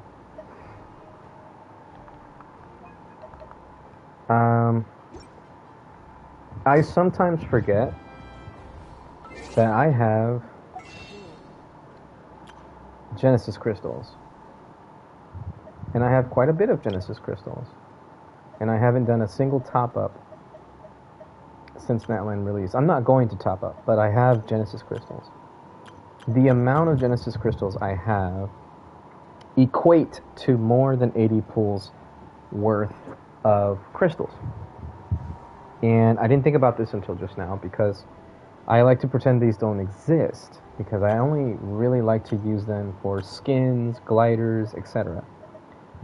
For example, I've already purchased Nilou's skin and Shenhe's skin pretty much the moment that they came out. And from doing Welkin Moon and whatnot over the course of time, I have been able to replenish a good amount of Genesis crystals that I spent on those skins. Now, Welkin Moon alone did not get me enough to replenish both Shenhe and Nilou's skins that I spent crystals on. I also did the smaller top-ups with some extra money that I had on the side that I just always kind of had sitting there not doing anything. And when I say on the side, I mean savings, not checking account.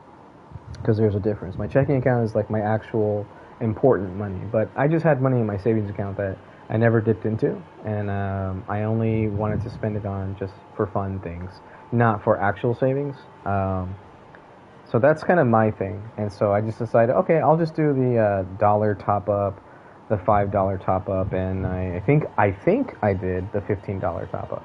And so I was able to get the bonuses before 5.0 came out as a result. So just a little bit over $21, right?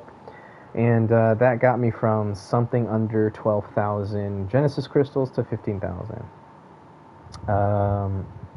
I think I did the $15 top-up. I really can't remember that. I'd have to go back and look at my statements.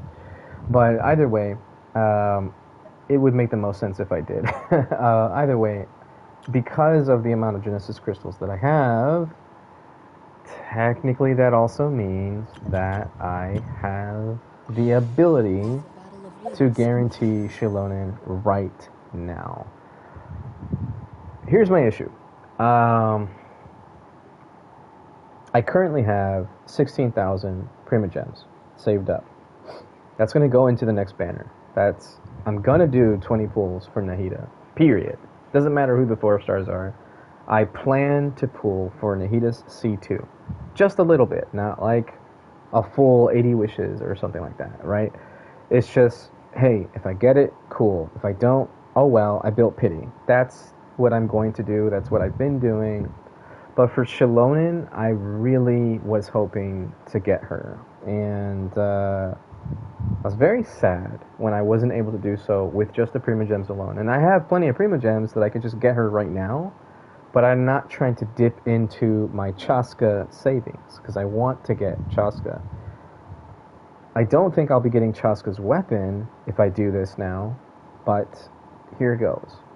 What I'm going to do is I'm going to convert Genesis Crystals 1,600 at a time into Primo Gems and try to get Xilonen 1 tenpole at a time. So if I look at my history, right now I'm at 0 pity because I just got Dea. I can't show the history on screen because I'm doing this stream from the PS5. I always mention that, but for anyone watching on YouTube when I upload this VOD, because of console streaming, you can't really include the web browsers that pop up on the screen, and unfortunately the history of my wishes opens up in a web browser, not within the game itself. Excuse me. So I'm unable to stream like additional web browser stuff. It's weird to me, but I don't know. Anyways, that said, I also have Star Glitter, but I don't think I'm going to spend the Star Glitter. I'm going to keep that where it's at. I've already spent a good portion of it. No need to keep spending. So, the goal is, and with the terrible luck that I've had, I don't see it happening, but the goal is to reach bare minimum C5 Candace. Bare minimum. Which means if I get Xilonen within 80 pools, I will still spend 80 pools worth of Genesis Crystals in total. And I will try to get C5 Candace if I don't get C5 Candace before I get Xilonen. Xilonen right now for me is guaranteed. If I get C5 Candace before I get Xilonen, then that's the end of it. That's my goal. I've done it, essentially. We're gonna get a free Candace later, so I'm okay with that, right? If I get an early Xilonen, like really, really early, and I don't get C5 Candace, again, I'm just gonna keep pulling until I've spent, in total, 80 wishes worth of Genesis Crystals. But I do not recommend people top up. As I've been saying on the last few streams, when I end the stream, to remember, or don't forget, that you do not need to spend money to get good in this game. And I really mean that. You don't need to spend money to have like the best account or anything. I mean, there are people doing YouTube channel or YouTube video, what do you call them? Not playlists. I mean, they put them in playlists, but it's like a whole thing. Series. There we go. God, I can't think. They do a whole series dedicated to a specific type of YouTube video, right? And there are people that do 4 stars only YouTube videos for Genshin Impact. You know, you don't need to have 5 stars to beat Spiral Abyss and complete the content in this game. Maybe Imaginarium Theater, but I think I've seen people even with Imaginarium Theater able to complete either in its entirety or mostly with just 4 stars only. So again, you don't need to spend money to have a good account, a capable account, right? You can still get 5 stars without spending money. You do not have to do this. The only time that I would ever advocate or recommend to spend money, which I don't recommend you spend money, but the only time that I would say, you know, you shouldn't feel bad about spending money, the only time that I will say that is if you are not going to be put under or be put in debt, essentially, not be behind your bills, etc. If you're getting an allowance, let's say, from your parents, you know, that you spend it wisely, that if you had planned to save a portion of that allowance and then use a portion as spending money, well then that spending money portion, if you want to use it, it's yours to use. You can use it however you want. If this makes you happy, then do what makes you happy. The only time that I would say that you shouldn't feel bad for spending money is if you don't hurt yourself financially for doing so. This game makes plenty of money even off of low spenders and hell, even free-to-play players, believe it or not. You don't need to spend money to support the game because maybe it's your favorite game. You want to show support. You don't have to. And really, if you wanted to, I mean, if you really want to support them and you want to spend money, you could just do the dang Welkin Moon and that'll pass. And that's going to be plenty. They have so many companies like this, have so many people just doing that they make so much money just from low spenders. Because the whales usually, not the Giga Chad whales, whatever you want to call them, not the Omega whales, right? But you know, the people that whale out on characters and then that's it, they're not going to be continuously spending money over and over again, especially when there's not as many new characters coming out for them to be interested in, right? So they're making most of their money from low spenders. So again, you should not feel bad for spending money, and I will say that if you are not putting yourself in a bad situation, then you should not feel bad for spending money. I don't recommend it, but you should not feel bad for doing so. I had the means to get these Genesis crystals when I got them so that I could have them sitting there just to get a skin or two. And what I had done when the glider came out, that it was some sort of orchestra event, like some music event. The glider came out. Here it is, Wings of Transient Dreams. This was a purchasable glider. And I was like, you know what? I haven't topped up at all, and I have all this savings from my previous job, or I was still working at the time, I can't remember. But I just thought to myself, this isn't going to hurt me financially. I can pay it off right away, like right this second. And so I bought the $100 top-up and bought the glider. It didn't cost $100 at all. I just topped up at the $100 because that was the most bang for your buck. That was the most value, and I wouldn't miss it. And I still haven't missed it. I'm still fine financially. And so I just held on to those Genesis crystals, and in case of a situation like now, where I just really want a unit, and I don't want to keep dipping into my Primo Gem reserves, right? Like, I want this to be just for Chaska. I want these pools available for Chaska. I want to guarantee Chaska. And I think with the amount of Primo Gems that I'll be able to save for the rest of this banner phase, I should be able to get a Chaska. Like, even if I lose another 50-50, I should guarantee Chaska. So, with that said, I am going to now start pulling. And once I'm done, I will do another recording. So I'll have 2 recordings. And yeah, I'll upload it to YouTube. Maybe not right away, but I will upload it to YouTube within the next day or 2. So, with that said, let's begin. So we're going to do... oh wait, how do I go down by just one? There we go. So we're going to do 1,600 at a time. So 10 pools at a time. There we go. And now, first 10 pool. Come on, Candace.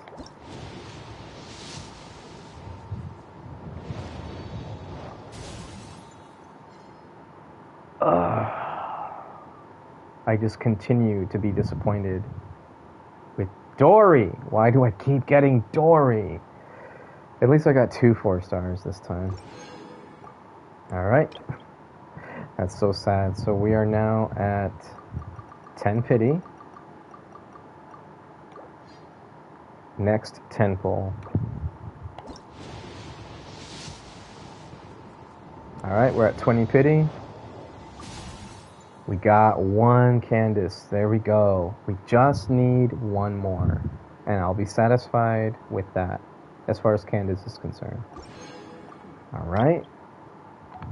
Let's do another 1,600. There we go. Here we go. Third 10 pull. Will we get the early, or will we get another Candace? Let's see. Alright, no 5-star. 30 pity in. I hate this. Why do I get so many freaking weapons on a character banner? That should be illegal. And a Dragon's Bane? You couldn't be a Fab Sword or something? A Dragon's Bane? How many Dragon's Bane? Let me take a look real quick. Alright, so that was my 30th pull. So let me just take a look. Let me look at Dragon's Bane on my account. We have... Where are you? There we go. So this is a already refined one, right? So we want to find the new one that I just got. Here it is. Actually, I can just use this as an example. So if I were to go refine this, I can see how many Dragon's Banes I have. This is a rank 4 Dragon's Bane. R4 Dragon's Bane, I just got another one. So this would be my third R5. That means I got 15 Dragon's Banes already. Without pulling on the weapon banner. I don't think I've ever pulled on a weapon banner that Dragon's Banes specifically was on. I could be wrong. I could be wrong about that. But I'm fairly certain that anytime I've pulled on the weapon banner, I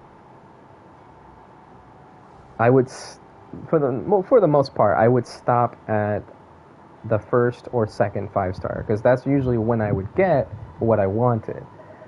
With the exception of Cloran's weapon, I got 2 back-to-back 5-stars, but missed her weapon twice in a row.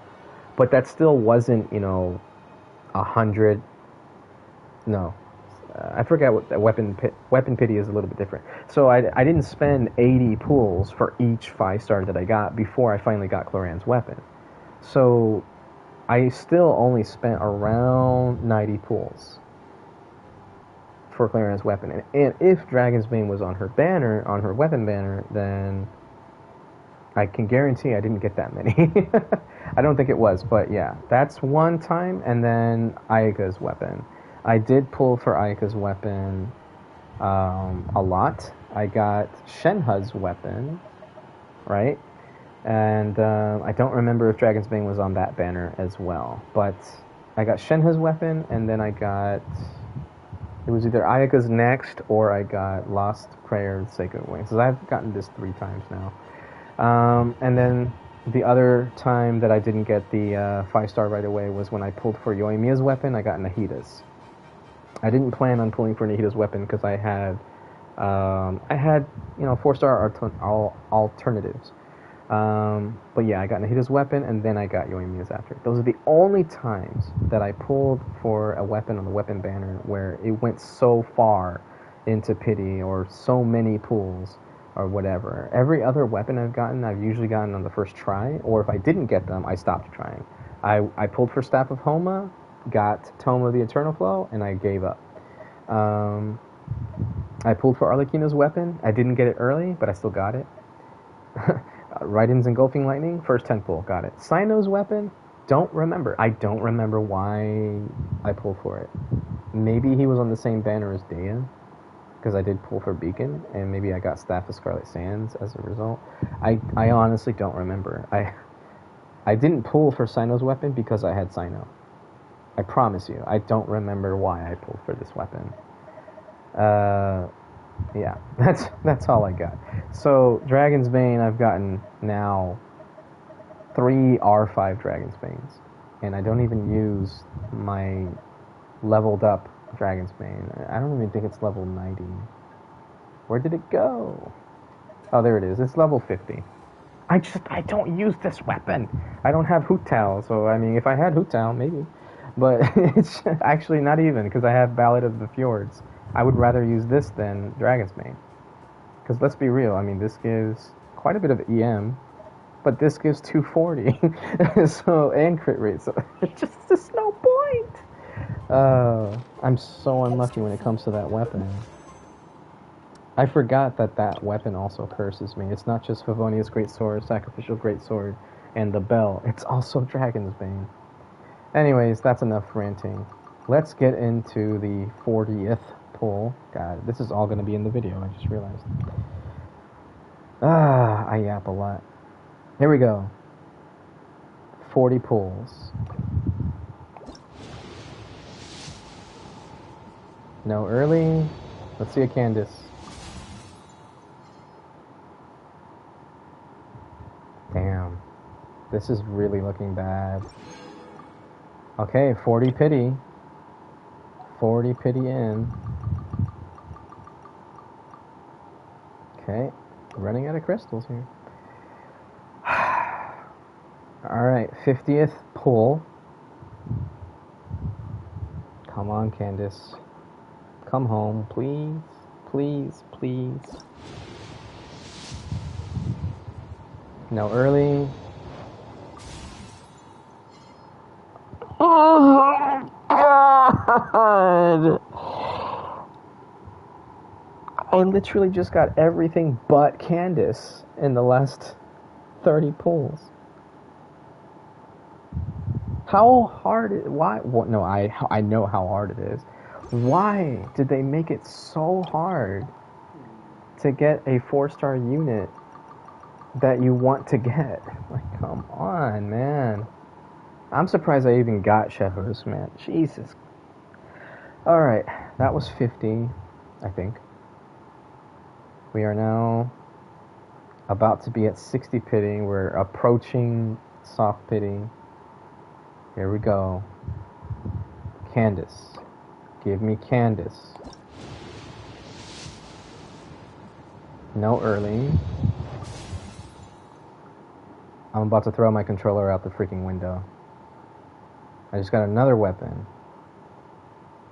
And it was Witsid, which is not a bad weapon. But I don't need freaking Witsid. I am now at 70. I'm about to be... I'm 60 pity and I'm about to have done my 70th pull. And I still haven't even gotten... In total, I still haven't gotten 3 copies of Candace. That means that I've done, in total for this banner, 50, 31... No. I was at 20 pity.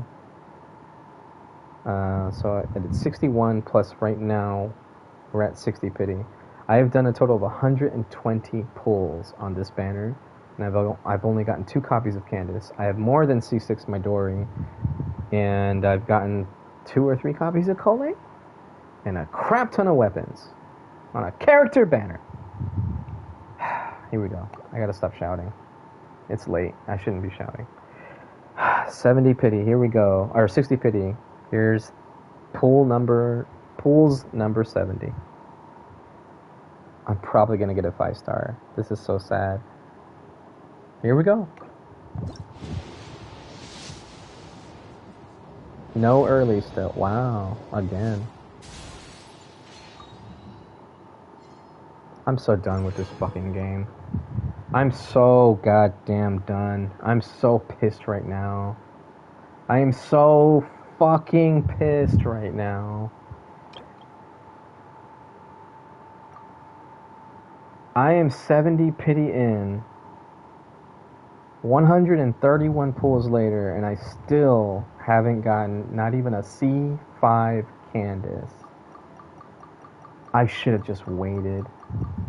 I should have just waited. Here's the 5-star, most likely, and unless it does me dirty again and goes all the way up to 80.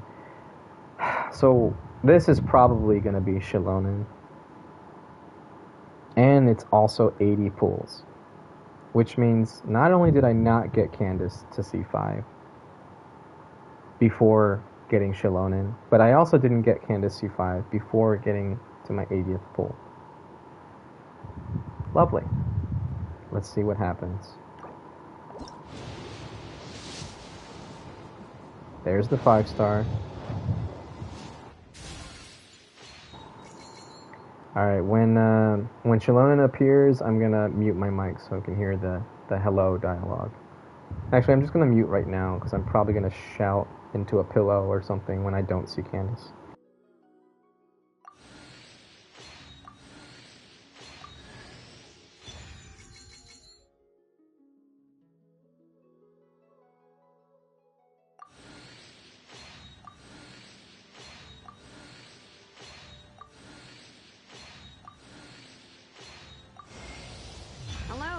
I'm Xilonen from the Children of Echoes.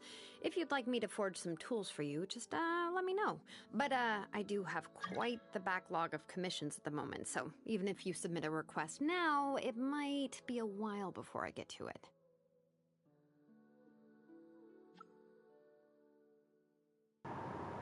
Man, why did that co-op request have to appear right when I'm doing this? Well, we got the Xilonen. We didn't get it early. We got it at 80 pity, give or take. I need to count. I wasn't counting, so we're going to count the rest of them here. 1. Oh, that was... Wow, that was 80. Yeah, no, that was 80 pity. So we got Xilonen at 80,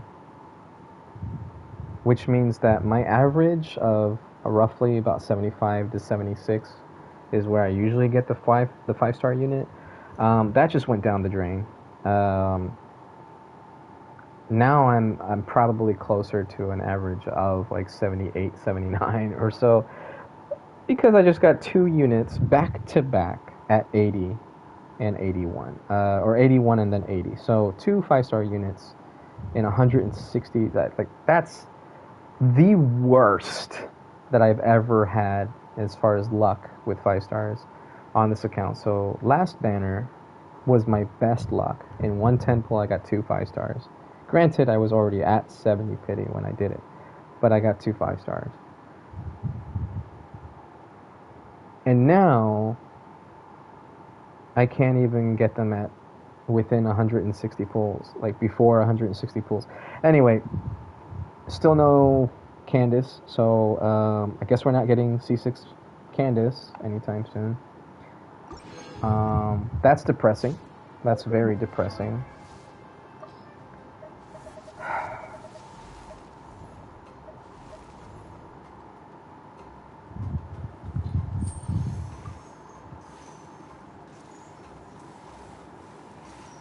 I want to be happy. I really do. I want to be happy that I got her. But the way I got her, it just makes me feel so disgusted. I'm so sad.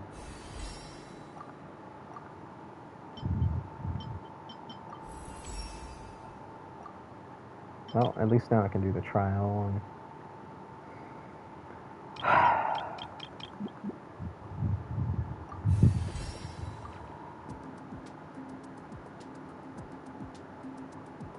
Is it me, or she didn't have any Ascension dialogue thing? Oh wait, no. This would be the Ascension dialogue. So I just need to beat the boss to get her Ascension dialogue here. Okay.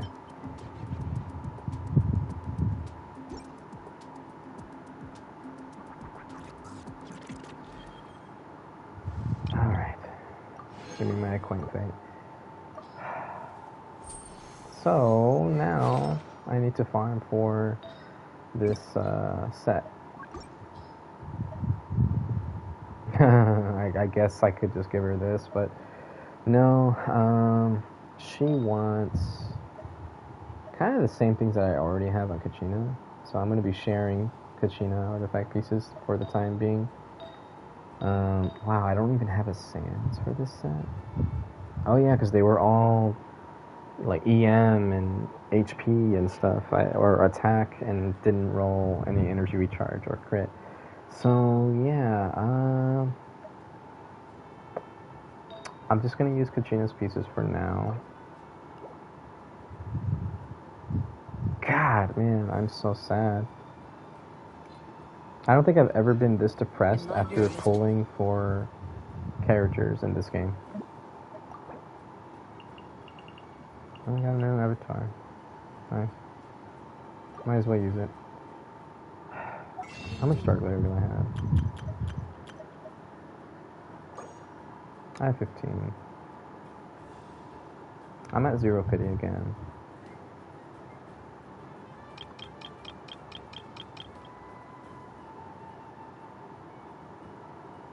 No. I'm gonna go with what originally. Well, how many? Oh, I didn't even check to see my Genesis crystals that I had left. So... Okay, so I have a 10 pulls worth of Genesis crystals left over. And, why did I do that? And I have a 10 pull worth of Star Glitter. So, so... And then 1, 2, 3, 4, 5, 6. So I'm at 6. So, 600 crystals outside of a 10 pull. I don't think I want to spend them to do another 10 pull. I'd rather have that ready for a skin in the future. So I'm going to continue doing what I said I was going to do. Ow, I just bit on something and my mouth just made a loud clamping sound with my teeth. That's what I get for chewing on plastic. Sorry, it's an oral fixation that I have. I gotta chew on stuff every now and then. Anyway, so what I'm gonna do is I'm going to save Prima Gems until I can try to get at least 2,400. And, or 24,000, not 2,400. So if I can get 24,000 Prima Gems, 24,800 that's the number I was shooting for. If I can get up to 24,800 Prima Gems before the end of this banner, that's counting all of my, whoops, what was I, oh yeah, I meant to look at the banner. So 20 days worth of welcome moons, commissions, all that stuff. So that would be 3,000, 150 times 20. Yeah, that's 3,000. So 20 days worth of commissions and welcome moons. You got Imagineering Theater that I still can do. What you may call it, Abyss resetting. There's a lot of things that we'll be able to do before the banners are changing over.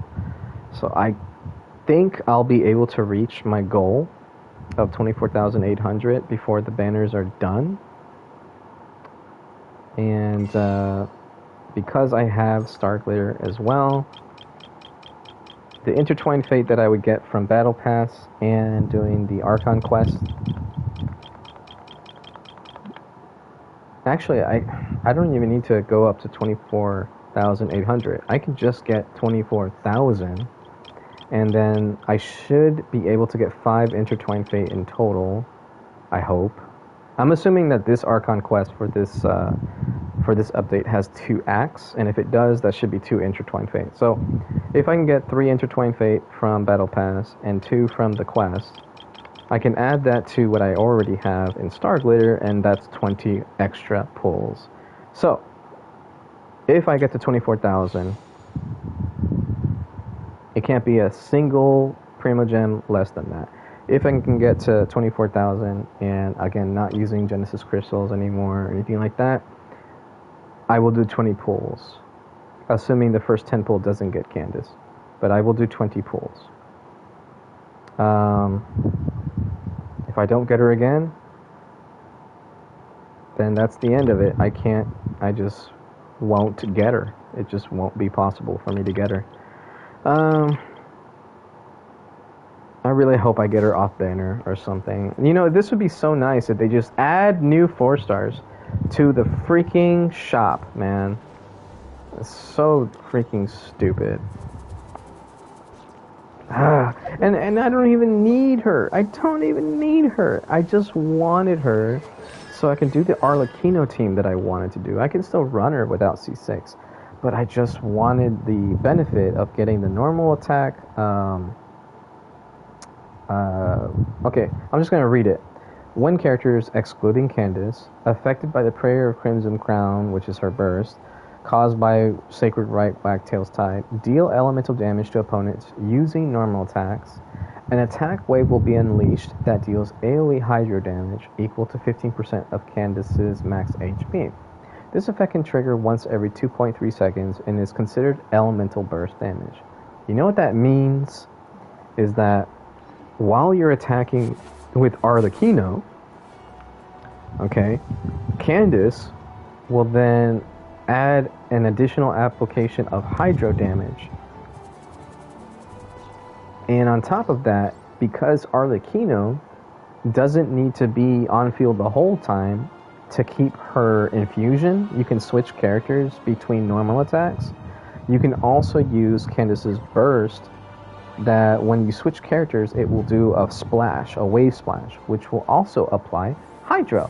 So let's say something happens, you're attacking with Arlecchino, and Candace's hydro application vapes Arlecchino's pyro application. Well, that's not what you want, but then you could just switch characters, right? And then you apply an additional instance of hydro damage. Then you can switch back to Arlecchino, start attacking again, and then that will vape it. Now, I have no idea how much hydro aura that Candace applies to enemies, but it's just like an interesting way to play her. And on top of that, Candace has the benefit of buffing normal attacks. I think it's this one. Let me see. Characters affected by Prayer of Crimson Crown caused by Sacred Right Way to his tail. Tide will deal 0.5% increased damage to opponents for every 1,000 points of Candace's max HP when they deal an elemental damage with their normal attacks. So, you build Candace for HP, she buffs Arlecchino's normal attacks, which is very good. Like, this means that you don't need Farina, and then you risk getting your Arlecchino one shot because of, wanting her damage bonus buffs, right? You just run Candace. You can run okay. Theoretically, you run Arlecchino, Candace, maybe Bennett, and someone like either Kazuha or Xilonen. And then you're getting all sorts of like damage bonuses and stuff like that for running this kind of team without needing Farina and her fanfare. Then you can use Farina for a different team, right? So there's a lot of benefit to having Candace on an Arlecchino team, and I just really wanted to be able to try it out. I already have her at level 80. I can give her a Fab Lance, right? Currently it's on Kachina, but I can give her a Fab Lance so she gets more energy, and then I can just give her like a two-piece set. Oh, it's already equipped to her, actually. So that way I can get her burst up more often, and then still, wow, she has this much energy recharge without Fab. I can get her burst up more often and still get her her HP up there to a good degree, right? I don't know what her HP has to be to get the most out of this buff, but there's no cap on it. So at the HP that I'm at right now, I'm at 30,000. Let's do some math. So 30 times 0.5, that's 15% damage bonus. So let's see, if we use Black Tassel, what does that give us?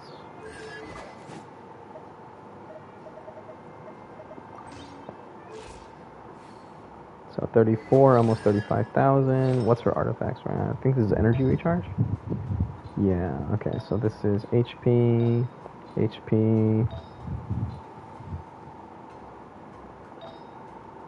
Yeah, not much increase there. But still, that's not bad at all.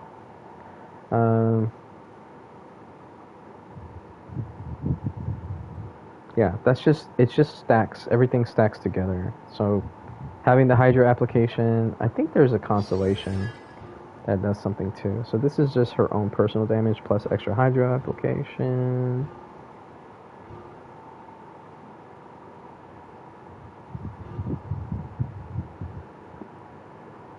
Oh no, that's not it. Honestly, it's not as much normal attack bonus as I thought it would be. I thought I was going to get something like 20%. Let me see what it would need to be for a 20% bonus. Why did I have to do that on the calculator? I'm so dependent on calculators now. I've forgotten how to do math in my head. Okay, so if I were to get up to 40k HP, which all I need is a HP Sands to achieve that. Combined with what I already have. Let's see if I can find HP with energy recharge, though. I can use that. So down to 170 energy recharge, not bad. Still not bad. I don't know what her energy needs are at the moment. What is wrong with my freaking throat?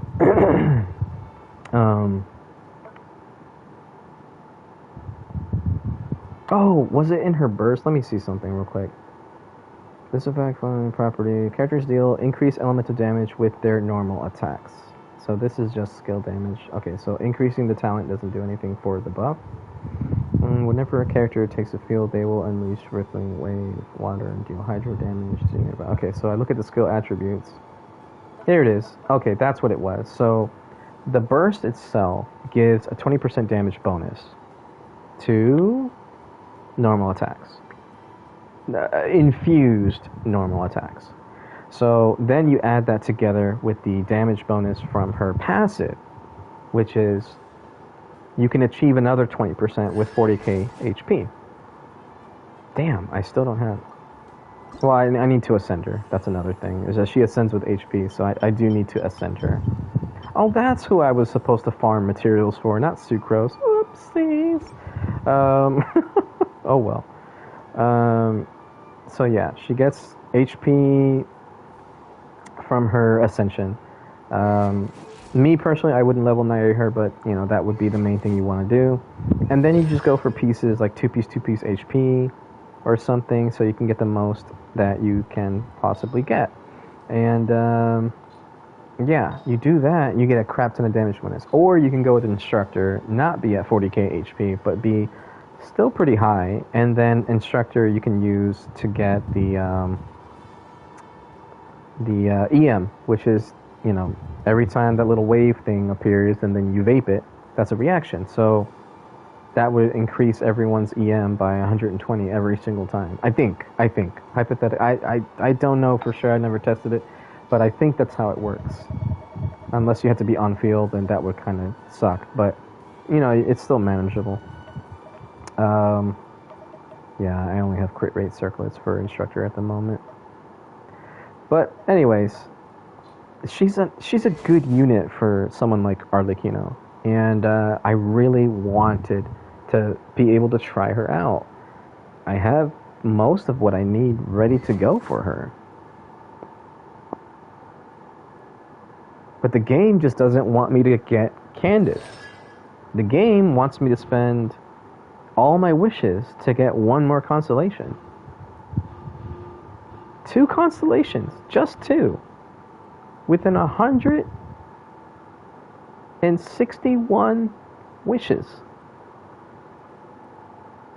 Wait, I did the math wrong. Hold on a sec. I was at 20 pity, I spent 61, and then I spent 80. So 141, excuse me, not 161, 141 wishes. I forgot to record. I have to make a recording real quick.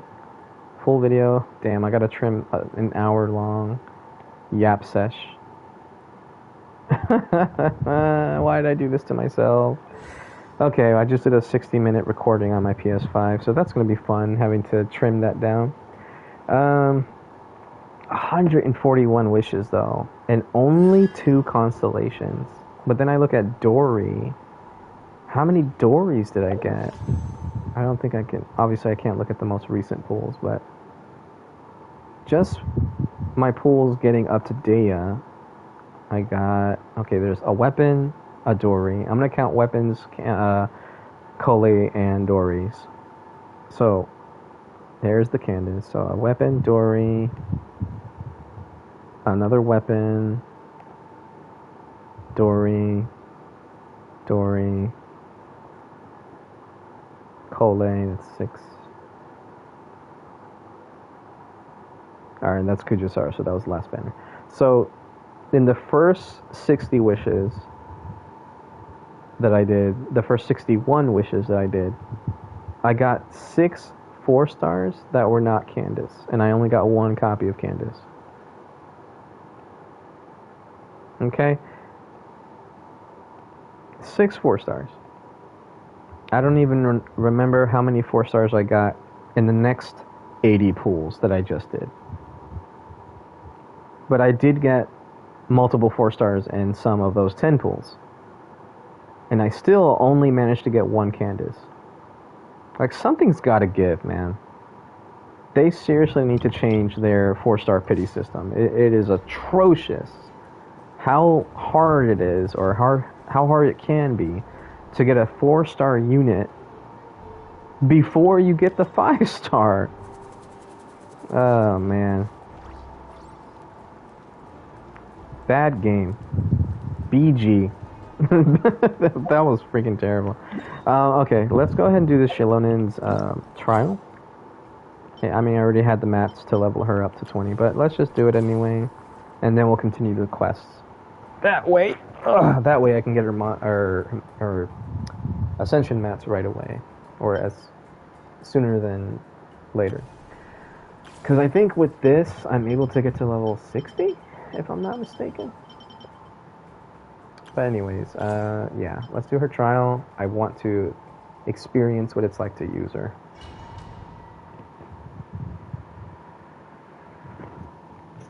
Man, what a sad day for this game, for me.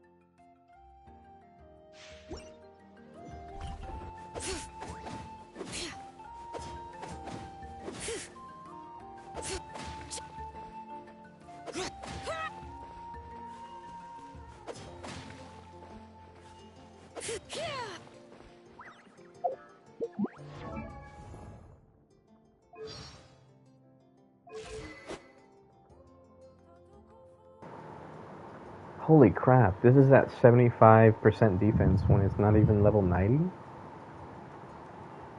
Damn. I knew it was going to be a lot of defense percent.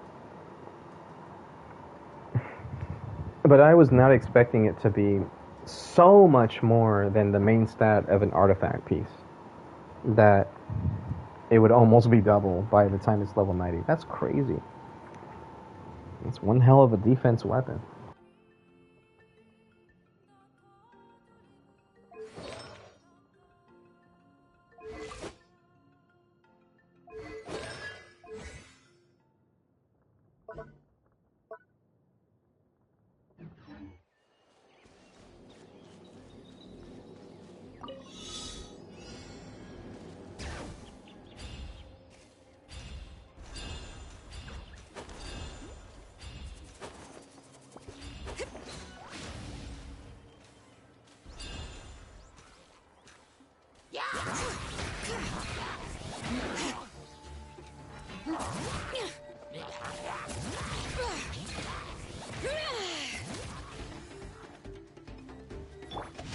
Body brain cutter. No, my sword. You're toast! Boba, get them!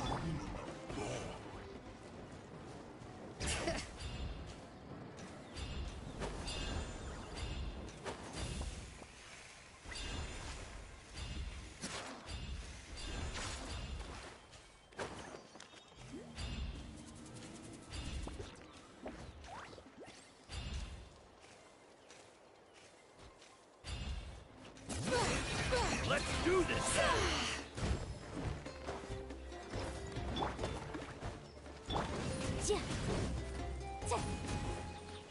Let the mountain's veins boil!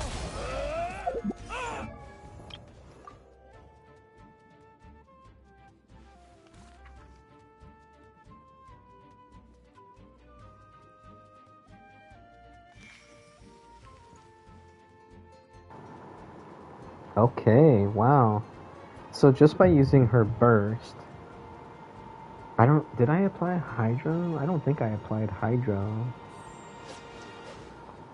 But just by using her burst, in conjunction with a pyro reaction, I was able to increase the geo damage bonus and pyro damage bonus with the artifact set. And this is going to last for 20 seconds. So you could switch to her, you could use her skill, react with an element, then use someone else's stuff, then go back to her, use her burst, react with another element. At least that's what I'm thinking it does. And then Shisho does get a lot of Hydro damage bonus. So he has 20 here.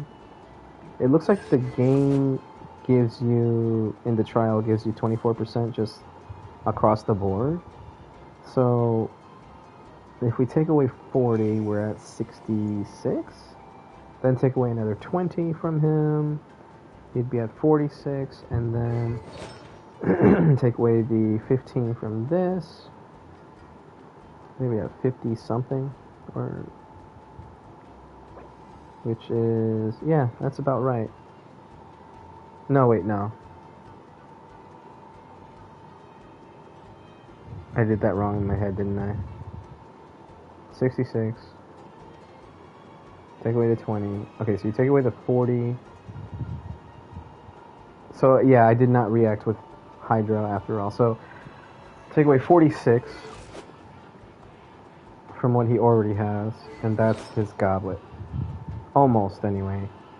Wait, what's the other 0.5? Am I missing something here? He gets 20 from his Ascension. Oh, everyone starts at 24.5 in the trial. Okay, I'm stupid. Alright, so... yeah, take away the 46. You're down to 60.1, then the 0.6 makes it 59.5. Then you take away the other 24, so that's now from 59 minus 20, 39 minus 4, 35. Then take away the 0.5, you're at 35.0. Take away the 15 and the other 20 from his Ascension. Yeah, so if I were to then use his skill and switch to Xilonen and then use her skill. Let me see if I can get that extra thing here. Oh, she went to her skates again. Rain outlines your fate. Alright, so they still have that. Alright, got a reaction. Now let's see. So still, okay, the pyro damage bonus is still increased. And then now the Hydro is increased as well. From... Wait a minute, why is everyone's... Am I missing something? Oh, because of her weapon! Oh, I forgot. Okay, so it's not the trial, it's her weapon that gave the 25 or 24 or whatever, 0.5. That's what it was. So, I just have to normal attack again to get the bonus. Okay. So, because of her weapon, I was getting 24.5% damage bonus and just forgot about it. I really love that idol, by the way, the little skate dancing that she does. Okay. God, I can't believe I forgot about the damn weapon. So that's something that I've always wanted to test, and I didn't really have a way, or I wasn't really good at testing it with Kachina, and like I felt like I was messing that up. But there it is, there's the confirmation. You can buff more than one element. Not even like at the same time. You can switch off and switch back and buff a second element using the Cinder City. Did I say that right? Scroll of the Hero of the Cinder City. Yeah. So the Cinder City set can be used to buff more than one element, and it doesn't overwrite. So the fact that I used her burst after applying Pyro with Shangling and Yanfei, and then got the Pyro damage bonus, and then this is going to last for 20 seconds. Wait, why is it 50 on her? Oh, because of her weapon. I need to stop forgetting that. Her weapon gives her damage bonus. Okay. So, yeah, I got the Pyro damage bonus, and then I went back to Xingqiu, applied Hydro, and went back to Xilonen, applied her skill and normal attack to get another Geo reaction, and then lo and behold, Hydro damage bonus. So, Pyro, Hydro, and Geo damage bonuses. That's pretty freaking neat. That is really cool. So the Cinder City artifact set is very flexible. When a nearby party member triggers a Night Soul burst, the equipping character regenerates 6 elemental energy. This is nearby party member. It makes me think that it's anyone other than the person equipping the set, but I wonder if it does affect her. I just have to pay attention a little bit. Anyways, let's do this again. Another Hydro reaction. Alright, where are we at? Alright, so Pyro is gone. Right? Alright, let's get a Pyro Aura, please. Why aren't you getting a Pyro Aura? There we go. And there's the Pyro reaction. And there it is, again. Pyro damage bonus. Maybe I shouldn't go to Xingqiu. Pyro... Jesus, Xiangling has 101... Wait, what? Damage against opponents affected by pyro... like 20%. That's not Dragon's Bane. What is causing Xiangling to get so much fire damage bonus?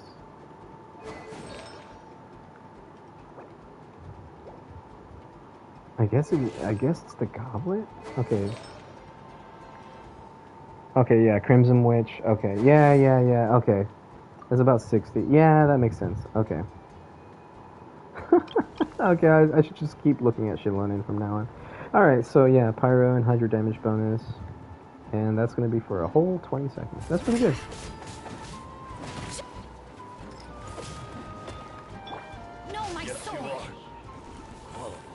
Okay. Where do I go from here?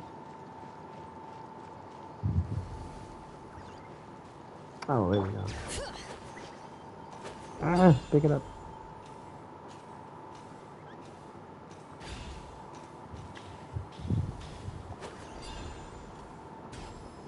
Oh, that really makes her run out. But that's cool though that you can still use that. And it doesn't really run out that fast when you're not running with it. Oh, I didn't even see those guys. Is that it? No, that can't be it. Where's the rest of the particles?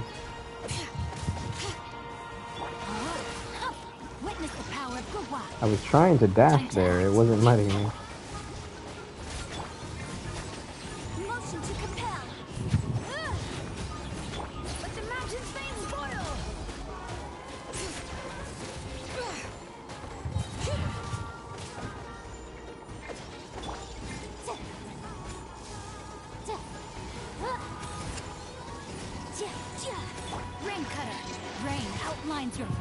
I'm not exactly thrilled with this team, but yeah. Really? I let my guard down. Oh, I thought I switched to Xiangling there. Damn. Hear the echoes of the valley. Incinerate! Let me weave you a verse. Know my sword.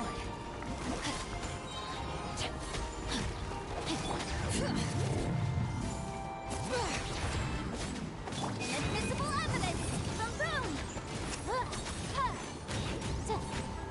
Letting brave names echo!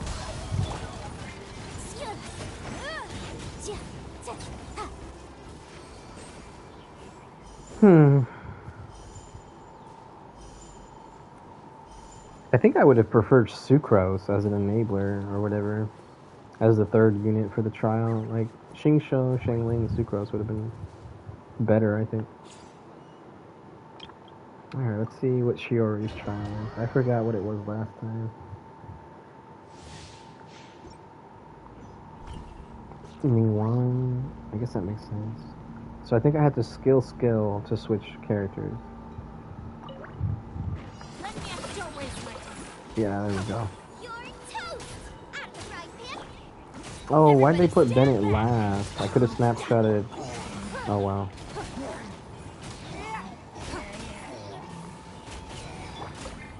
I am the cutting edge of fashion. Give up. Your life is mine. Extreme warp. Eat this!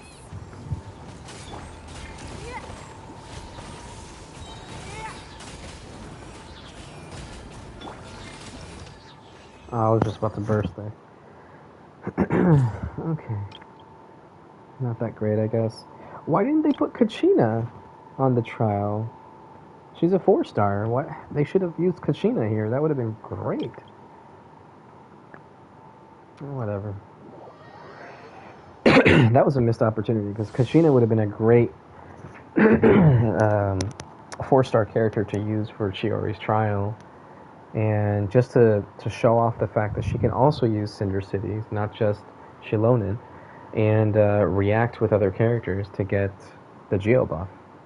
Especially since they gave you Shangling and Bennett. I don't know. The developers really screwed up there, I think. And this Dory team, I don't know what they're doing with this Dory team. Why didn't they just make it a Hyper Bloom team? Like, where's the Hydro? What's the point of Aggravate with Burning and Overload? Whatever. Yeah, look at all these small units, like... Try not to enjoy this.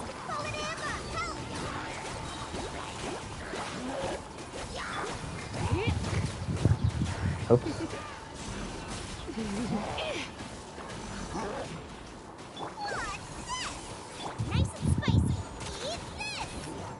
Well, that was a lame trial.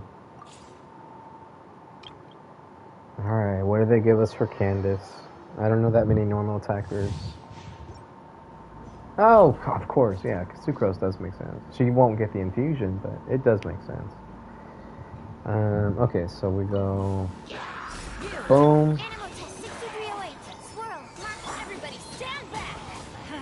And this.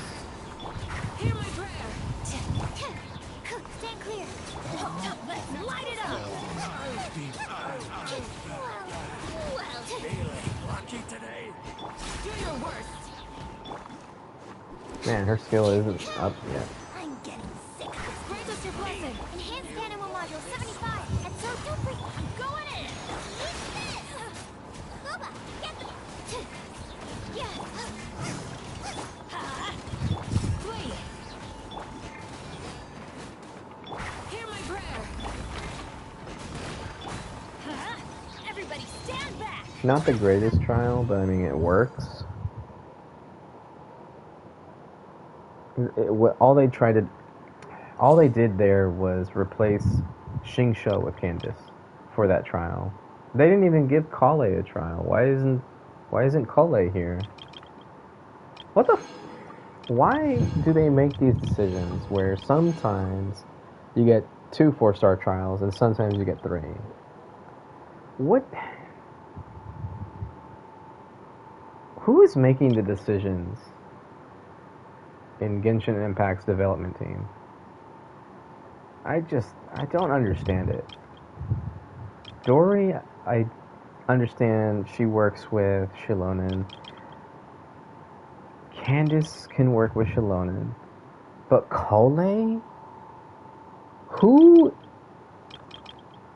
on this roster of characters? Oh, well, you know what? It's because of the 4 stars. Okay. Technically, Kale works with Dory and Candace.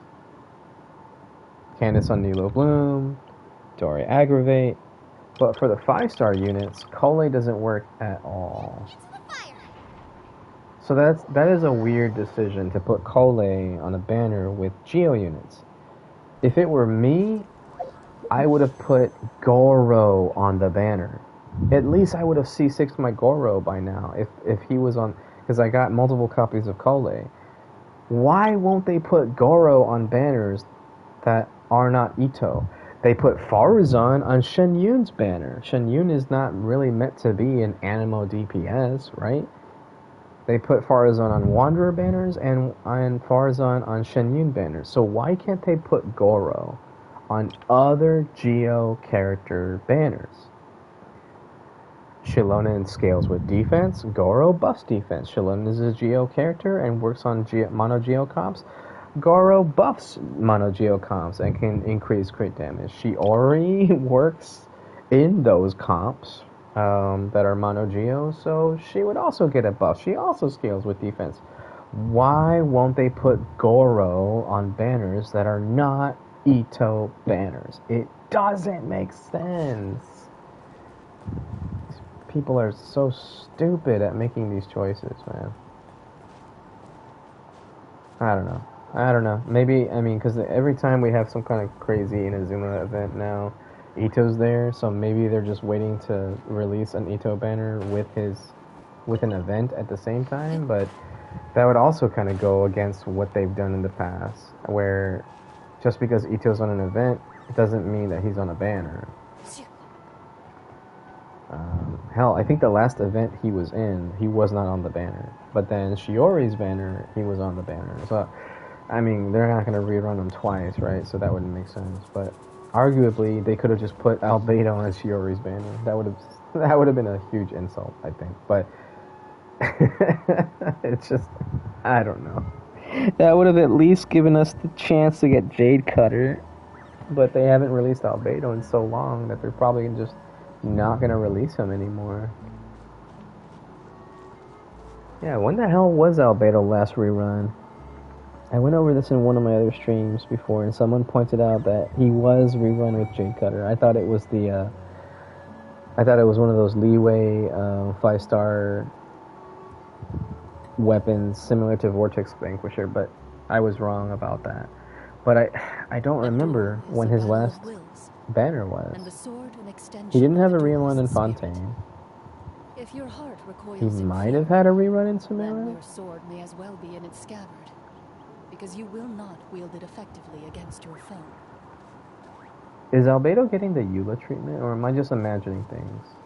Did he have a rerun in Fontaine? I'm questioning myself now, because whenever he's rerun, he reruns with Jade Cutter. But I haven't seen Jade Cutter in a banner in a long ass time. I gotta look this up. When was Albedo last released? Or a rerun? Genshin Impact. Albedo banners. Albedo banner release? No. Albedo, what was Albedo's last banner? Here we go. The last time Albedo appeared in a banner was in version 3.1. Okay, so that was Sumeru. Phase 2, which occurred between mid-October and early November. So 3.1. So Genshin Impact 3.1 Phase 2. I'm typing with one hand now. I'm holding my controller. I don't want it to fall off the table.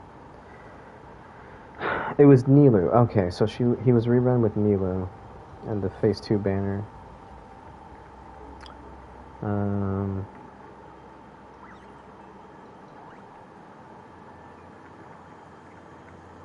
Yeah, there was Jade Cutter. Okay, so yeah, he did rerun with Jade Cutter on Nilu's banner as well. As champion duelist, my opinions do not matter. For when I draw Thing is, I can't remember if this was... Fontaine's law. I think the last time that I brought this up, I discovered that this was the only banner that I saw Jade Cutter on. Because I don't think I started in time for him to have been in Inazuma.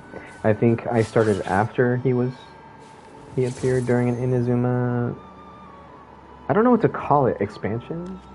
During the Inazuma region, whatever, banners, whatever, if he was on a banner, because I don't remember any of those characters, I would have started way after, because I started in 2.6 or 2.5, whenever Yaimiko was on banner. It was her first banner. And since then, I don't think I ever saw Albedo until 3.1 Sumeru. So that means that since Sumeru, Albedo hasn't been rerun. Holy crap! This went from October 14th to November 1st, 2022. 2022. So that means Albedo has not been rerun on a banner, if you don't count Chronicle Wish, for 2 years. Yeah, he got more than the Eula treatment. He just got straight up deleted from the game. Again, he was on Chronicle Witch, but I don't count that. I don't count that as a specific rerun for the character. That's kind of shit to say that, because at least Eula's weapon was rerun when Eula was on Chronicle Wish, right? Her weapon was on the Chronicle Wish banner. Jade Cutter isn't Albedo's weapon, sure, but they're not going to put Cinnabar Spindle on the Chronicle Wish banner.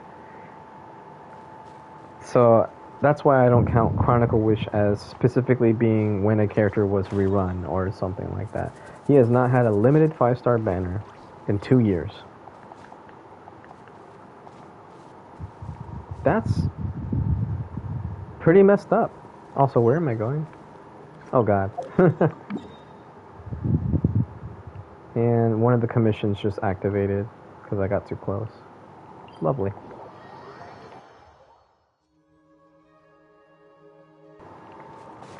Okay, I'm gonna mute myself again. I've been yapping for way too freaking long. Yeah. There's nothing left to say. I'm just gonna mute myself, play the rest of the world Archon quest, hopefully before the server resets. I've been streaming for 4 hours of just me yapping and speculating on bullshit, not actually doing stuff. So, muting now.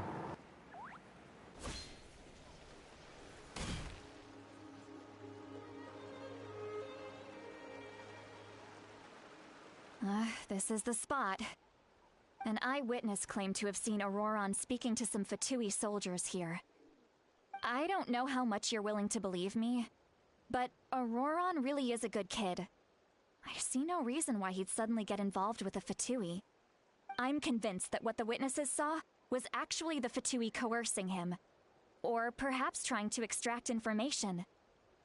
However, I doubt anyone would believe me, given there are no signs of a fight. Didn't Kanich say that she's a big name in Natlan? Feels kinda weird to see her so frustrated and helpless like this. Auroron? Well, he was left at the side of the road as an infant, and the people of the tribe took him in. You could say that everyone had a hand in raising him.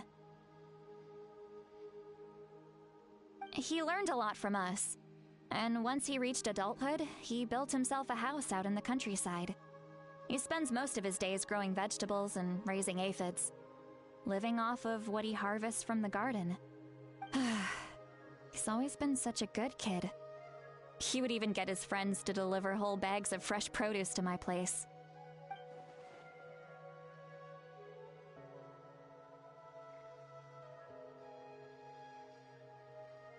Oh well, let's keep looking.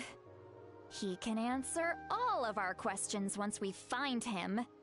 He's been raising phlogiston aphids for a long time, and since they were disturbed, they secreted a special type of phlogiston. We can use that substance to track his movements. Let's follow the phlogiston trail. Huh? What trail? Paimon doesn't see anything.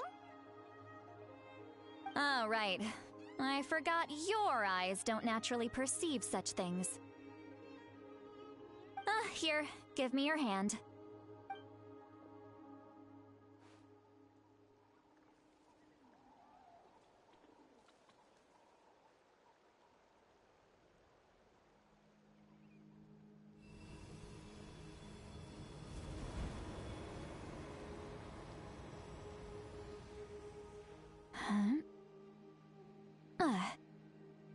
How about now?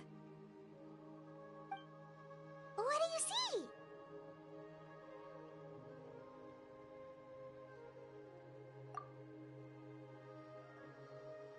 Whoa, Paimon can see it now too!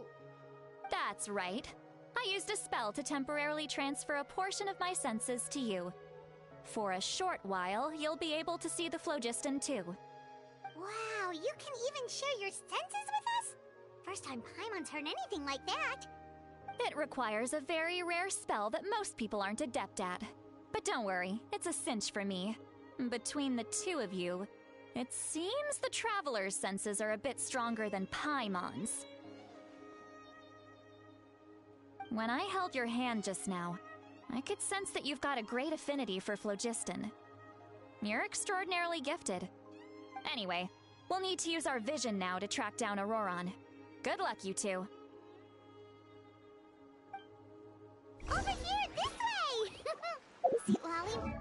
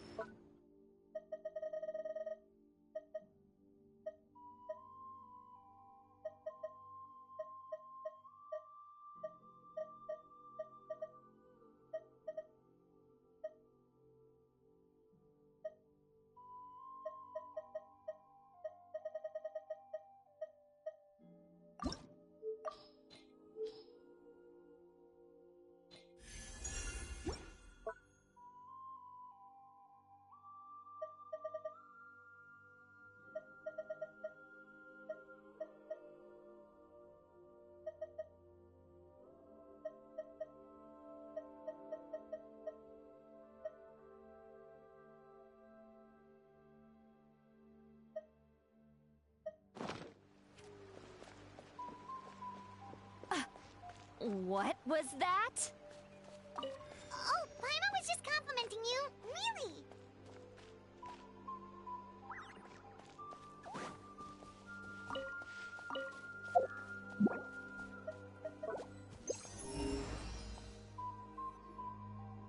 What does she mean by deep and confusing? As far as elderly shamans go, I'd say that I'm already pretty easy to talk to. Is there any other old hag who's as fluent in the language of the youth as me? But is my way of speaking still not trendy enough? I've already tried my best to match their speech patterns. But given the looks on their faces just now... Or perhaps I'm still not fashionable enough? But that can't be, right? Don't tell me they're still getting the impression that I'm super old-fashioned. Huh?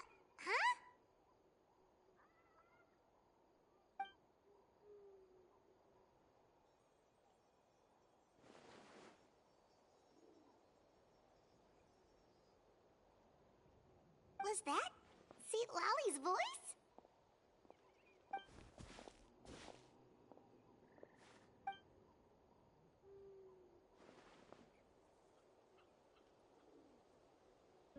Now that I think about it, it's a good thing I found some helpers this time.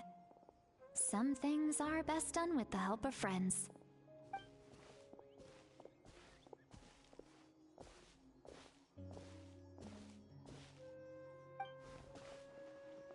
Oh? They appear to be feeling quite confident. Looks like our work will go smoothly.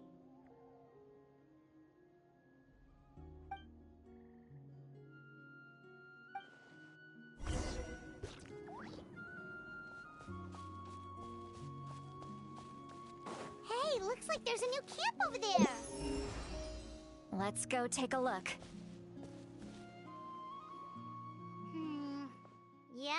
Judging by Paimon's experience as a guide, it definitely looks like people set up camp here. Wait. The phlogiston here is a bit odd. Let me see. Paimon sees a small shape here. Could it be some sort of symbol? This is a distress signal for the Masters of the Night Wind. Only someone from our tribe would recognize it. So Auroron was indeed being threatened. We've got to find him, fast. Leaving such a subtle mark implies that he was trying to be discreet. In other words, he was probably under the Fatui's watch. If they notice us, we can just charge in and fight them to the death. But what if my darling grandson is also there? I can't have him caught in the crossfire. No, I've got to be careful. Otherwise he'd get hit as well. How annoying. No, I've got to stay calm and keep my composure.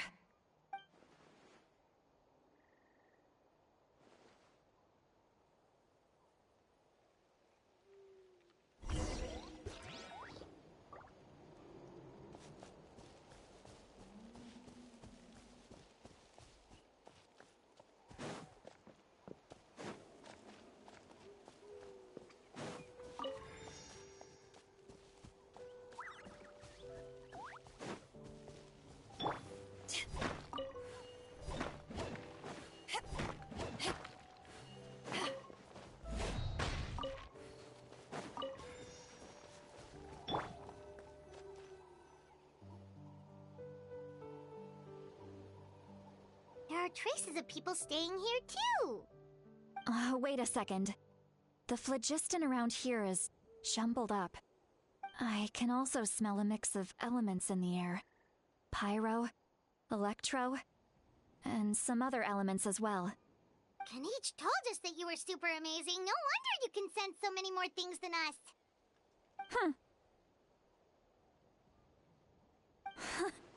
It's about time that little brat said something nice about me. There are signs of a struggle here. Judging from what's left on the scene, there must have been a fight. But after that, the factions seem to have gone their separate ways. Both the phlogiston and the elemental traces in the air support that. Do you still remember the little mark we found before? Paimon's thinking, what if Auroron wanted to leave another distress signal, but was caught by the Fatui?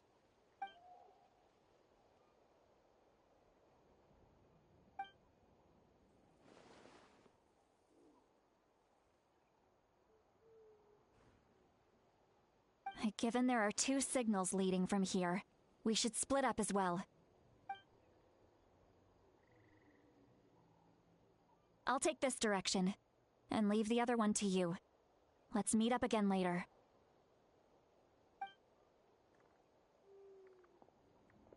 Auroron, what the heck were you doing? It's one thing to trouble me, but now I had to bring other people into this as well. You little brat. And off she goes! Traveler, did you hear all of that as well? Once Seat Lolly left, that voice went away as well. Paimon even tried calling her name inside Paimon's head, but there was no response. So you were thinking the same thing! Paimon also thought that if we could hear what she was thinking, then she could probably also hear what we were thinking in our heads.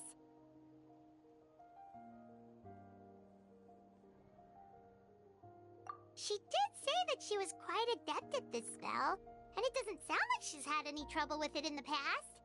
Huh, maybe we're a special case and can hear her thoughts as a side effect. If you think about it, she's really got a lively inner world. It paints quite a different picture from Paimon's first impression of her.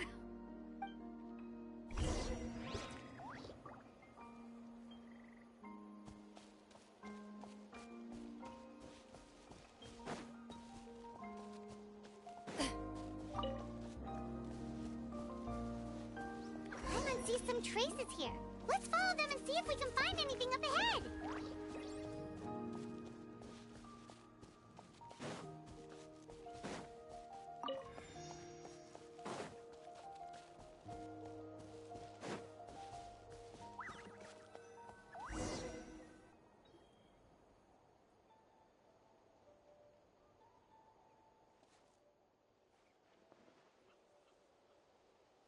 Did you find something?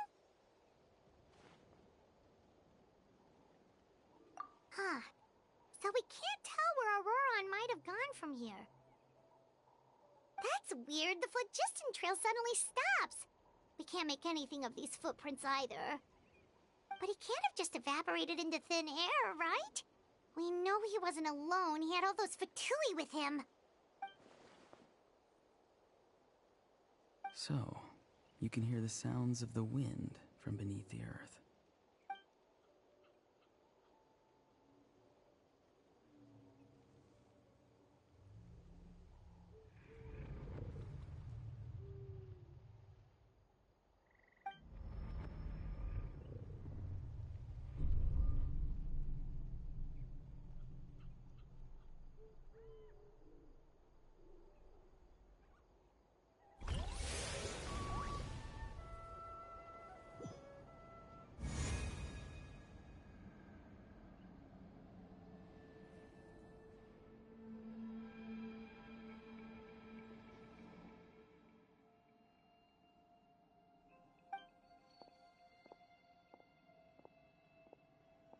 I'm very sorry, but please do not move. I have no desire to hurt you. I apologize that our first meeting has to take place like this. It's just that you're much like one of those animals with ears that perk up as soon as it senses danger in their environment. And given your combat proficiency, I would not have been able to gain an advantage over you if you were anywhere else in the world. However, you're now in the Night Kingdom, a familiar domain to the Masters of the Night Wind. Hello, traveler. I'm Auroron, the one you've been searching for.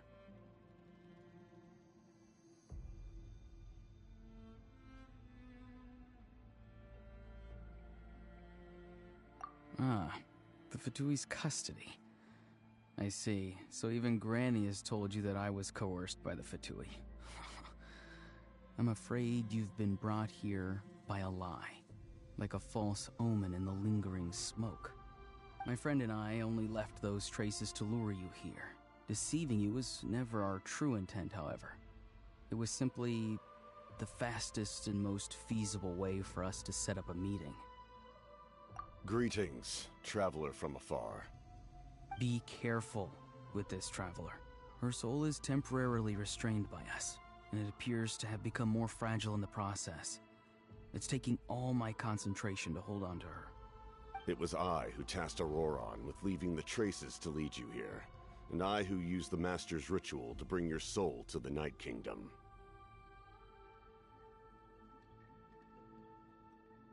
I've heard much about you from the past encounters you've had with my colleagues. Given the present situation in Natlan, I would like to sincerely request a formal meeting with you, in person.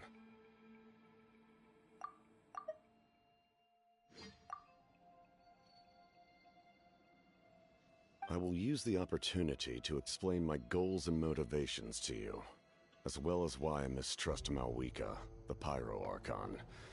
I believe there is little reason for you to blindly follow her plan. If you would like to hear our intel, then find us to the east of the stadium. But remember, not a word of this to anyone. I would like to avoid any further conflict. You will see me again once you return to reality. No matter what I say, please, help me keep this a secret. This is all to avoid dragging Granny into this conflict.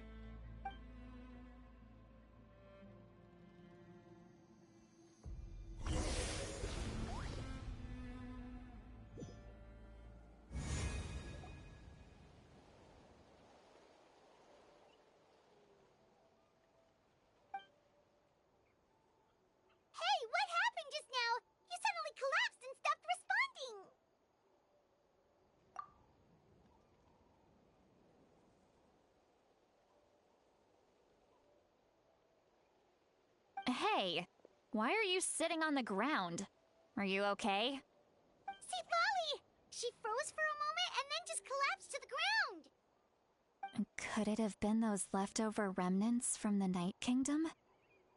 Do you have any itches or pain anywhere? Don't worry. We can take a short break. Sorry, I know I asked for your help. But had I known you were feeling unwell, I wouldn't have taken you on this trip with me.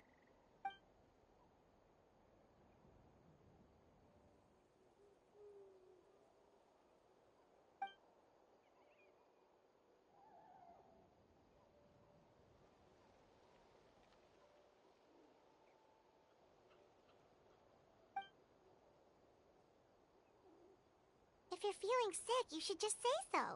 See, Lolly should be able to, exorcise any ghosts or weird stuff that you picked up in the Night Kingdom. A seasoned traveler must know the importance of not pushing yourself beyond your limit. If you need anything from me, just say the word. In any case, let's take a bit more time to rest now.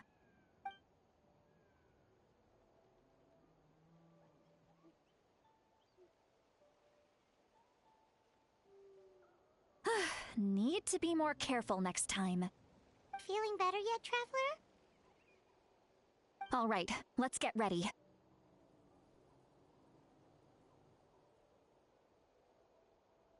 I followed my phlogiston trail earlier to a stronghold guarded by soldiers. I have a feeling that Auroron is probably being held inside. Oh, so it's close by. Then let's head over right away. Well, I recruited you to be my helper, which means we're in this together. Like the wind and the clouds. We either move as one or not at all. But if you want to make it up to me, then just be sure to fight extra hard when the time comes.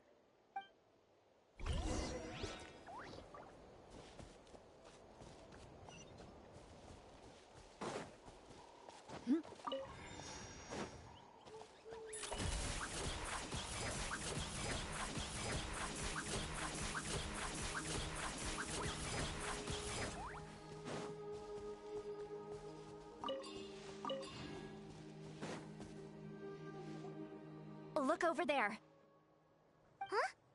Paimon thinks she sees someone in the middle of the camp. That's Auroron. So he really was taken by the Fatui.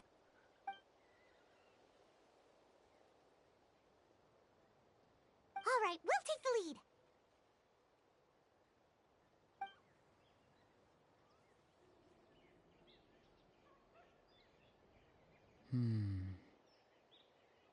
Hey, quit daydreaming.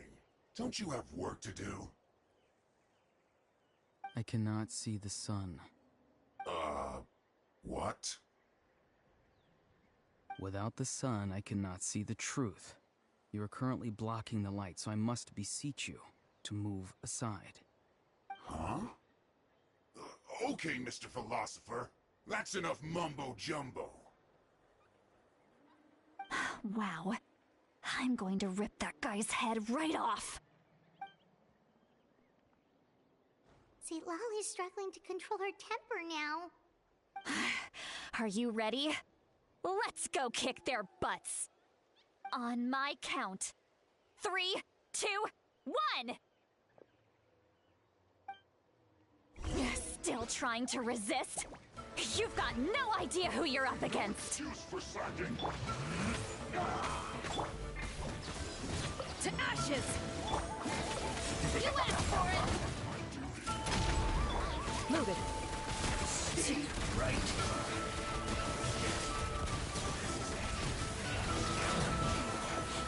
Looks like I went too far. Auroron! Granny! Paimon knows she's called Granny Eatsley, but it's still kind of weird hearing someone actually call her Granny. And greetings to you too, other Granny.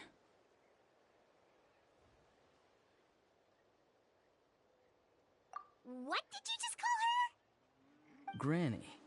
Is that not right? You are Granny's friend, are you not? You seem to be approximately the same age as her, so I figured you're also a Granny. How many times have I told you? It doesn't work like that. There are a lot of people who look about the same age as me. You can't go around calling everyone Gramps or Granny. Oh, wait. He's not a child, is he? Don't tell Paimon he's one of those people who look like an adult but are actually only 8 or 9 years old. Oh, your words have pierced my heart like a thorn vine. Given how hard those thorns are to remove, I may just need to find a pair of tweezers. Why are you so upset? You can just say yes or no. Of course I'm not a child. It's just Granny always taught me to show gratitude where it's due. And since the Masters of the Night Wind raised me collectively, I basically see everyone above a certain age as an elder I should look up to.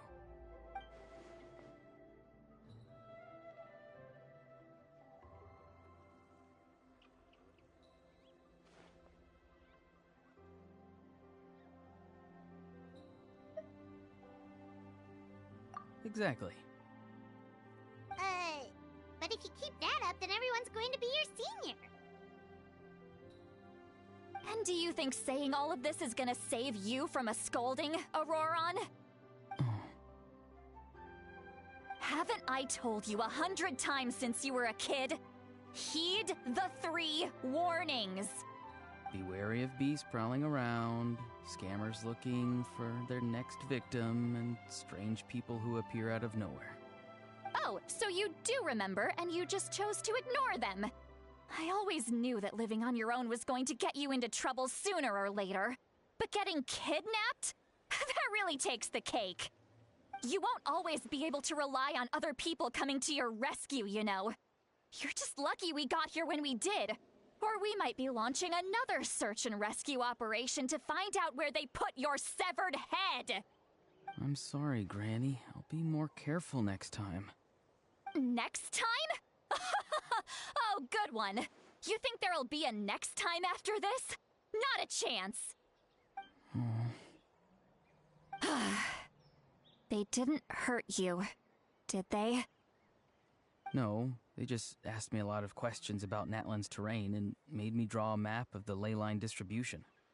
Okay, now answer me honestly. Were you the one who helped the captain escape after his battle with the Pyro Archon? Yes. So why did you do it? Because they said they would need my help from there on out. They also said that if I refused, they'd just come to you, Granny, and they'd already figured out a way to make you do their bidding. Hey! I'm no ordinary Granny! Would they really dare to come after me? And you! Did the gods give you a brain just for you to not use it? Did you really believe everything they said at face value, and not stop to think? Thankfully, the Pyro Archon only asked that we find the mysterious individual from the Masters of the Night Wind, and didn't slap your name on a wanted poster. Don't think for a second that she doesn't know what's happening. Even if the truth that you see will soon manifest into reality, there is still no need to preemptively panic. Have you forgotten the words that I've taught you? I'm sorry. Forget it. We can submit the details of this camp and the defeated Fatui as evidence of your innocence. Let's clean this place up and get back to the city. Auroron, you better remember this lesson well and seriously reflect on your actions. Also, once we return to the city, come to the speaker's chamber with me. I'll need you to explain everything. Sounds good. Should I bring some of my homegrown vegetables as well? Your vegetables? Yes, I grow a lot of fresh produce in my garden. I hope the Pyro Archon won't be too picky about the selection. Now's not the time to be thinking about that. If you do come face to face with the Pyro Archon, the first thing you should do is... Recite the 3 warnings. Huh? No! You should emphasize that you were not in cahoots with the Fatui! How exactly did the Masters raise this guy? Oh, right.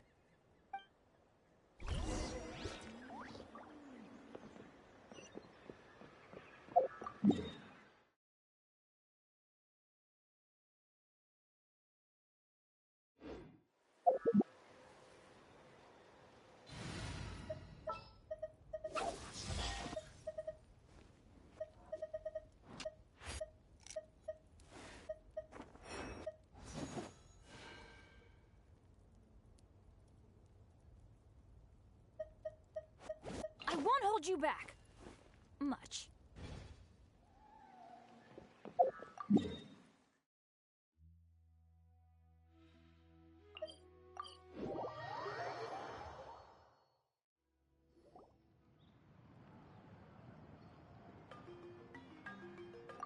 I see. So Auroron came to the captain's rescue because he promised to help him in exchange for Xilolen's safety. That's right. I'm sorry. Now that you know Auroron was only trying to protect another member of his tribe, could I ask you to petition the Pyro Archon for her forgiveness? We'll give her a full report. We'll let you know once she's reached a decision. Will I need to stay here? Technically, yes. But if Miss Xilolen is willing to serve as your guarantor, then we can release you from custody. Sure. I'd be happy to do that. I don't have any more time to waste here. I still have other things to do. Understood. Thank you very much. Mr. Auroron, please report back to the Speaker's chamber as soon as you've received notice of the Archon's decision. I understand. Thank you. And thank you too, Granny. Well, at least you won't need to hide your face anymore. Traveler, Paimon, thank you very much for your help. And don't worry, I haven't forgotten about my side of the deal. Once Auroron is settled, I'll go talk to Xilonen and get started on forging an ancient name for you. Oh, thank you! You scratch my back, I scratch yours. It's as good as done. You can just go twiddle your thumbs or something while you wait for the good news. Bye for now. Come with me, Auroron. We've got to find you a place to stay for the night. Goodbye, other Granny.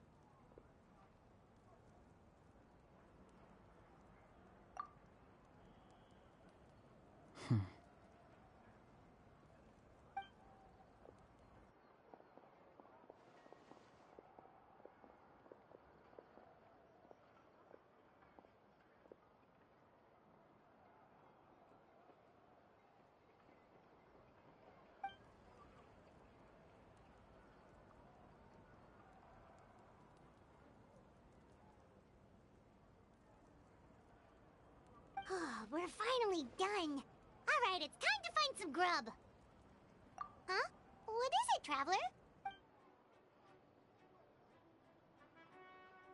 What? That captain? Sorry. Paimon just didn't see that coming. So you really saw him in the Night Kingdom? And he didn't attack you? Oh, that Auroron, what is he up to?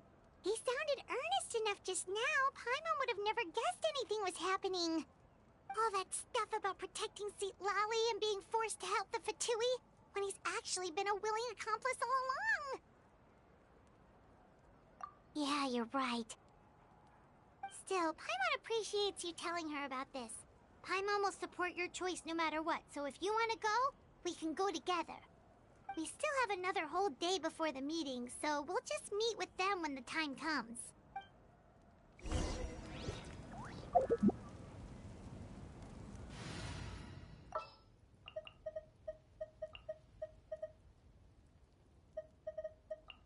This will be a productive partnership, I hope.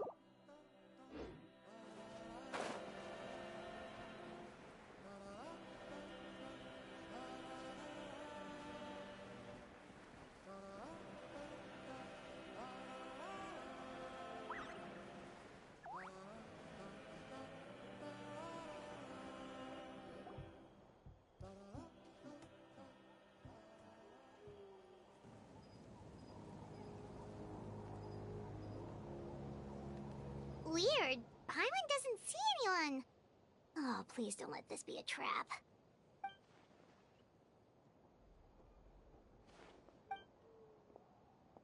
What was that? Good evening. Nice to see you again. It's you. You shouldn't pop up from behind people like that. What are you, a ghost? I'm terribly sorry. It's just a force of habit.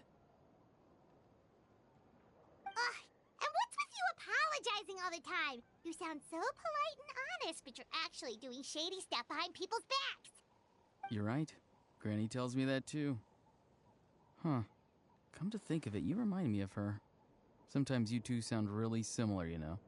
Oh, so you're gonna call Paimon Granny too now? Well, I could.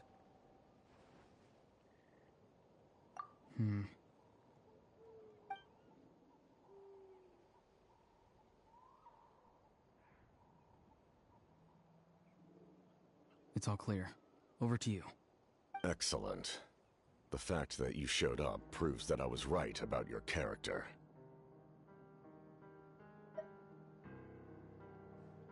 Yet, there's been a lot of talk about you. Child told me that you're passionate about the unknown and willing to take risks. Rather than facing you as an enemy, I would much prefer to bring you to my side. If we allow the current state of things to continue, we will inevitably clash, and that's a scenario that I'd very much like to avoid.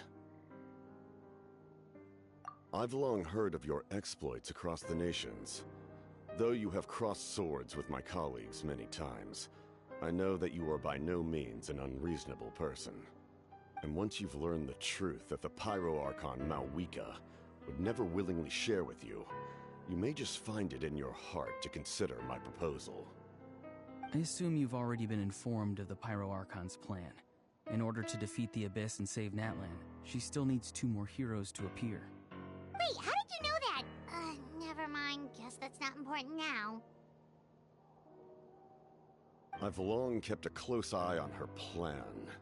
To be frank, it's an exceedingly risky plan. Will the heroes really appear? And even if they come to her, will their power be enough to drive the Abyss back?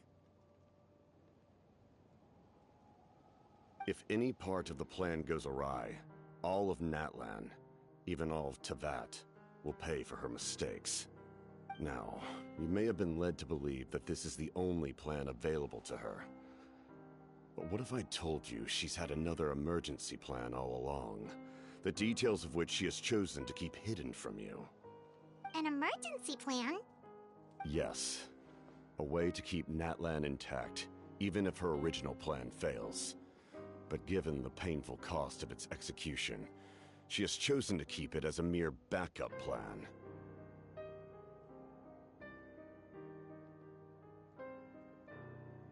Whether this stems from hesitation, fear, or even naivete, I cannot say. But Natlan cannot afford to wait until she comes to her senses.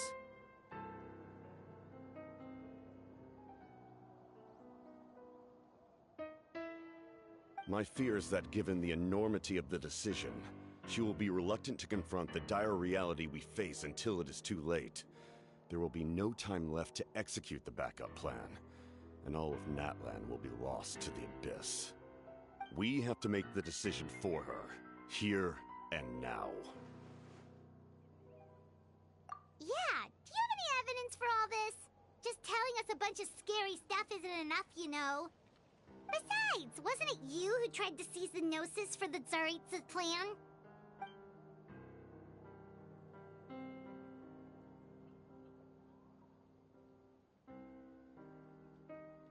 I knew you'd be clever enough to see. That's right. I did not seek the Gnosis for the Tsaritsa. Since I was defeated in battle, I must put to rest my thoughts about the Gnosis.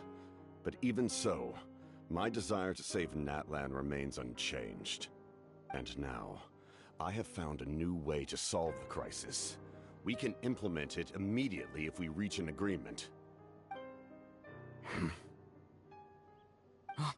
Someone's here. Huh? The captain disappeared! Something is rapidly approaching. Oh no.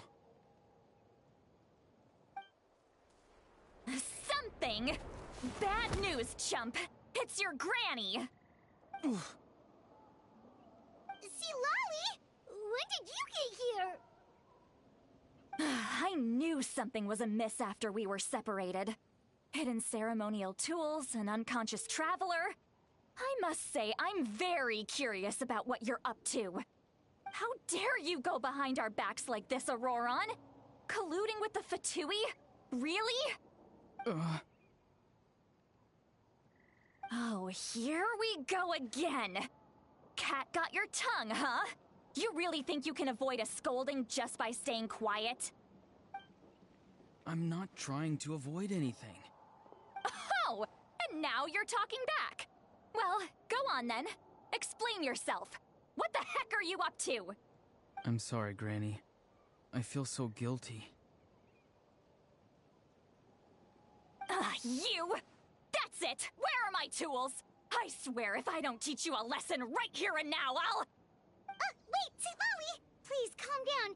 We, still learned a lot of info, didn't we? Like the fact that the captain isn't trying to seize the Gnosis anymore. So, maybe just save the scolding for later, okay? Listen well, Auroron. You're only getting out of this now because of the Traveler's plea. This isn't over. You hear me? You're right, Traveler. Let's go. We can discuss this more back in the city. You two keep an eye on Auroron for me, okay?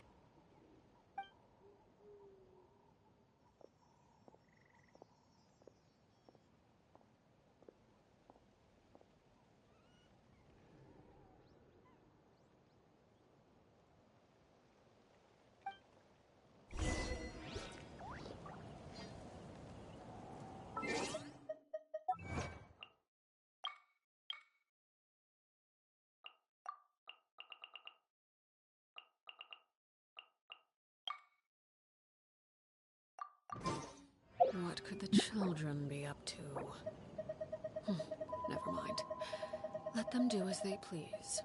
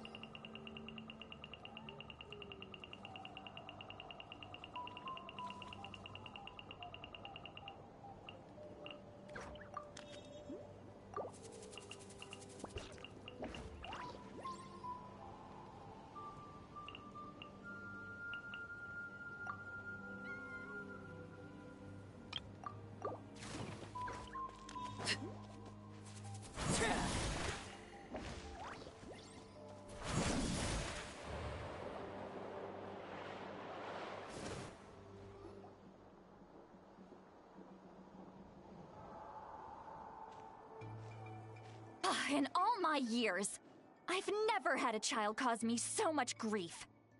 Do you seriously not see what's at stake here? You've got a head on your shoulders, Auroron. Use it! Why did you help the captain? And I want the truth this time. No answer? Think you're being smart? Then let me ask a different question. What does the captain want? What is his purpose in Natlan? Really? You're just going to stonewall me?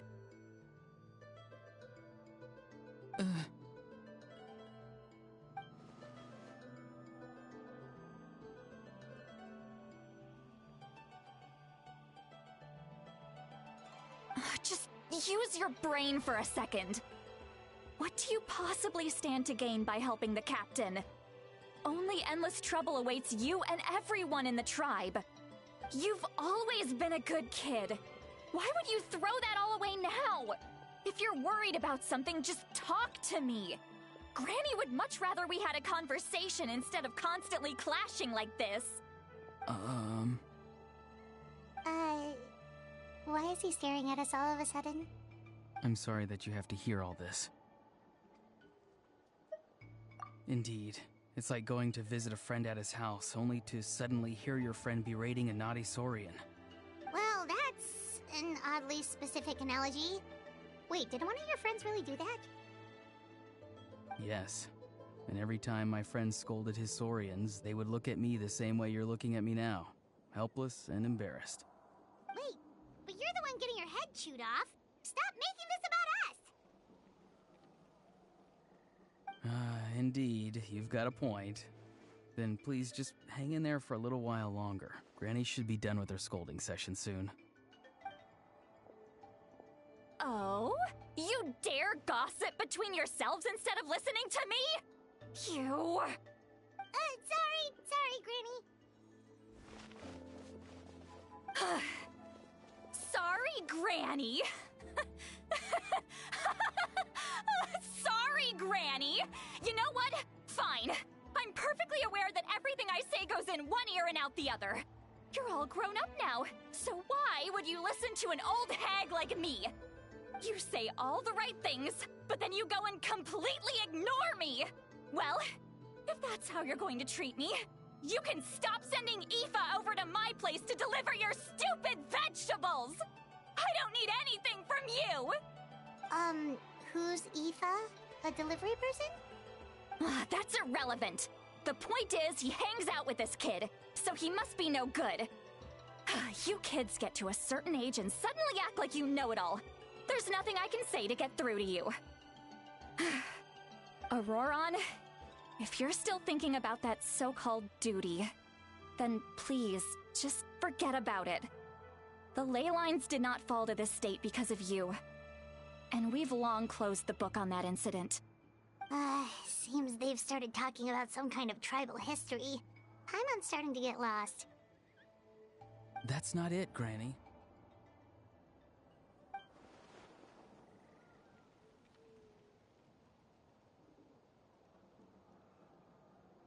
I know you tend to get down on yourself when you're upset, but I can tell I really hurt you this time.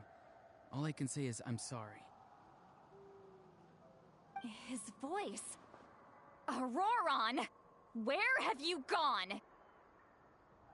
It sounds like he's somewhere super far away, but isn't he right here in front of us? I'm really sorry. It's up to all of us to do everything we can to save Natlan. So I've got to go. Get back here this instant! Auroron! What is this? Powder from plant spores? Is that the trick he used? What just happened? How was he able to suddenly get so far away like that? It's a trick of his. If you grind spores into a powder and spray it in the air, it can be manipulated to create an illusion. He pulled it off flawlessly. He must have put a lot of time into perfecting it. Don't tell me that's how he's been hunting in the fields these days. Couldn't he have picked up something more useful? Ugh, little brat. That's it. The next time we meet, I'm definitely going to break his legs. Whoa, that's a little extreme. But still, why does he feel like he needs to run from us? If his goal is also to protect Natlan, then can't we work together?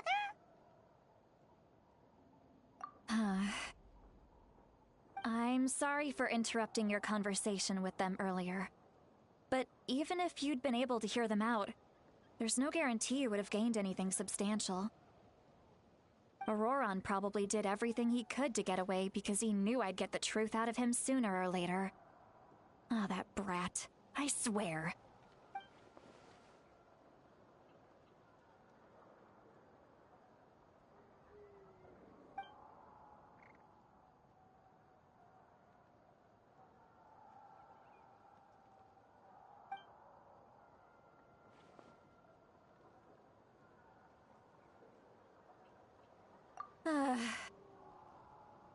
We've got quite a long walk back to the city.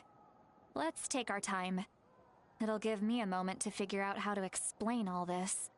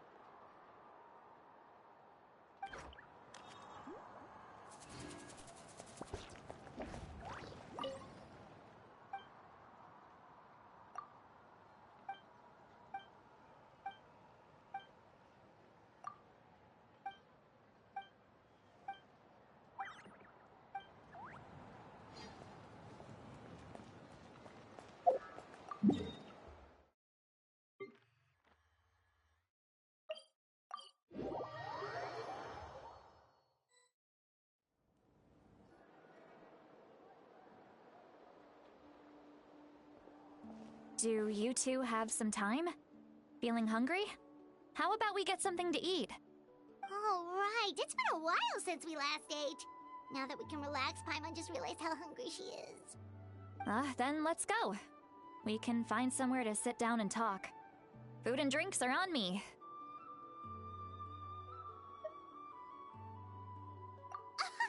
How did this become Paimonville? See, Lolly looks quite down on herself. Alright. It's on Paimon this time. What's one meal to the best guide into that? So you can just sit back and enjoy, sweet Lolly. Paimon will take care of it. Hey, come on now. You won't even let me take you out for some food and drinks? I just wanted to treat you to a meal. Are you sure? We can save you some Mora. Mora is the least of my concerns. Besides, we're definitely due a meal after all the time we've spent together. Let me get this one. I might be an old hag, but I like to think I'm not completely useless. Sure, that's fine with us, but Paimon doesn't want you to be sad, sweet Lolly. Don't worry. I'm sure a juicy grilled steak will work wonders.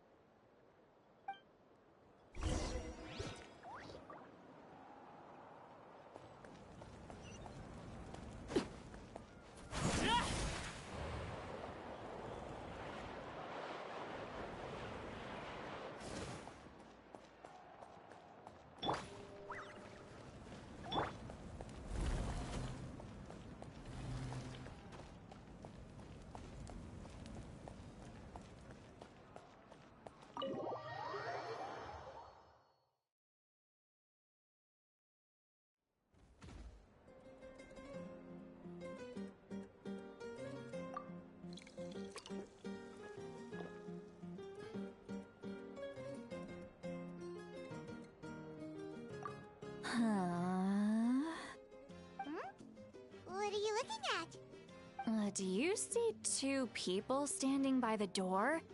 They look like spitting images of each other. Are they twins?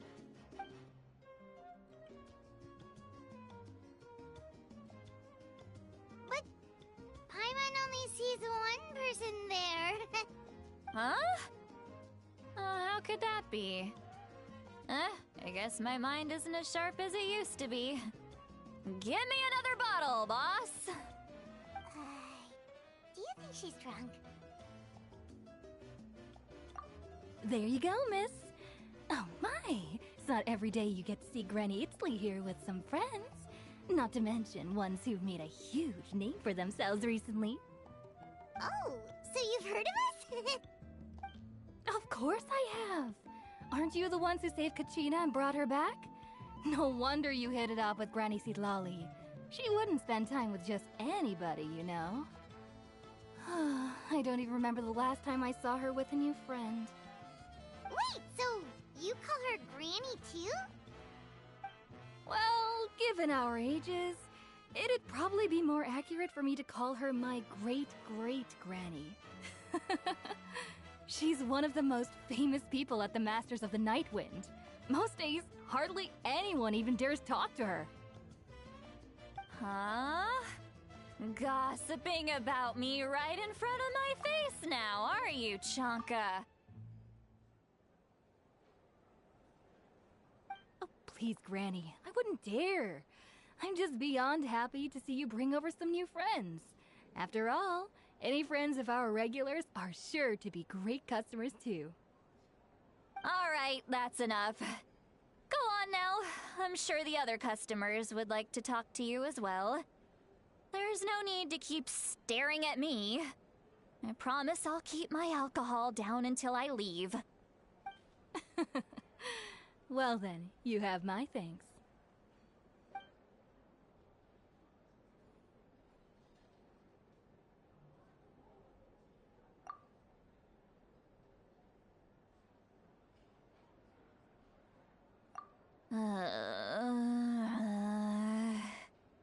Seat Lowie? Seat Lowie? Who's that? Some gall calling me by my first name. Let me guess. You want to test your skills against Granny Eatsley, don't ya? Are you still with us, Sweet Lolly? You're kinda talking to no one. You chumps come around here, picking fights with me? Well, you know what happens next. You lose, and then run off home to tell everyone about how I'm this big scary bully. It's always the same story.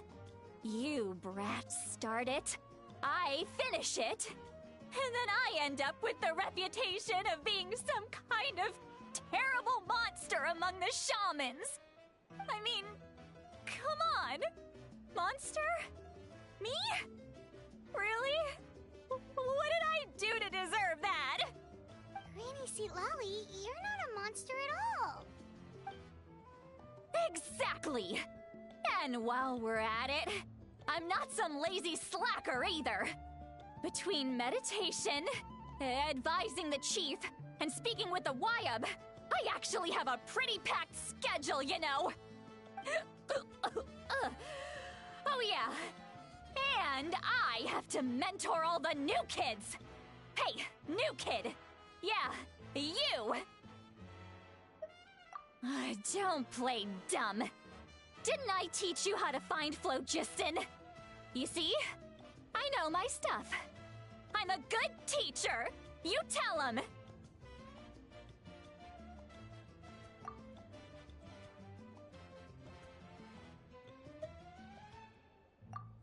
That's more like it.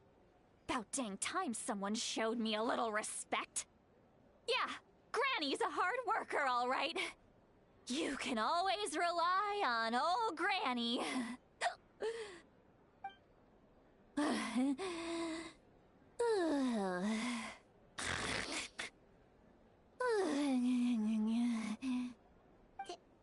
Did she just fall asleep with her eyes open?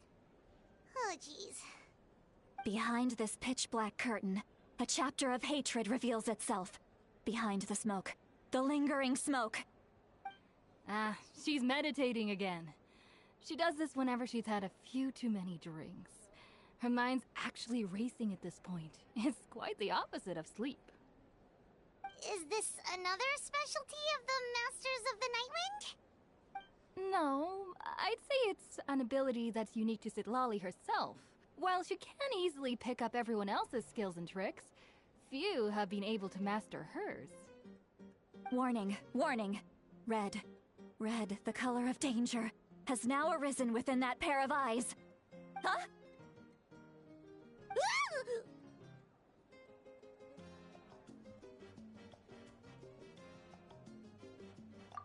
Traveler? Paimon? What's wrong? I'm gonna hurl. Hang on, just keep it in. Phew. Okay, it's passed. That was a close one. You had Paimon worried. Paimon really thought you were about to barf all over the table just now. How embarrassing. I'm sorry you had to see me like that. That's never happened before, I swear. I've never thrown up, not once.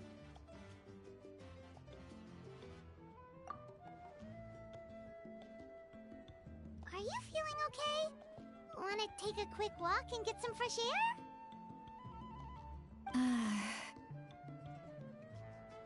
There's so much that I want to say, but I can't. Why not? Of course you can. Just say whatever's on your mind. Please, Paimon. It's not as simple as you think. We've only known each other for a few days, right? What would you think of me if I were to start dumping all of my complaints on you after we've only just met? Oh, Paimon gets it. You're hoping that we wouldn't think less of you no matter what you're about to say. No, that wasn't my point at all! Seriously, don't you youngsters know anything about shame? I'm talking about shame! I've lived all these years and still can't get rid of it! Surely you know the feeling too? Actually, about that.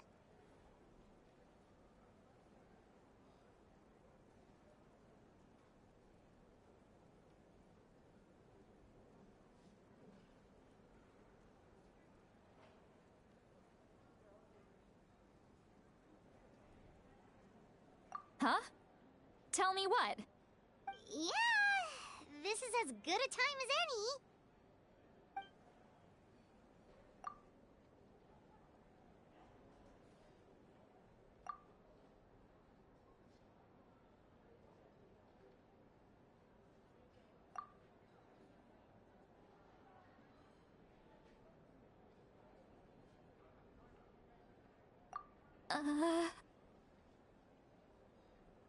So, you heard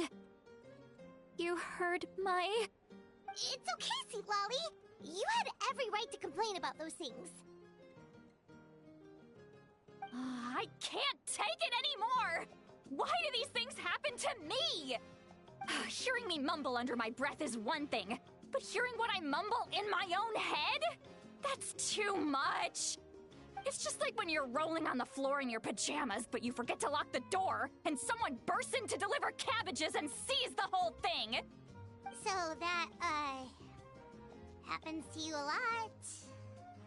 It happens to people in general, okay? Doesn't matter if you're 200 years old or 1,000 years old. Everyone rolls around in their pajamas sometimes. I was just picking something generic. Take a walk with me. I have things to share with you. Looks like she's completely given up. Like those criminals who just confess everything and accept their fate.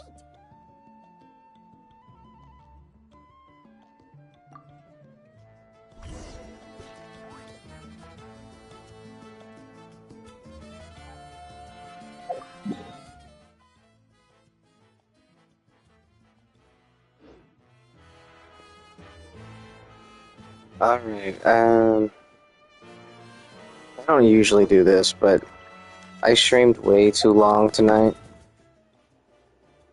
If I look at my PlayStation home screen, it's 4 a.m. It's been 6 hours that I've been streaming, and I am extremely tired. I already had a pretty long day before I got on Genshin, and was napping before I even turned on my PlayStation. So yeah, now I'm starting to get a little bit tired again. I missed some of what was said during the quest just now because I was in and out, closing my eyes, opening my eyes, so yeah, it's time for bed. This old soul needs to get some Z's. So, sorry the stream wasn't that great. Usually isn't great at all, but at least it can be entertaining. I yapped way too much about irrelevant things. I was wrong about Kachina's voice acting being absent, being somehow a Hoyoverse issue, like strictly a Hoyoverse issue. There is a possibility that I was completely wrong, and a pretty high likelihood that I was completely wrong, and the thing about the voice acting being absent is just not in their control. So, my first reaction, I wouldn't take it back. I wouldn't change how I reacted, but I was wrong. I was wrong with assuming that that they messed up or what have you, that they should just fire the voice actor, replace the voice actor, and extend the banner or whatever, put a delay on 5.1, whatever I was saying before. I was wrong. I take it back. That is not correct. That's not what they should do. It's not what they can do. If what I read in these about the SAF-AFTRA. I gotta look it up again. SAF-AFTRA, something like that. If what I looked up was correct about that,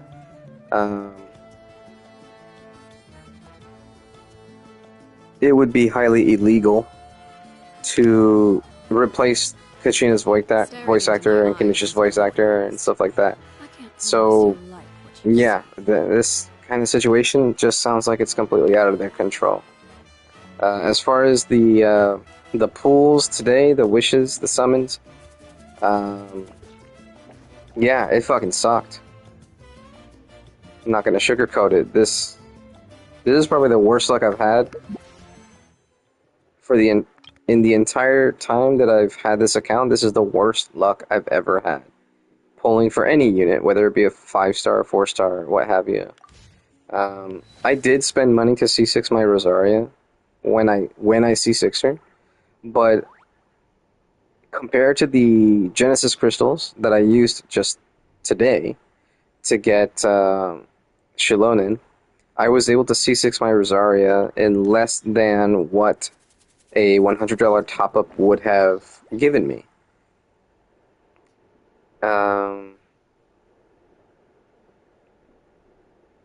So yeah, if I were to look at like how much Genesis crystals I had and how much money went into getting those Genesis crystals, just as an example, it was easily more money than any time I've spent money on a unit, which isn't that often, but I have done it before in the past. So I don't think it was worth it, honestly. I think it was BS. I think I should have just waited until the last day of the banner before deciding to spend those Genesis crystals. Who knows? Maybe logging off on logging off and logging back on a different day. Maybe that would have changed my luck or the RNG or whatever, the formulas that go into the game. Maybe something would have been different if I had just been on a different day. So yeah, I don't know. I think I was too impatient and I went for it too quick. But no, you live and learn. Things like this happen. It's a gacha game, so you just gotta move on. Shitty day, shitty Genshin day, but overall not the worst day. Just the worst luck that I've ever had on the account, but definitely not the worst day I've had on the account. Maybe it is. I don't know. I think... I don't know. Yeah, I wouldn't say it's the worst day. I'm sure there were things that's happened in the past when I was playing this game that were far worse than that. And probably cost money. Like, probably was something where I spent money and I just regretted it right away. This time, at least, I didn't spend money. It was money that I had spent some time ago, but it wasn't like I spent money today and was like, no, I gotta get this unit, and had to spend like more than $100 or so. It wasn't like that, thankfully. So that certainly could have been worse, right? I could have gone all the way to 80 pity and not gotten Xilonen again, and had to go beyond 80 pity or whatever. So yeah, I think in the hindsight, it could have been worse. Still disappointed about the Candace pulls, but maybe we'll get her off banner or something. I still have a lot of Acquaint Fates I haven't used, so there's that.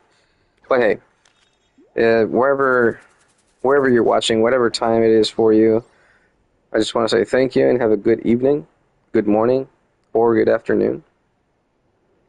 And just remember to be happy, be healthy, and try to have fun. Don't be like me. Try to have fun. And don't forget, you don't need to spend money to get good in this game. Alright guys, peace out.